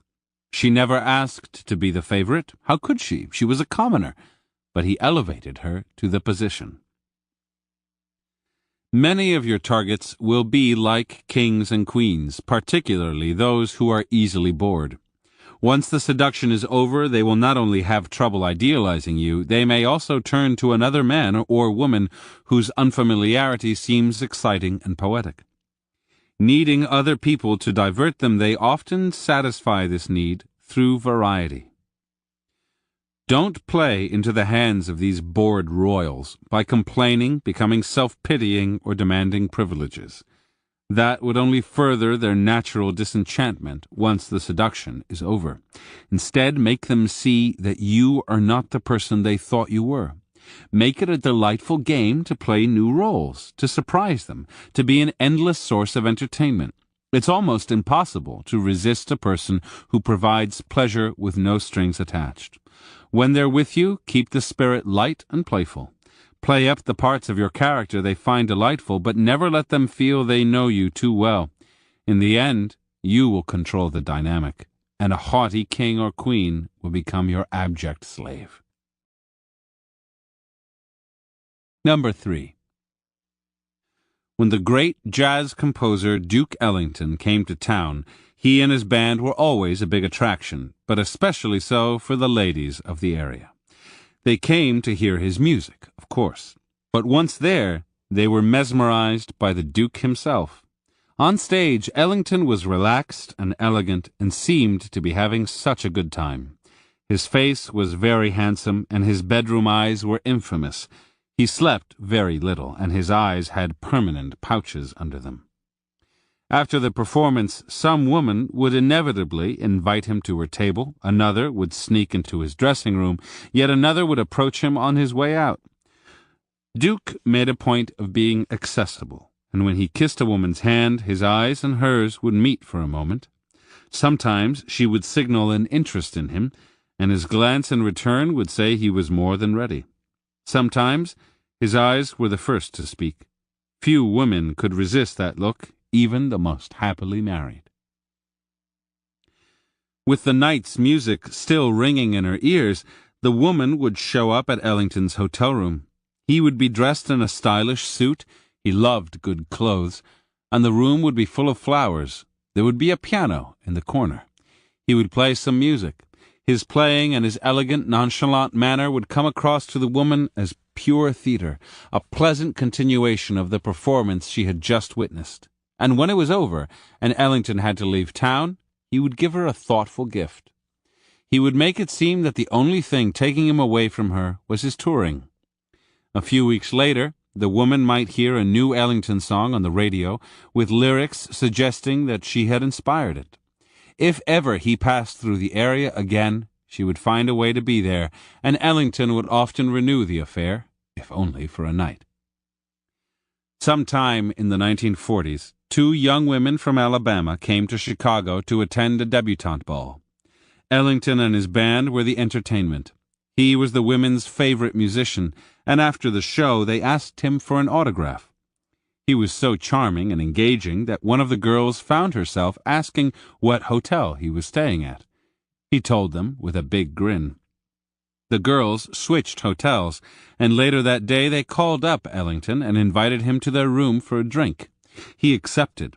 They wore beautiful negligées that they had just bought. When Ellington arrived, he acted completely naturally, as if the warm greeting they gave him were completely usual. The 3 of them ended up in the bedroom, where one of the young women had an idea.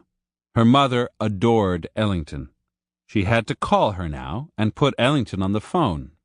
Not at all put out by the suggestion, Ellington played along. For several minutes he talked to the mother on the telephone, lavishing her with compliments on the charming daughter she had raised, and telling her not to worry, he was taking good care of the girl. The daughter got back on the phone and said, "We're fine because we're with Mr. Ellington and he's such a perfect gentleman." As soon as she hung up, the 3 of them resumed the naughtiness they had started.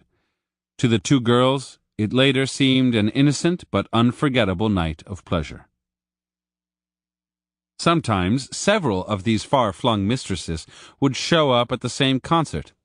Ellington would go up and kiss each of them 4 times, a habit of his designed for just this dilemma. And each of the ladies would assume she was the one with whom the kisses really mattered. Interpretation. Duke Ellington had two passions, music and women. The two were interrelated. His endless affairs were a constant inspiration for his music.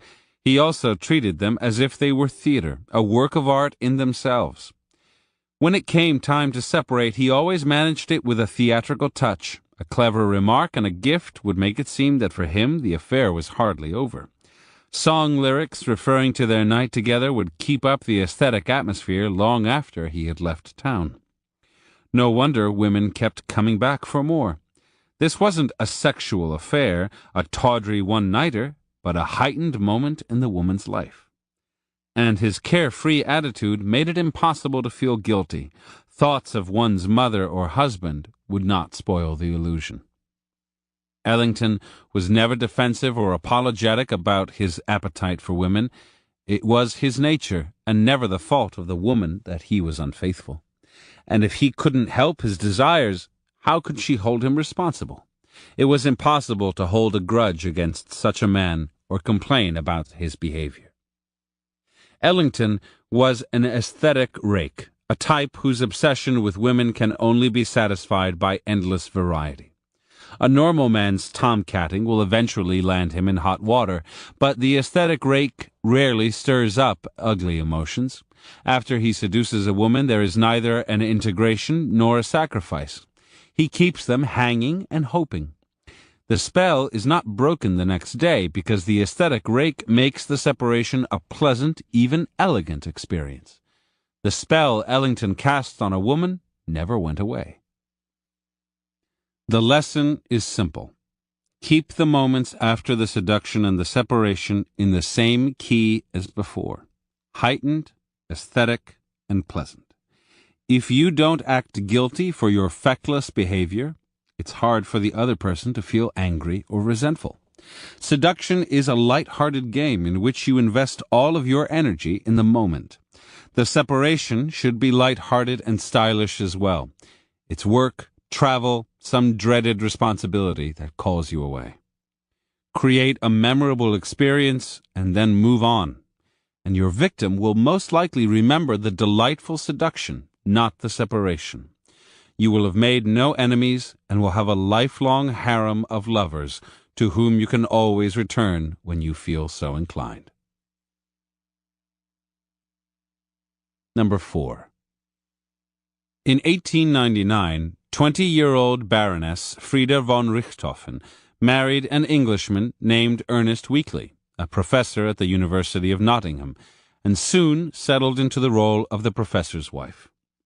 Weekly treated her well, but she grew bored with their quiet life and his tepid lovemaking.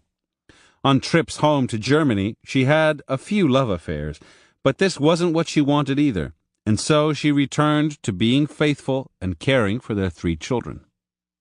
One day in 1912, a former student of Weekly's, David Herbert Lawrence, paid a visit to the couple's house. A struggling writer, Lawrence wanted the professor's professional advice. He was not home yet, so Frieda entertained him. She had never met such an intense young man. He talked of his impoverished youth, his inability to understand women, and he listened attentively to her own complaints. He even scolded her for the bad tea she had made him. Somehow, even though she was a baroness, this excited her. Lawrence returned for later visits, but now to see Frieda, not Weekly. One day he confessed to her that he had fallen deeply in love with her. She admitted to similar feelings and proposed they find a trysting spot. Instead, Lawrence had a proposal of his own. Leave your husband tomorrow. Leave him for me. What about the children? Frieda asked. If the children are more important than our love, Lawrence replied, then stay with them. But if you don't run away with me, within a few days you will never see me again. To Frieda, the choice was horrific. She did not care at all about her husband, but the children were what she lived for. Even so, a few days later, she succumbed to Lawrence's proposal. How could she resist a man who was willing to ask for so much, to take such a gamble? If she refused, she would always wonder, for such a man only passes once through your life. The couple left England and headed for Germany. Frida would mention sometimes how much she missed her children, but Lawrence had no patience with her. "You're free to go back to them at any moment," he would say, "but if you stay, don't look back." He took her on an arduous mountaineering trip in the Alps. A baroness, she had never experienced such hardship, but Lawrence was firm. If two people are in love, why should comfort matter? In 1914, Frida and Lawrence were married, but over the following years the same pattern repeated. He would scold her for her laziness, the nostalgia for her children, her abysmal housekeeping.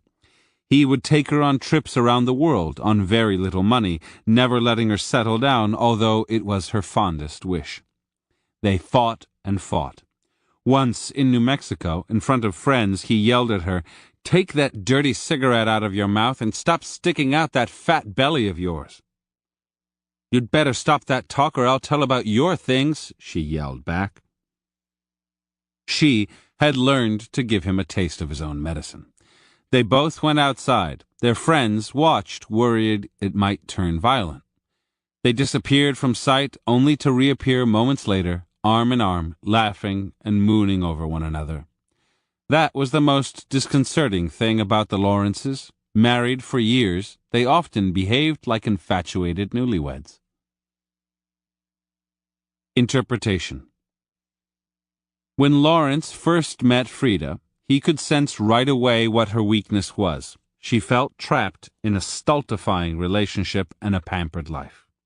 Her husband, like so many husbands, was kind but never paid enough attention to her.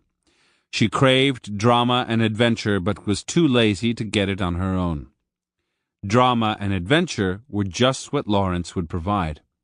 Instead of feeling trapped, she had the freedom to leave him at any moment. Instead of ignoring her, he criticized her constantly. At least he was paying attention, never taking her for granted. Instead of comfort and boredom, he gave her adventure and romance. The fights he picked with ritualistic frequency also ensured non-stop drama and the space for a powerful reconciliation. He inspired a touch of fear in her, which kept her off balance, never quite sure of him. As a result, the relationship never grew stale. It kept renewing itself. If it's integration you're after, seduction must never stop. Otherwise, boredom will creep in. And the best way to keep the process going is often to inject intermittent drama. This can be painful, opening old wounds, stirring up jealousy, withdrawing a little. Don't confuse this behavior with nagging or carping criticism. This pain is strategic, designed to break up rigid patterns. On the other hand, it can also be pleasant. Think about proving yourself all over again, paying attention to nice little details, creating new temptations. In fact, you should mix the two aspects, for too much pain or pleasure will not prove seductive. You're not repeating the first seduction, for the target has already surrendered. You're simply supplying tiny jolts, little wake-up calls that show two things. You have not stopped trying, and they cannot take you for granted. The little jolt will stir up the old poison, stoke the embers, bring you temporarily back to the beginning when your involvement had a most pleasant freshness and tension. Remember, comfort and security are the death of seduction. A shared journey with a little bit of hardship will do more to create a deep bond than will expensive gifts and luxuries. The young are right to not care about comfort in matters of love, and when you return to that sentiment, a youthful spark will reignite. Number 5. In 1652, the famous French courtesan Ninon de l'Enclos met and fell in love with the Marquis de Villarceau. Ninon was a libertine. Philosophy and pleasure were more important to her than love. But the Marquis inspired new sensations. He was so bold, so impetuous, that for once in her life she let herself lose a little control. The Marquis was possessive, a trait she normally abhorred. but in him it seemed natural, almost charming. He simply couldn't help himself. And so Ninon accepted his conditions. There were to be no other men in her life. For her part, she told him that she would accept no money or gifts from him. This was to be about love, nothing else.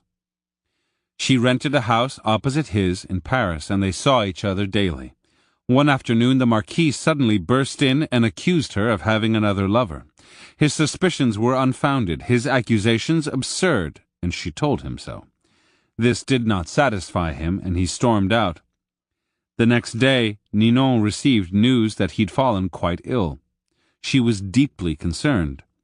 As a desperate recourse, a sign of her love and submission, she decided to cut off her beautiful long hair, for which she was famous, and send it to him. The gesture worked. The Marquis recovered, and they resumed their affair still more passionately. Friends and former lovers complained of her sudden transformation into the devoted woman, but she didn't care. She was happy. Now Ninon suggested that they go away together. The Marquis, a married man, could not take her to his chateau, but a friend offered his own in the country as a refuge for the lovers. Weeks became months, and their little stay turned into a prolonged honeymoon. Slowly, though, Ninon had the feeling that something was wrong. The Marquis was acting more like a husband. Although he was as passionate as before, he seemed so confident, as if he had certain rights and privileges that no other man could expect. The possessiveness that once had charmed her began to seem oppressive. Nor did he stimulate her mind. She could get other men, and equally handsome ones, to satisfy her physically, without all that jealousy. Once this realization set in, Ninon wasted no time. She told the Marquis that she was returning to Paris and that it was over for good. He begged and pleaded his case with much emotion. How could she be so heartless? Although moved, Ninon was firm. Explanations would only make it worse.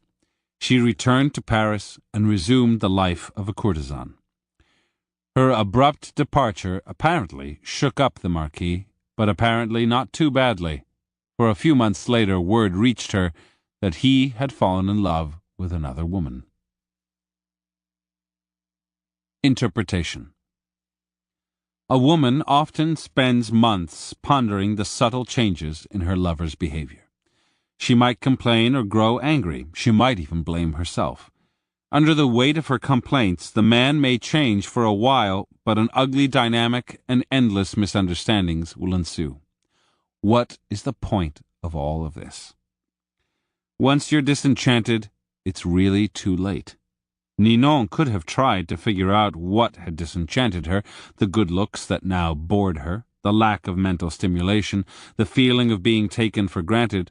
But why waste time figuring it out? The spell was broken, so she moved on. She didn't bother to explain, to worry about de Villasso's feelings, to make it all soft and easy for him. She simply left. The person who seems so considerate of the other, who tries to mend things or make excuses, is really just timid. Being kind in such matters can be rather cruel. The Marquis was able to blame everything on his mistress's heartless, fickle nature. His vanity and pride intact, he could easily move on to another affair and put her behind him. Not only does the long, lingering death of a relationship cause your partner needless pain, it will have long-term consequences for you as well, making you more skittish in the future and weighing you down with guilt. Never feel guilty, even if you were both the seducer and the one who now feels disenchanted. It's not your fault. Nothing can last forever. You have created pleasure for your victims, stirring them out of their rut. If you make a clean, quick break, in the long run, they will appreciate it. The more you apologize, the more you insult their pride, stirring up negative feelings that will reverberate for years. Spare them the disingenuous explanations that only complicate matters. The victim should be sacrificed, not tortured. Number 6. After 15 years under the rule of Napoleon Bonaparte, the French were exhausted. Too many wars, too much drama. When Napoleon was defeated in 1814 and was imprisoned on the island of Elba, the French were more than ready for peace and quiet. The Bourbons, the royal family deposed by the Revolution of 1789, returned to power. The king was Louis XVIII. He was fat, boring, and pompous, but at least there would be peace. Then, in February of 1815, news reached France of Napoleon's dramatic escape from Elba with 7 small ships and 1,000 men. He could head for America, start all over, but instead, he was just crazy enough to land at Cannes. What was he thinking? 1,000 men against all the armies of France? He set off toward Grenoble with his ragtag army. One, at least, had to admire his courage, his insatiable love of glory and of France. Then, too, the French peasantry were spellbound at the sight of their former emperor. This man, after all, had redistributed a great deal of land to them, which the new king was trying to take back. They swooned at the sight of his famous eagle standards, revivals of symbols from the Revolution. They left their fields and joined his march. Outside Grenoble, the first of the troops that the king sent to stop Napoleon caught up with him. Napoleon dismounted and walked on foot toward them. "Soldiers of the 5th Army Corps," he cried out, "don't you know me? If there is one among you who wishes to kill his emperor, let him come forward and do so. Here I am." He threw open his gray cloak, inviting them to take aim. There was a moment of silence, and then, from all sides, cries rang out of "Vive l'Empereur!" Long live the emperor!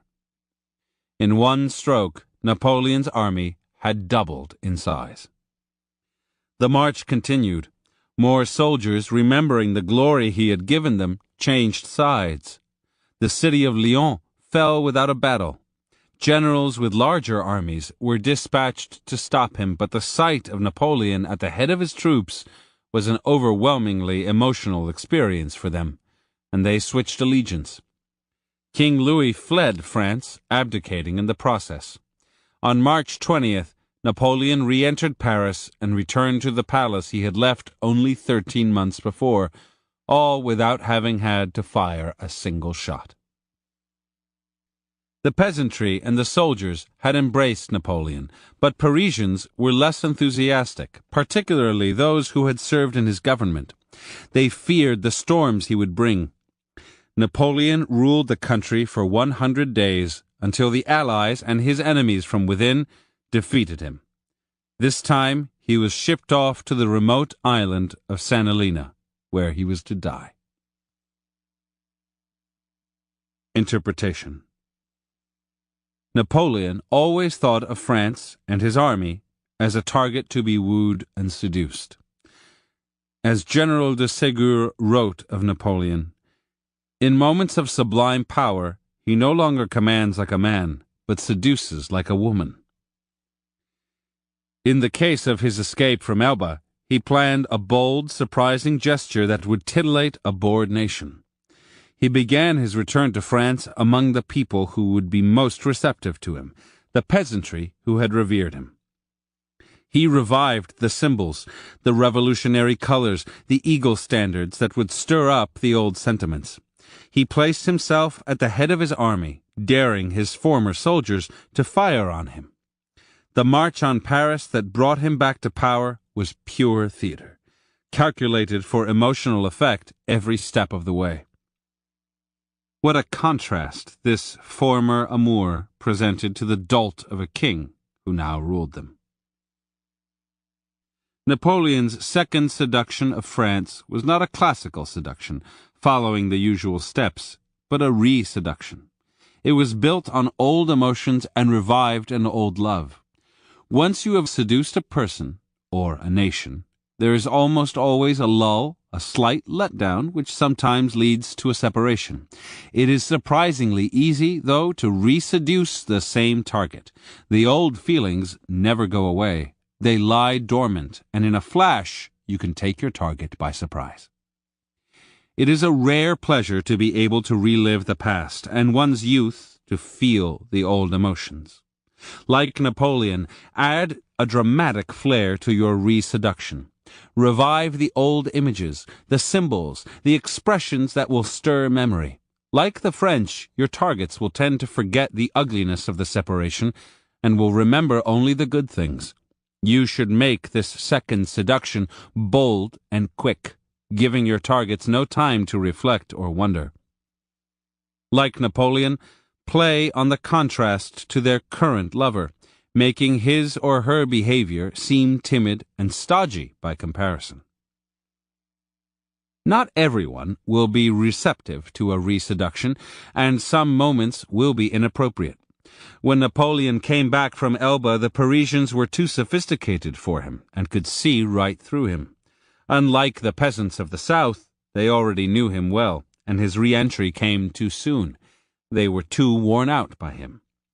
If you want to re-seduce someone, choose one who doesn't know you so well, whose memories of you are cleaner, who is less suspicious by nature, and who is dissatisfied with present circumstances.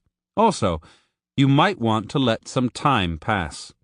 Time will restore your luster and make your faults fade away.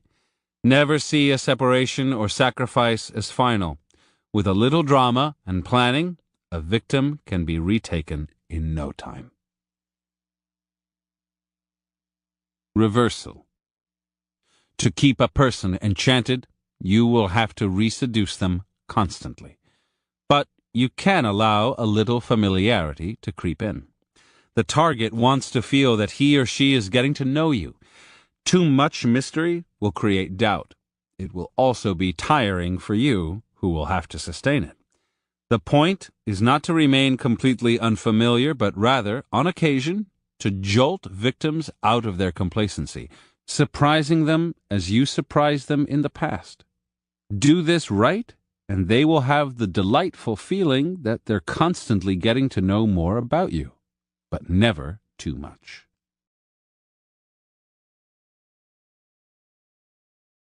Appendix A.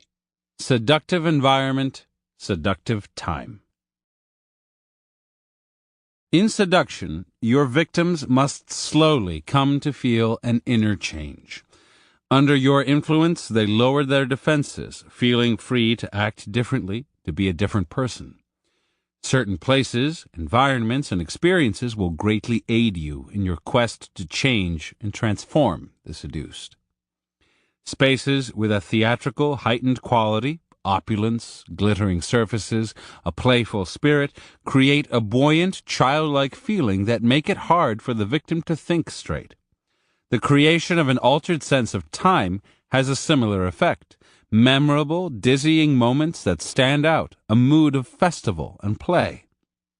You must make your victims feel that being with you gives them a different experience from being in the real world.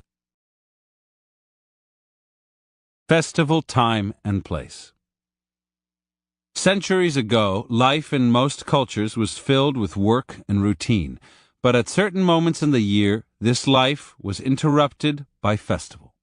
During these festivals, Saturnalias of ancient Rome, the Maypole festivals of Europe, the great potlatches of the Chinook Indians, work in the fields or marketplace stopped. The entire tribe or town gathered in a sacred space set apart for the festival. Temporarily relieved of duty and responsibility, people were granted license to run amok. They would wear masks or costumes which gave them other identities, sometimes those of powerful figures reenacting the great myths of their culture. The festival was a tremendous release from the burdens of daily life. It altered people's sense of time, bringing moments in which they stepped outside of themselves. Time seemed to stand still. Something like this experience can still be found in the world's great surviving carnivals. The festival represented a break in a person's daily life, a radically different experience from routine.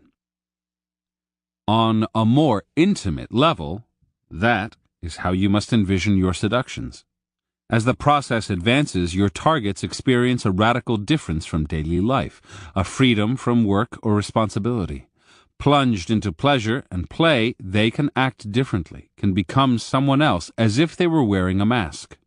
The time you spend with them is devoted to them and nothing else. Instead of the usual rotation of work and rest, you are giving them grand, dramatic moments that stand out. You bring them to places unlike the places they see in daily life, heightened, theatrical places. Physical environment strongly affects people's moods. A place dedicated to pleasure and play insinuates thoughts of pleasure and play. When your victims return to their duties and to the real world, they feel the contrast strongly, and they'll start to crave that other place into which you've drawn them. What you're essentially creating is festival time and place. Moments when the real world stops and fantasy takes over. Our culture no longer supplies such experiences, and people yearn for them.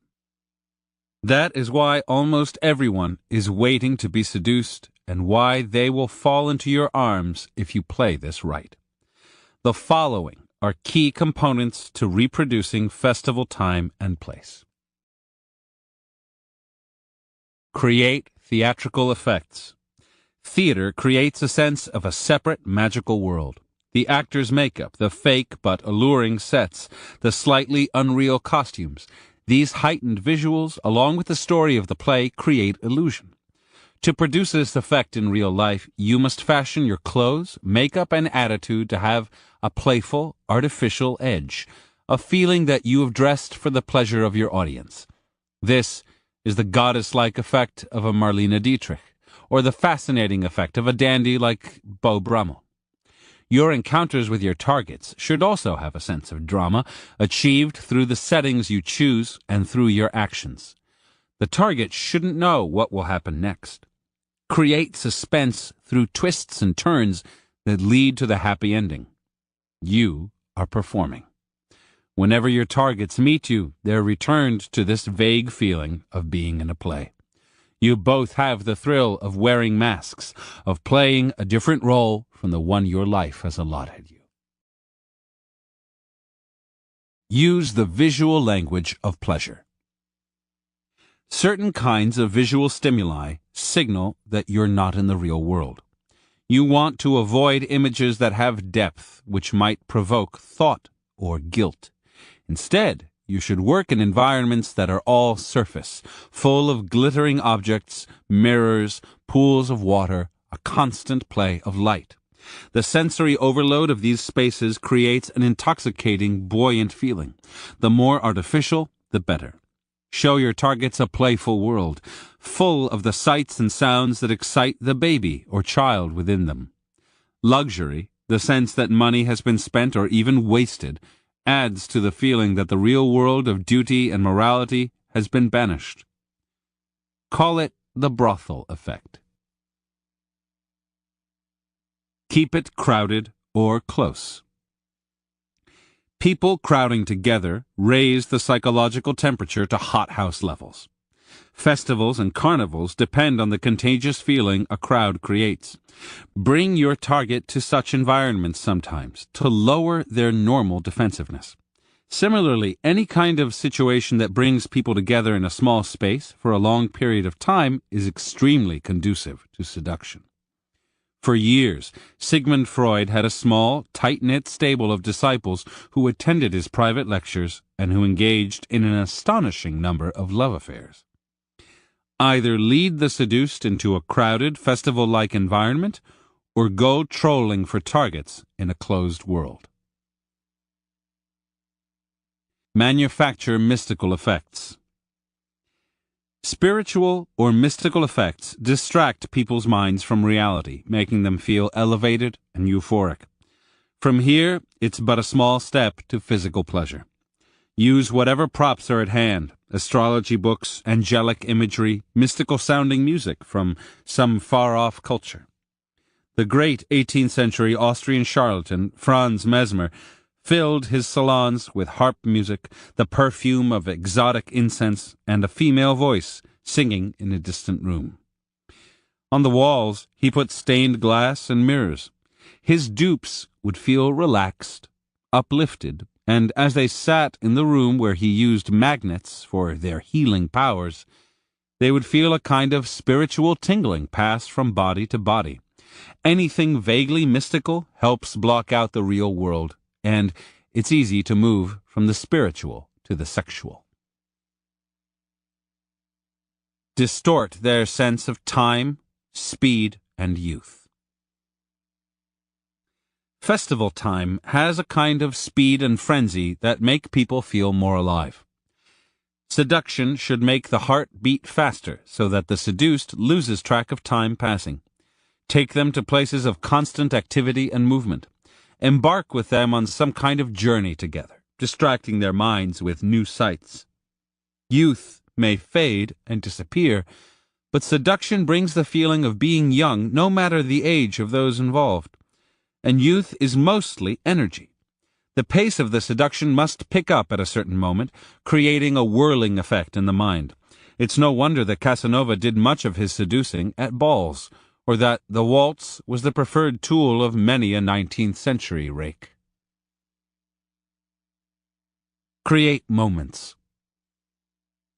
Everyday life is a drudgery in which the same actions endlessly repeat. The festival, on the other hand, we remember as a moment when everything was transformed, when a little bit of eternity and myth entered our lives. Your seduction must have such peaks, moments when something dramatic happens and time is experienced differently. You must give your targets such moments, whether by staging the seduction in a place, a carnival, a theater, where they naturally occur, or by creating them yourself with dramatic actions that stir up strong emotions. Those moments should be pure leisure and pleasure. No thoughts of work or morality can intrude. Madame de Pompadour, the mistress of King Louis XV, had to reseduce her easily bored lover every few months. Intensely creative, she devised parties, balls, games, a little theater at Versailles. The seduced revels in affairs like this, sensing the effort you've expended to divert and enchant them. Scenes from seductive time and place. Number 1. Around the year 1710, a young man whose father was a prosperous wine dealer in Osaka, Japan, found himself daydreaming more and more. He worked night and day for his father, and the burden of family life and all of its duties was oppressive. Like every young man, he had heard of the pleasure districts of the city, the quarters where the normally strict laws of the shogunate could be violated. It was here that you would find the ukiyo, the floating world of transient pleasures, a place where actors and courtesans ruled. This was what the young man was daydreaming about. Biding his time, he managed to find an evening when he could slip out unnoticed. He headed straight for the pleasure quarters. This was a cluster of buildings, restaurants, exclusive clubs, tea houses, that stood out from the rest of the city by their magnificence and color. The moment the young man stepped into it, he knew he was in a different world. Actors wandered the streets in elaborately dyed kimonos. They had such manners and attitudes as if they were still on stage. The streets bustled with energy. The pace was fast. Bright lanterns stood out against the night, as did the colorful posters for the nearby kabuki theater. The women had a completely different air about them. They stared at him brazenly, acting with the freedom of a man. He caught sight of an onagata, one of the men who played female roles in the theater, a man more beautiful than most women he had seen, and whom the passers-by treated like royalty. The young man saw other young men like himself entering a tea-house, so he followed them in. Here, the highest class of courtesans, the great taiyus, plied their trade. A few minutes after the young man sat down, he heard a noise and bustle, and down the stairs came a few of the taiyus, followed by musicians and jesters. The women's eyebrows were shaved, replaced by a thick black painted line. Their hair was swept up in a perfect fold, and he had never seen such beautiful kimonos. The taiyus seemed to float across the floor, using different kinds of steps, suggestive, creeping, cautious, etc., depending on whom they were approaching and what they wanted to communicate to him. They ignored the young men. He had no idea how to invite them over, but he noticed that some of the older men had a way of bantering with them that was a language all its own. The wine began to flow, music was played, and finally some lower-level courtesans came in. By then the young man's tongue was loosened. These courtesans were much friendlier, and the young man began to lose all track of time. Later he managed to stagger home, and only the next morning did he realize how much money he'd spent. If father ever found out... Yet a few weeks later, he was back. Like hundreds of such sons in Japan, whose stories filled the literature of the period, he was on the path towards squandering his father's wealth on the floating world. Seduction is another world into which you initiate your victims. Like the ukiyo, it depends on a strict separation from the day-to-day world. When your victims are in your presence, the outside world, with its morality, its codes, its responsibilities, is banished. Anything is allowed, particularly anything normally repressed. The conversation is lighter and more suggestive. Clothes and places have a touch of theatricality. The license exists to act differently, to be someone else without any heaviness or judging. It is a kind of concentrated psychological floating world that you create for the others, and it becomes addictive. When they leave you and return to their routines, they are doubly aware of what they're missing. The moment they crave the atmosphere you have created, the seduction is complete. As in the floating world, money is to be wasted. Generosity and luxury go hand in hand with a seductive environment. Number 2. It began in the early 1960s. People would come to Andy Warhol's New York studio, soak up the atmosphere, and stay a while. Then, in 1963, the artist moved into a new Manhattan space, and a member of his entourage covered some of the walls and pillars in tinfoil and spray-painted a brick wall and other things silver. A red quilted couch in the center, some 5-foot-high plastic candy bars, a turntable that glittered with tiny mirrors, and helium-filled silver pillows that floated in the air completed the set. Now the L-shaped space became known as the factory, and a scene began to develop. More and more people started showing up. Why not just leave the door open, Andy reasoned, and come what may? During the day, while Andy would work on his paintings and films, people would gather, actors, hustlers, drug dealers, other artists. And the elevator would keep groaning all night as the beautiful people began to make the place their home. Here might be Montgomery Clift, nursing a drink by himself. Over there, a beautiful young socialite chatting with a drag queen and a museum curator. They kept pouring in, all of them young and glamorously dressed.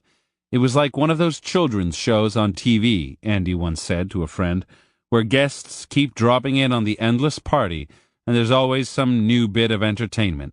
And that was indeed what it seemed like, with nothing serious happening, just lots of talk and flirting and flashbulbs popping and endless posing, as if everyone were in a film. The museum curator would begin to giggle like a teenager, and the socialite would flounce about like a hooker. By midnight, everyone would be packed together. You could hardly move. The band would arrive, the light show would begin, and it would all careen in a new direction, wilder and wilder. Somehow the crowd would disperse at some point.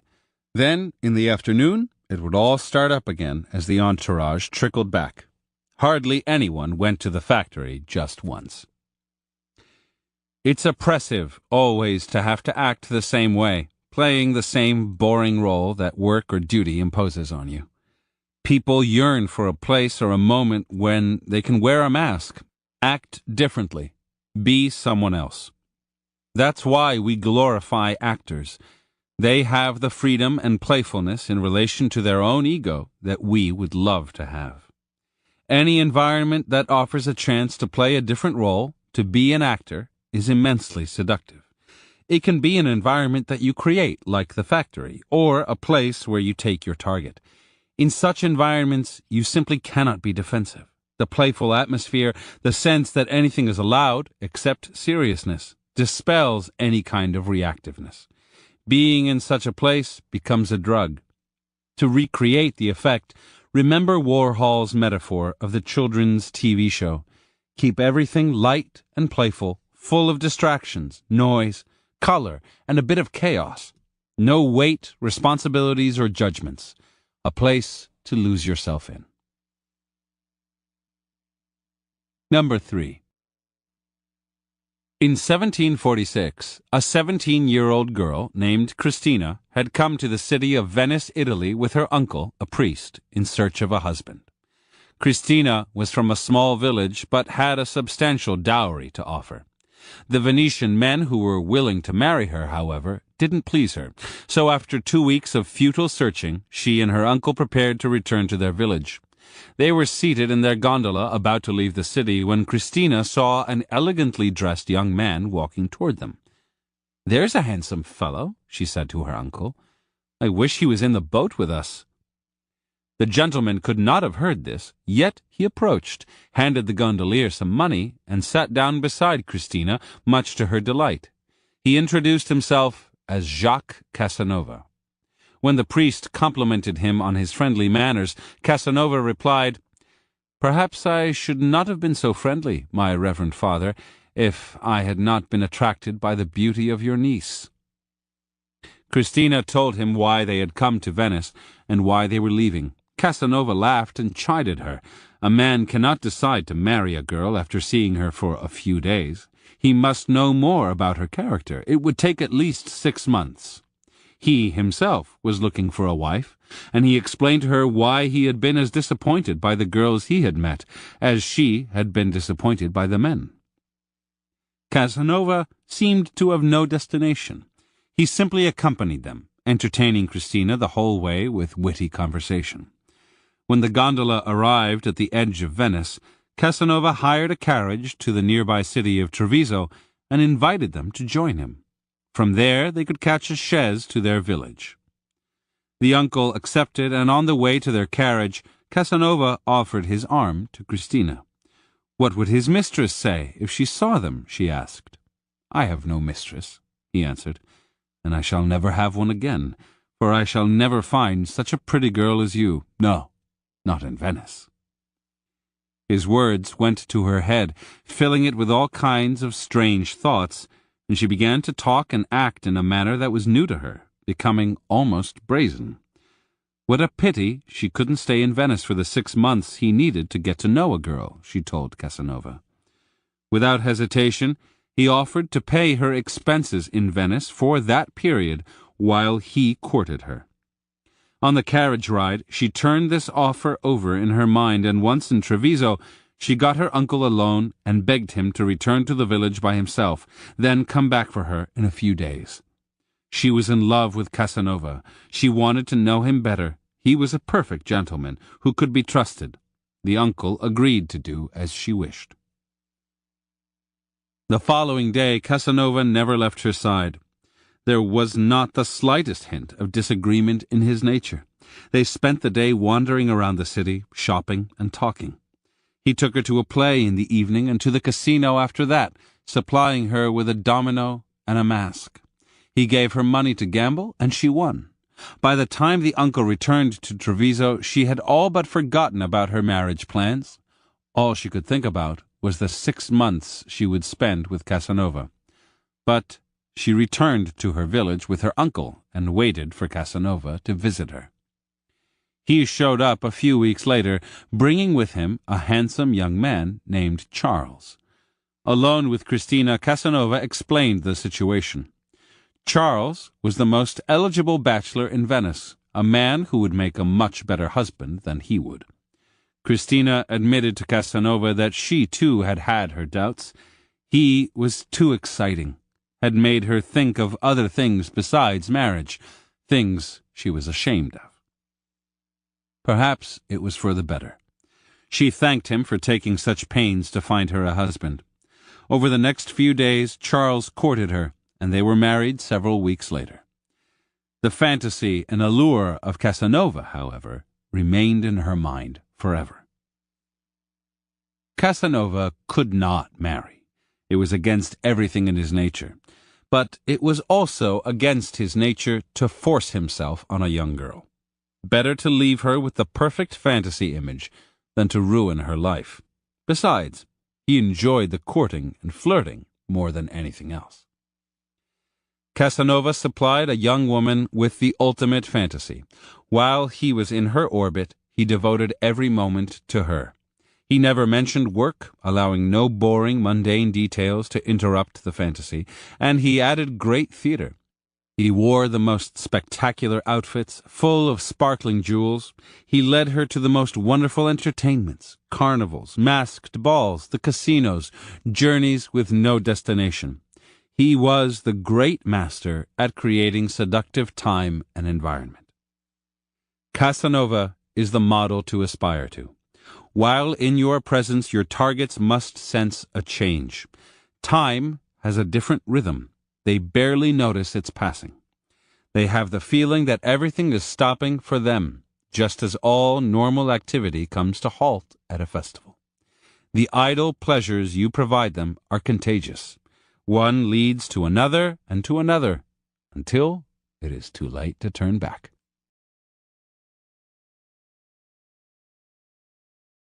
Appendix B.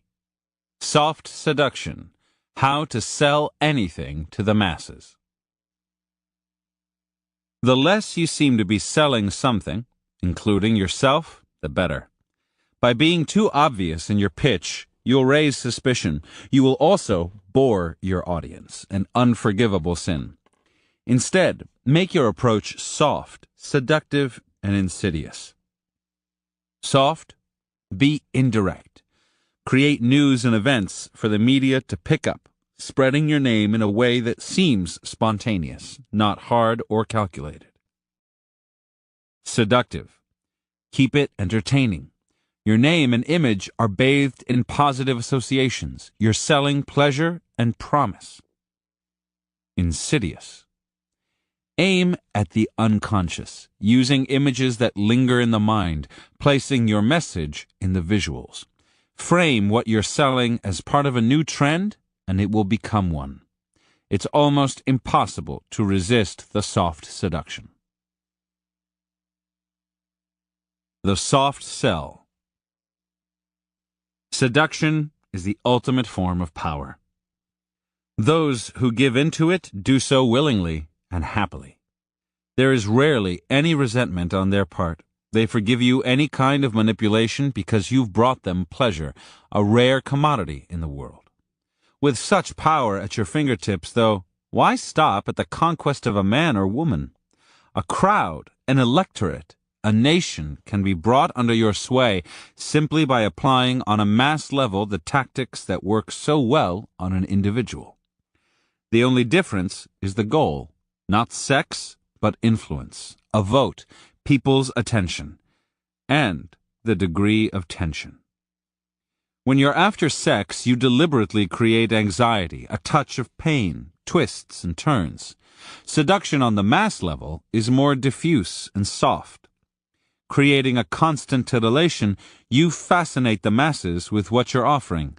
They pay attention to you because it is pleasant to do so. Let's say your goal is to sell yourself as a personality, a trendsetter, a candidate for office. There are two ways to go: the hard sell, the direct approach, and the soft sell, the indirect approach. In the hard sell, you state your case strongly and directly, explaining why your talents, your ideas, your political message are superior to anyone else's. You tout your achievements, quote statistics, bring in expert opinions, even go so far as to induce a bit of fear if the audience ignores your message. The approach is a tad aggressive and might have unwanted consequences. Some people will be offended, resisting your message, even if what you say is true. Others will feel you're manipulating them. Who can trust experts in statistics? And why are you trying so hard? You'll also grate on people's nerves, becoming unpleasant to listen to. In a world in which you cannot succeed without selling to large numbers, the direct approach won't take you far. The soft sell, on the other hand, has the potential to draw in millions because it's entertaining, gentle on the ears, and can be repeated without irritating people. The technique was invented by the great charlatans of 17th century Europe. To peddle their elixirs and alchemic concoctions, they would first put on a show. Clowns, music, vaudeville-type routines that had nothing to do with what they were selling.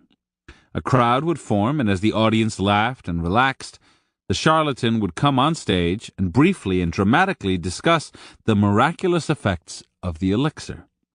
By honing this technique, the charlatans discovered that instead of selling a few dozen bottles of the dubious medicine, they were suddenly selling scores or even hundreds. In the centuries since, publicists, advertisers, political strategists, and others have taken this method to new heights. But the rudiments of the soft sell remain the same. First, bring pleasure by creating a positive atmosphere around your name or message. Induce a warm, relaxed feeling. Never seem to be selling something. That will look manipulative and suspicious. Instead, let entertainment value and good feelings take center stage, sneaking the sale through the side door. And in that sale, you don't seem to be selling yourself or a particular idea or candidate. You are selling a lifestyle, a good mood, a sense of adventure, a feeling of hipness, or a neatly packaged rebellion. Here are some of the key components of the soft sell. Appear as news, never as publicity. First impressions are critical. If your audience first sees you in the context of an advertisement or publicity item, you instantly join the mass of other advertisements screaming for attention, and everyone knows that advertisements are artful manipulations, a kind of deception. So, for your first appearance in the public eye, manufacture an event, some kind of attention-getting situation that the media will inadvertently pick up, as if it were news. People pay more attention to what is broadcast as news. It seems more real. You suddenly stand out from everything else, if only for a moment, but that moment has more credibility than hours of advertising time. The key is to orchestrate the details thoroughly, creating a story with dramatic impact and movement, tension and resolution. The media will cover it for days. Conceal your real purpose to sell yourself at any cost. Stir basic emotions. Never promote your message through a rational, direct argument. That will take effort on your audience's part and will not gain its attention. Aim for the heart, not the head. Design your words and images to stir basic emotions, lust, patriotism, family values. It's easier to gain and hold people's attention once you've made them think of their family, their children, their future. They feel stirred, uplifted. Now, you have their attention and the space to insinuate your true message. Days later, the audience will remember your name, and remembering your name is half the game. Similarly, find ways to surround yourself with emotional magnets, war heroes, children, saints, small animals, whatever it takes. Make your appearance bring these emotionally positive associations to mind, giving you extra presence. Never let these associations be defined or created for you, and never leave them to chance. Make the medium the message. Pay more attention to the form of your message than to the content. Images are more seductive than words, and visuals, soothing colors, appropriate backdrop, the suggestion of speed or movement, should actually be your real message. The audience may focus superficially on the content or moral you're preaching, but they're really absorbing the visuals, which get under their skin and stay there longer than any words or preachy pronouncements. Your visuals should have a hypnotic effect. They should make people feel happy or sad, depending on what you want to accomplish. And the more they're distracted by visual cues, the harder it will be for them to think straight or to see through your manipulations. Speak the target's language. Be chummy. At all costs, avoid appearing superior to your audience. Any hint of smugness, the use of complicated words or ideas, quoting too many statistics, all that is fatal. Instead, make yourself seem equal to your targets and on intimate terms with them. You understand them. You share their spirit, their language. If people are cynical about the manipulations of advertisers and politicians, exploit their cynicism for your own purposes. Portray yourself as one of the folk, warts and all. Show that you share your audience's skepticism by revealing the tricks of the trade.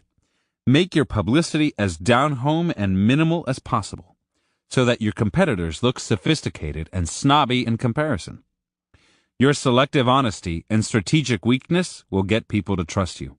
You are the audience's friend and intimate. Enter their spirit, and they will relax and listen to you. Start a chain reaction. Everyone is doing it.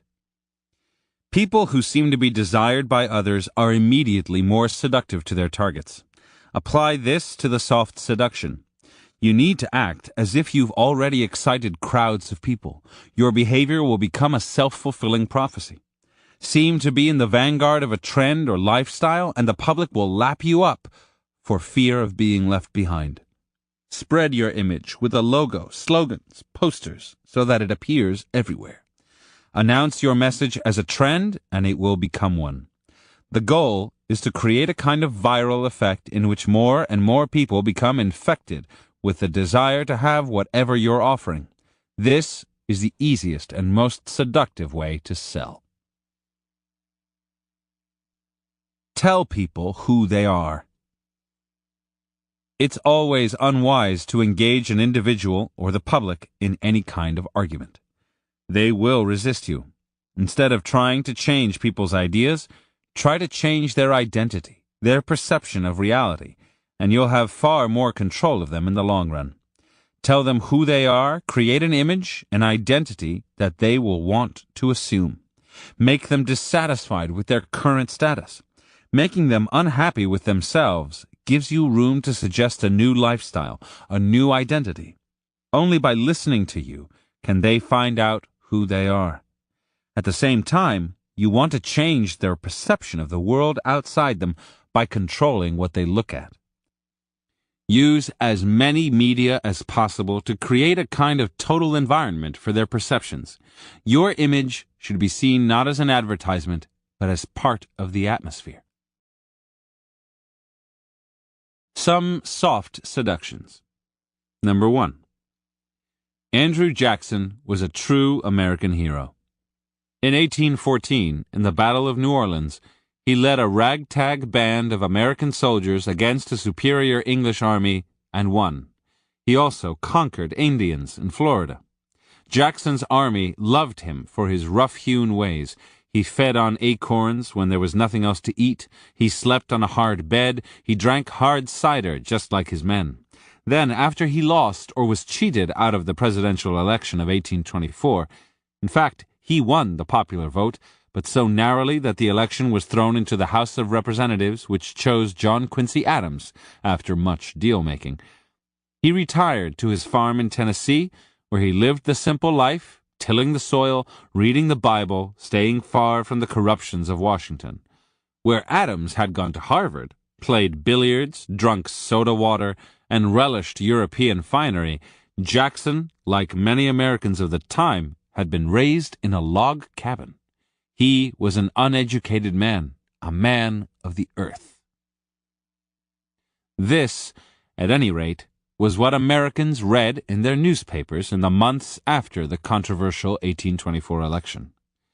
Spurred on by these articles, people in taverns and halls across the country began talking of how the war hero Andrew Jackson had been wronged, how an insidious aristocratic elite was conspiring to take over the country.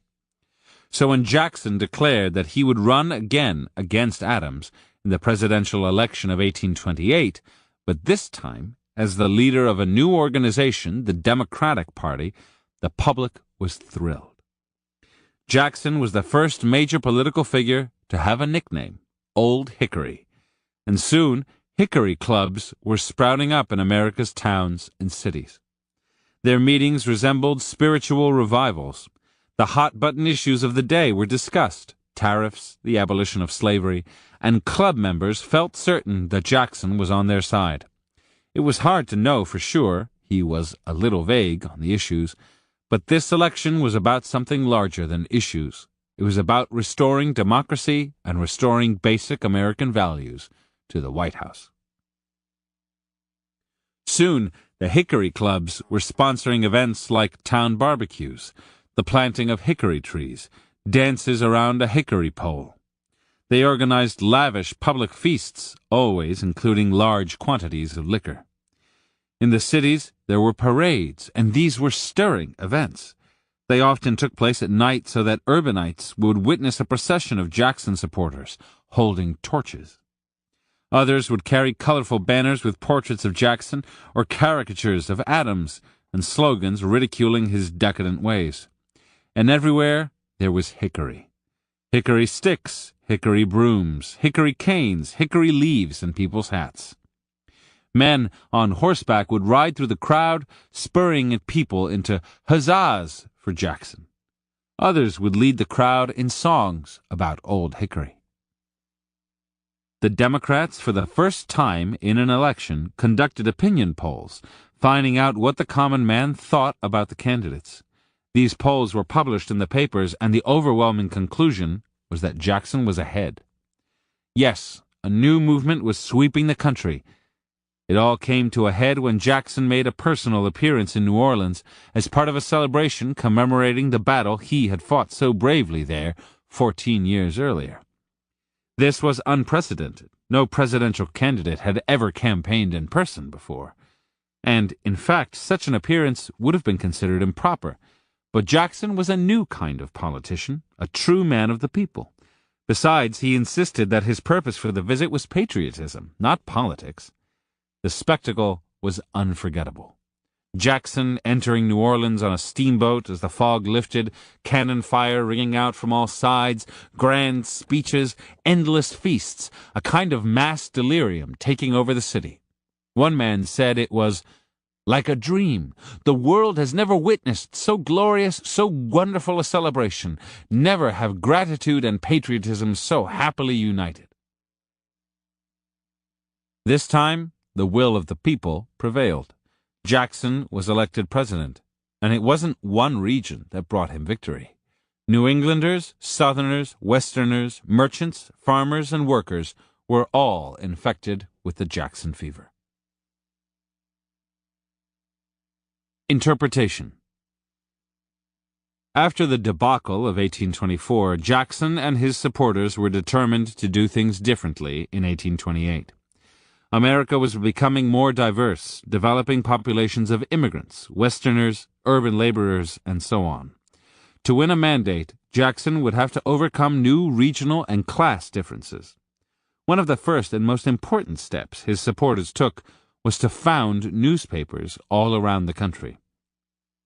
While he himself seemed to have retired from public life, these papers promulgated an image of him as the wronged war hero, the victimized man of the people.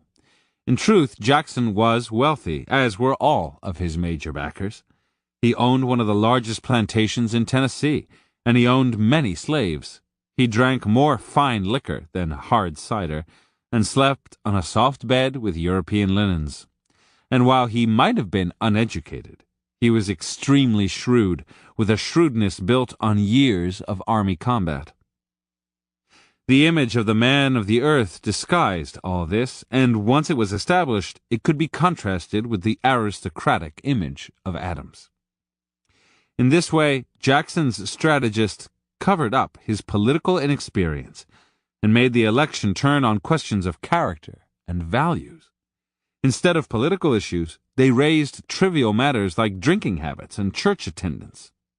To keep up the enthusiasm, they staged spectacles that seemed to be spontaneous celebrations, but in fact were carefully choreographed. The support for Jackson seemed to be a movement, as evidenced and advanced by the opinion polls. The event in New Orleans, hardly non-political, and Louisiana was a swing state, bathed Jackson in an aura of patriotic, quasi-religious grandeur. Society has fractured into smaller and smaller units.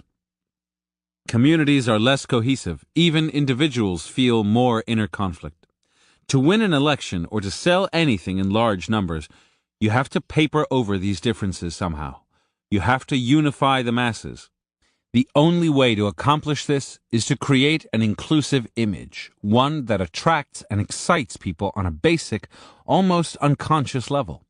You're not talking about the truth or about reality. You are forging a myth. Myths create identification. Build a myth about yourself, and the common people will identify with your character, your plight, your aspirations, just as you identify with theirs. This image should include your flaws, highlight the fact that you're not the best orator, the most educated man, the smoothest politician. Seeming human and down-to-earth disguises the manufactured quality of your image. To sell this image, you need to have the proper vagueness. It's not that you avoid talk of issues and details, that will make you seem insubstantial, but that all your talk of issues is framed within the softer context of character, values, and vision. You want to lower taxes, say, because it will help families, and you are a family person. You must not only be inspiring, but also entertaining. That is a popular, friendly touch. This strategy will infuriate your opponents who will try to unmask you, reveal the truth behind the myth, but that will only make them seem smug, over-serious, defensive, and snobbish. That now becomes part of their image, and it will help sink them. Number 2. On Easter Sunday, March 31st, 1929, New York churchgoers began to pour onto Fifth Avenue after the morning service for the annual Easter parade. The streets were blocked off, and as had been the custom for years, people were wearing their finest outfits, women in particular showing off the latest in spring fashions. But this year, the promenaders on Fifth Avenue noticed something else. 2 young women were coming down the steps of St. Thomas's Church. At the bottom, they reached into their purses, took out cigarettes, Lucky Strikes, and lit up. Then they walked down the avenue with their escorts, laughing and puffing away. A buzz went through the crowd. Women had only recently begun smoking cigarettes, and it was considered improper for a lady to be seen smoking in the street. Only a certain kind of woman would do that. These 2, however, were elegant and fashionable. People watched them intently and were further astounded several minutes later when they reached the next church along the avenue. Here, 2 more young ladies, equally elegant and well-bred, left the church, approached the 2 holding cigarettes, and, as if suddenly inspired to join them, pulled out Lucky Strikes of their own and asked for a light. Now the 4 women were marching together down the avenue. They were steadily joined by more, and soon 10 young women were holding cigarettes in public, as if nothing were more natural.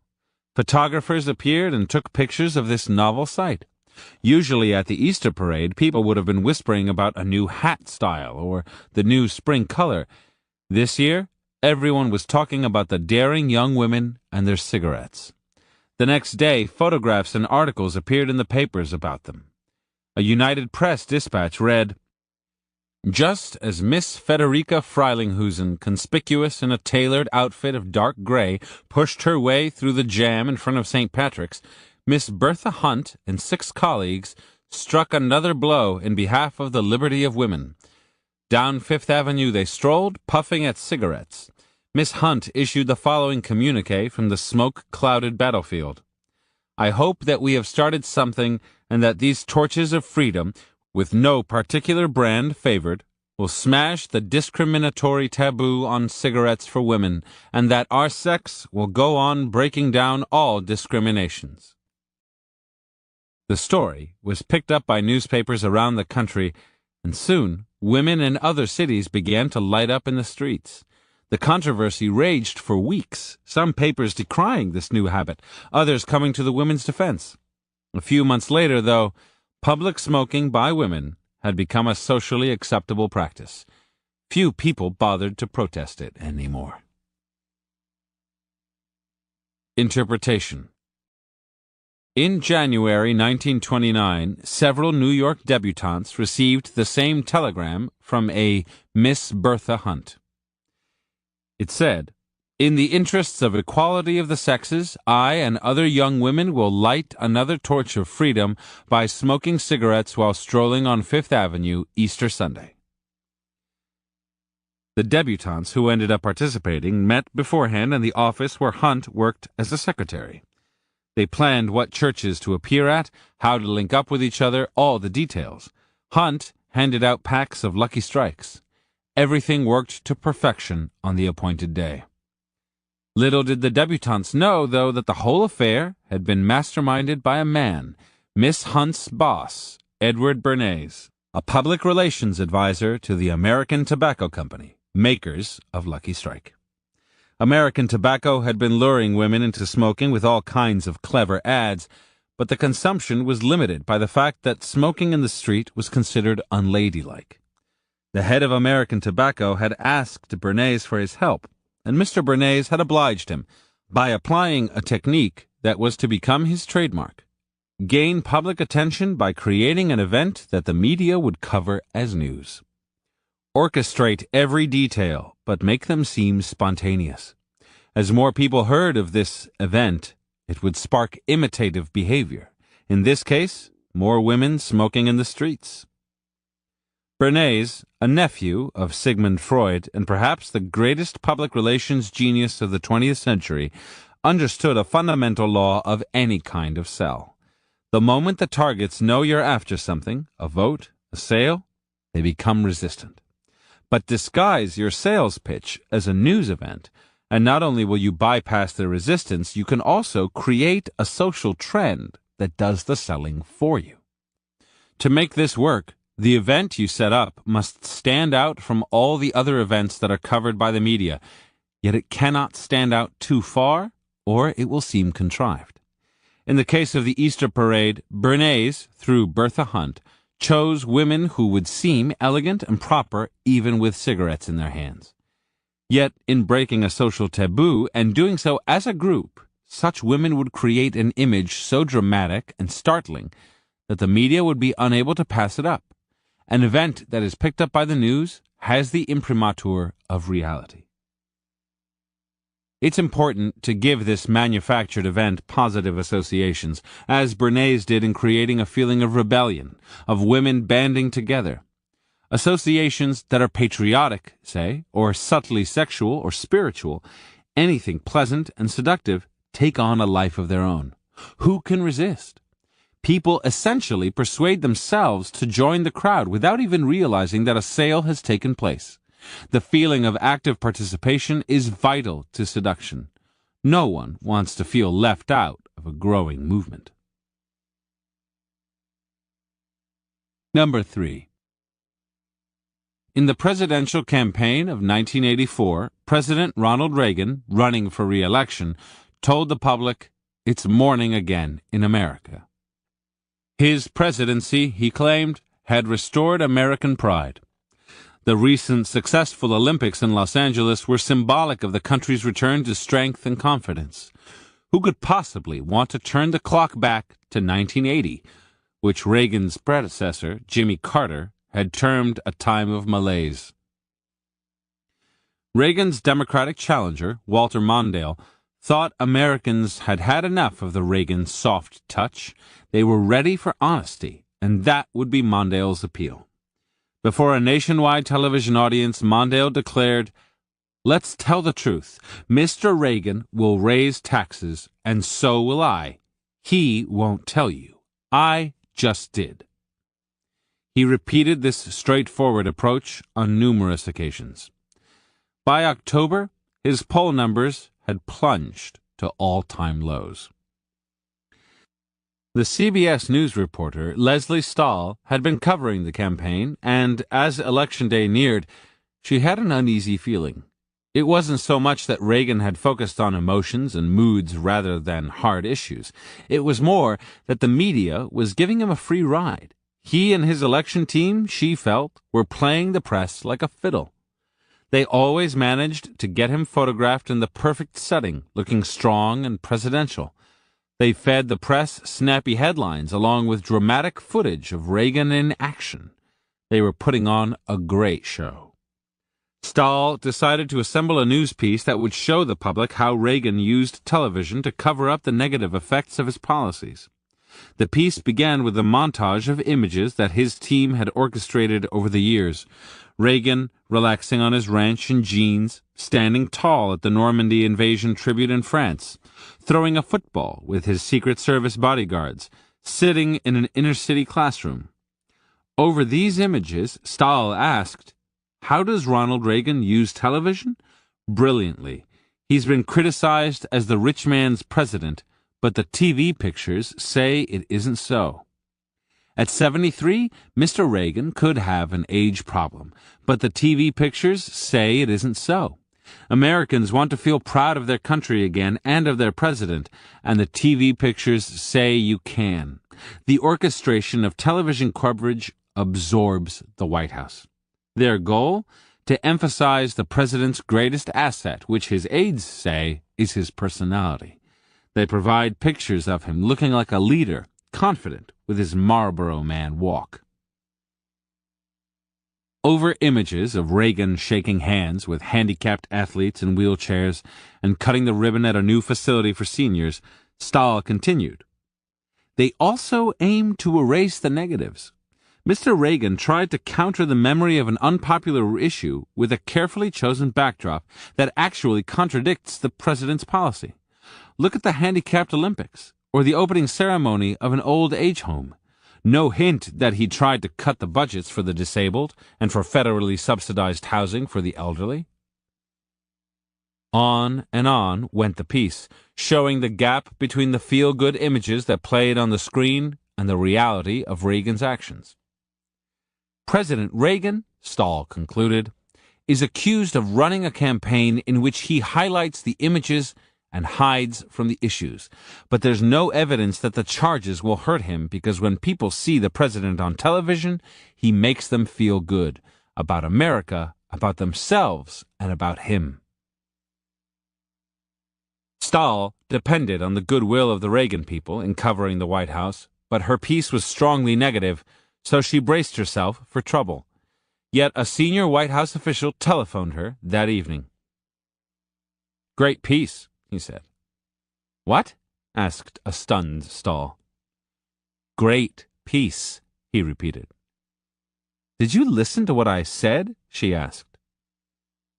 "Leslie, when you're showing 4.5 minutes of great pictures of Ronald Reagan, no one listens to what you say.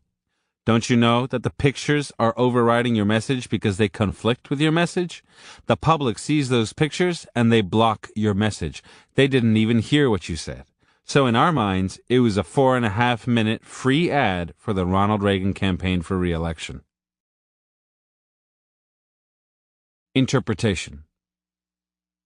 Most of the men who worked on communications for Reagan had a background in marketing. They knew the importance of telling a story crisply, sharply, and with good visuals.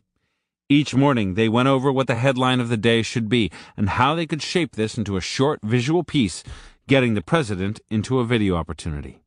They paid detailed attention to the backdrop behind the president in the Oval Office, to the way the camera framed him when he was with other world leaders, and to having him filmed in motion with his confident walk. The visuals carried the message better than any words could do. As one Reagan official said, "What are you going to believe, the facts or your eyes?" Free yourself from the need to communicate in the normal, direct manner, and you will present yourself with greater opportunities for the soft sell. Make the words you say unobtrusive, vague, alluring, and pay much greater attention to your style, the visuals, the story they tell. Convey a sense of movement and progress by showing yourself in motion. Express confidence not through facts and figures, but through colors and positive imagery, appealing to the infant in everyone. Let the media cover you unguided, and you are at their mercy. So turn the dynamic around. The press need drama and visuals? Provide them. It's fine to discuss issues or truth as long as you package it entertainingly. Remember, images linger in the mind long after words are forgotten. Do not preach to the public. That never works. Learn to express your message through visuals that insinuate positive emotions and happy feelings. Number 4. In 1919, the movie press agent Harry Reichenbach was asked to do advance publicity for a picture called The Virgin of Stamboul. It was the usual romantic potboiler in an exotic locale, and normally a publicist would mount a campaign with alluring posters and advertisements. But Harry never operated the usual way. He had begun his career as a carnival barker, and there, the only way to get the public into your tent was to stand out from the other barkers. So Harry dug up 8 scruffy Turks, whom he found living in Manhattan, dressed them up in costumes, flowing sea green trousers, gold crescented turbans, provided by the movie studio, rehearsed them in every line and gesture, and checked them into an expensive hotel. Word quickly spread to the newspapers, with a little help from Harry, that a delegation of Turks had arrived in New York on a secret diplomatic mission. Reporters converged on the hotel. Since his appearance in New York was clearly no longer a secret, the head of the mission, Sheikh Ali bin Mohammed, invited them up to his suite. The newspaper men were impressed by the Turks' colorful outfits, salams, and rituals. The sheikh then explained why he had come to New York. A beautiful young woman named Sari, known as the Virgin of Stamboul, had been betrothed to the sheikh's brother. An American soldier passing through had fallen in love with her and had managed to steal her from her home and take her to America. Her mother had died from grief. The sheikh had found out she was in New York and had come to bring her back. Mesmerized by the sheikh's colorful language and by the romantic tale he told, the reporters filled the papers with stories of the Virgin of Stamboul for the next several days. The sheikh was filmed in Central Park and feted by the cream of New York society.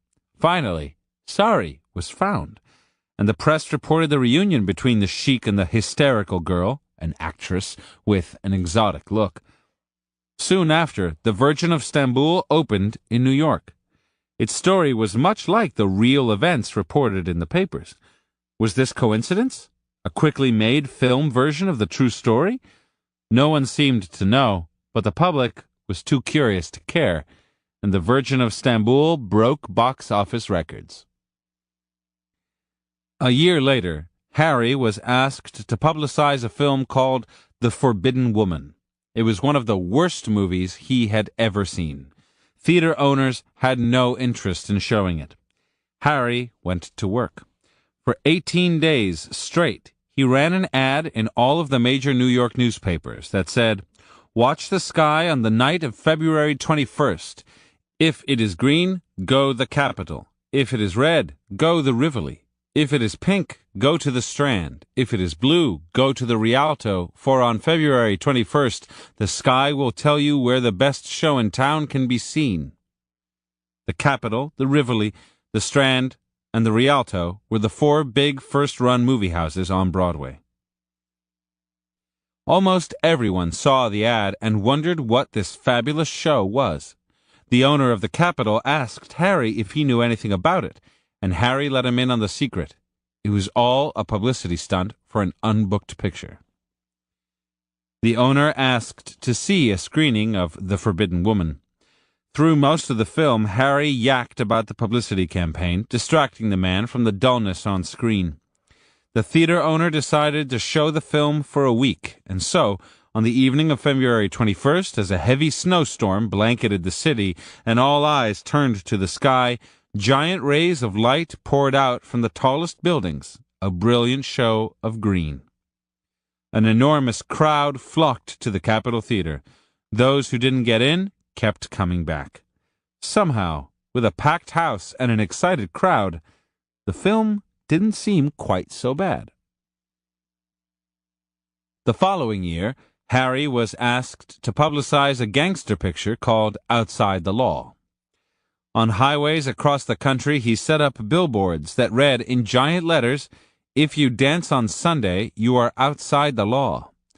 On other billboards, the word dance was replaced by play golf or play pool, and so on. On a top corner of the billboards was a shield bearing the initials PD. The public assumed this meant police department. Actually, it stood for Priscilla Dean, the star of the movie, and that the police, backed by religious organizations, were prepared to enforce decades-old blue laws prohibiting sinful activities on a Sunday. Suddenly, a controversy was sparked. Theater owners, golfing associations, and dance organizations led a counter-campaign against the blue laws. They put up their own billboards, exclaiming that if you did those things on Sunday, you were not outside the law, and issuing a call for Americans to have some fun in their lives. For weeks, the words outside the law were everywhere seen and everywhere on people's lips. In the midst of this, the film opened on a Sunday in 4 New York theaters simultaneously, something that had never happened before. And it ran for months throughout the country, also on Sundays. It was one of the big hits of the year. Interpretation. Harry Reichenbach, perhaps the greatest press agent in movie history, never forgot the lessons he had learned as a barker. The carnival is full of bright lights, color, noise, and the ebb and flow of the crowd. Such environments have profound effects on people. A clear-headed person could probably tell that the magic shows are fake, the fierce animals trained, the dangerous stunts relatively safe. But people want to be entertained. It's one of their greatest needs. Surrounded by color and excitement, they suspend their disbelief for a while and imagine that the magic and danger are real. They are fascinated by what seems to be both fake and real at the same time. Harry's publicity stunts merely recreated the carnival on a larger scale. He pulled people in with the lure of colorful costumes, a great story, irresistible spectacle. He held their attention with mystery, controversy, whatever it took. Catching a kind of fever, as they would at the carnival, they flocked without thinking to the films he publicized. The lines between fiction and reality, news and entertainment, are even more blurred today than in Harry Reichenbach's time. What opportunities that presents for soft seduction. The media is desperate for events with entertainment value, inherent drama. Feed that need. The public has a weakness for what seems both realistic and slightly fantastical, for real events with a cinematic edge. Play to that weakness. Stage events the way Bernays did, events the media can pick up as news. But here, you're not starting a social trend. You're after something more short-term, to win people's attention, to create a momentary stir, to lure them into your tent. Make your events and publicity stunts plausible and somewhat realistic, but make their colors a little brighter than usual, the characters larger than life, the drama higher. Provide an edge of sex and danger. You are creating a confluence of real life and fiction, the essence to any seduction. It's not enough, however, to win people's attention. You need to hold it long enough to hook them. This can always be done by sparking controversy, the way Harry liked to stir up debates about morals. While the media argues about the effect you're having on people's values, it is broadcasting your name everywhere and inadvertently bestowing upon you the edge that will make you so attractive to the public.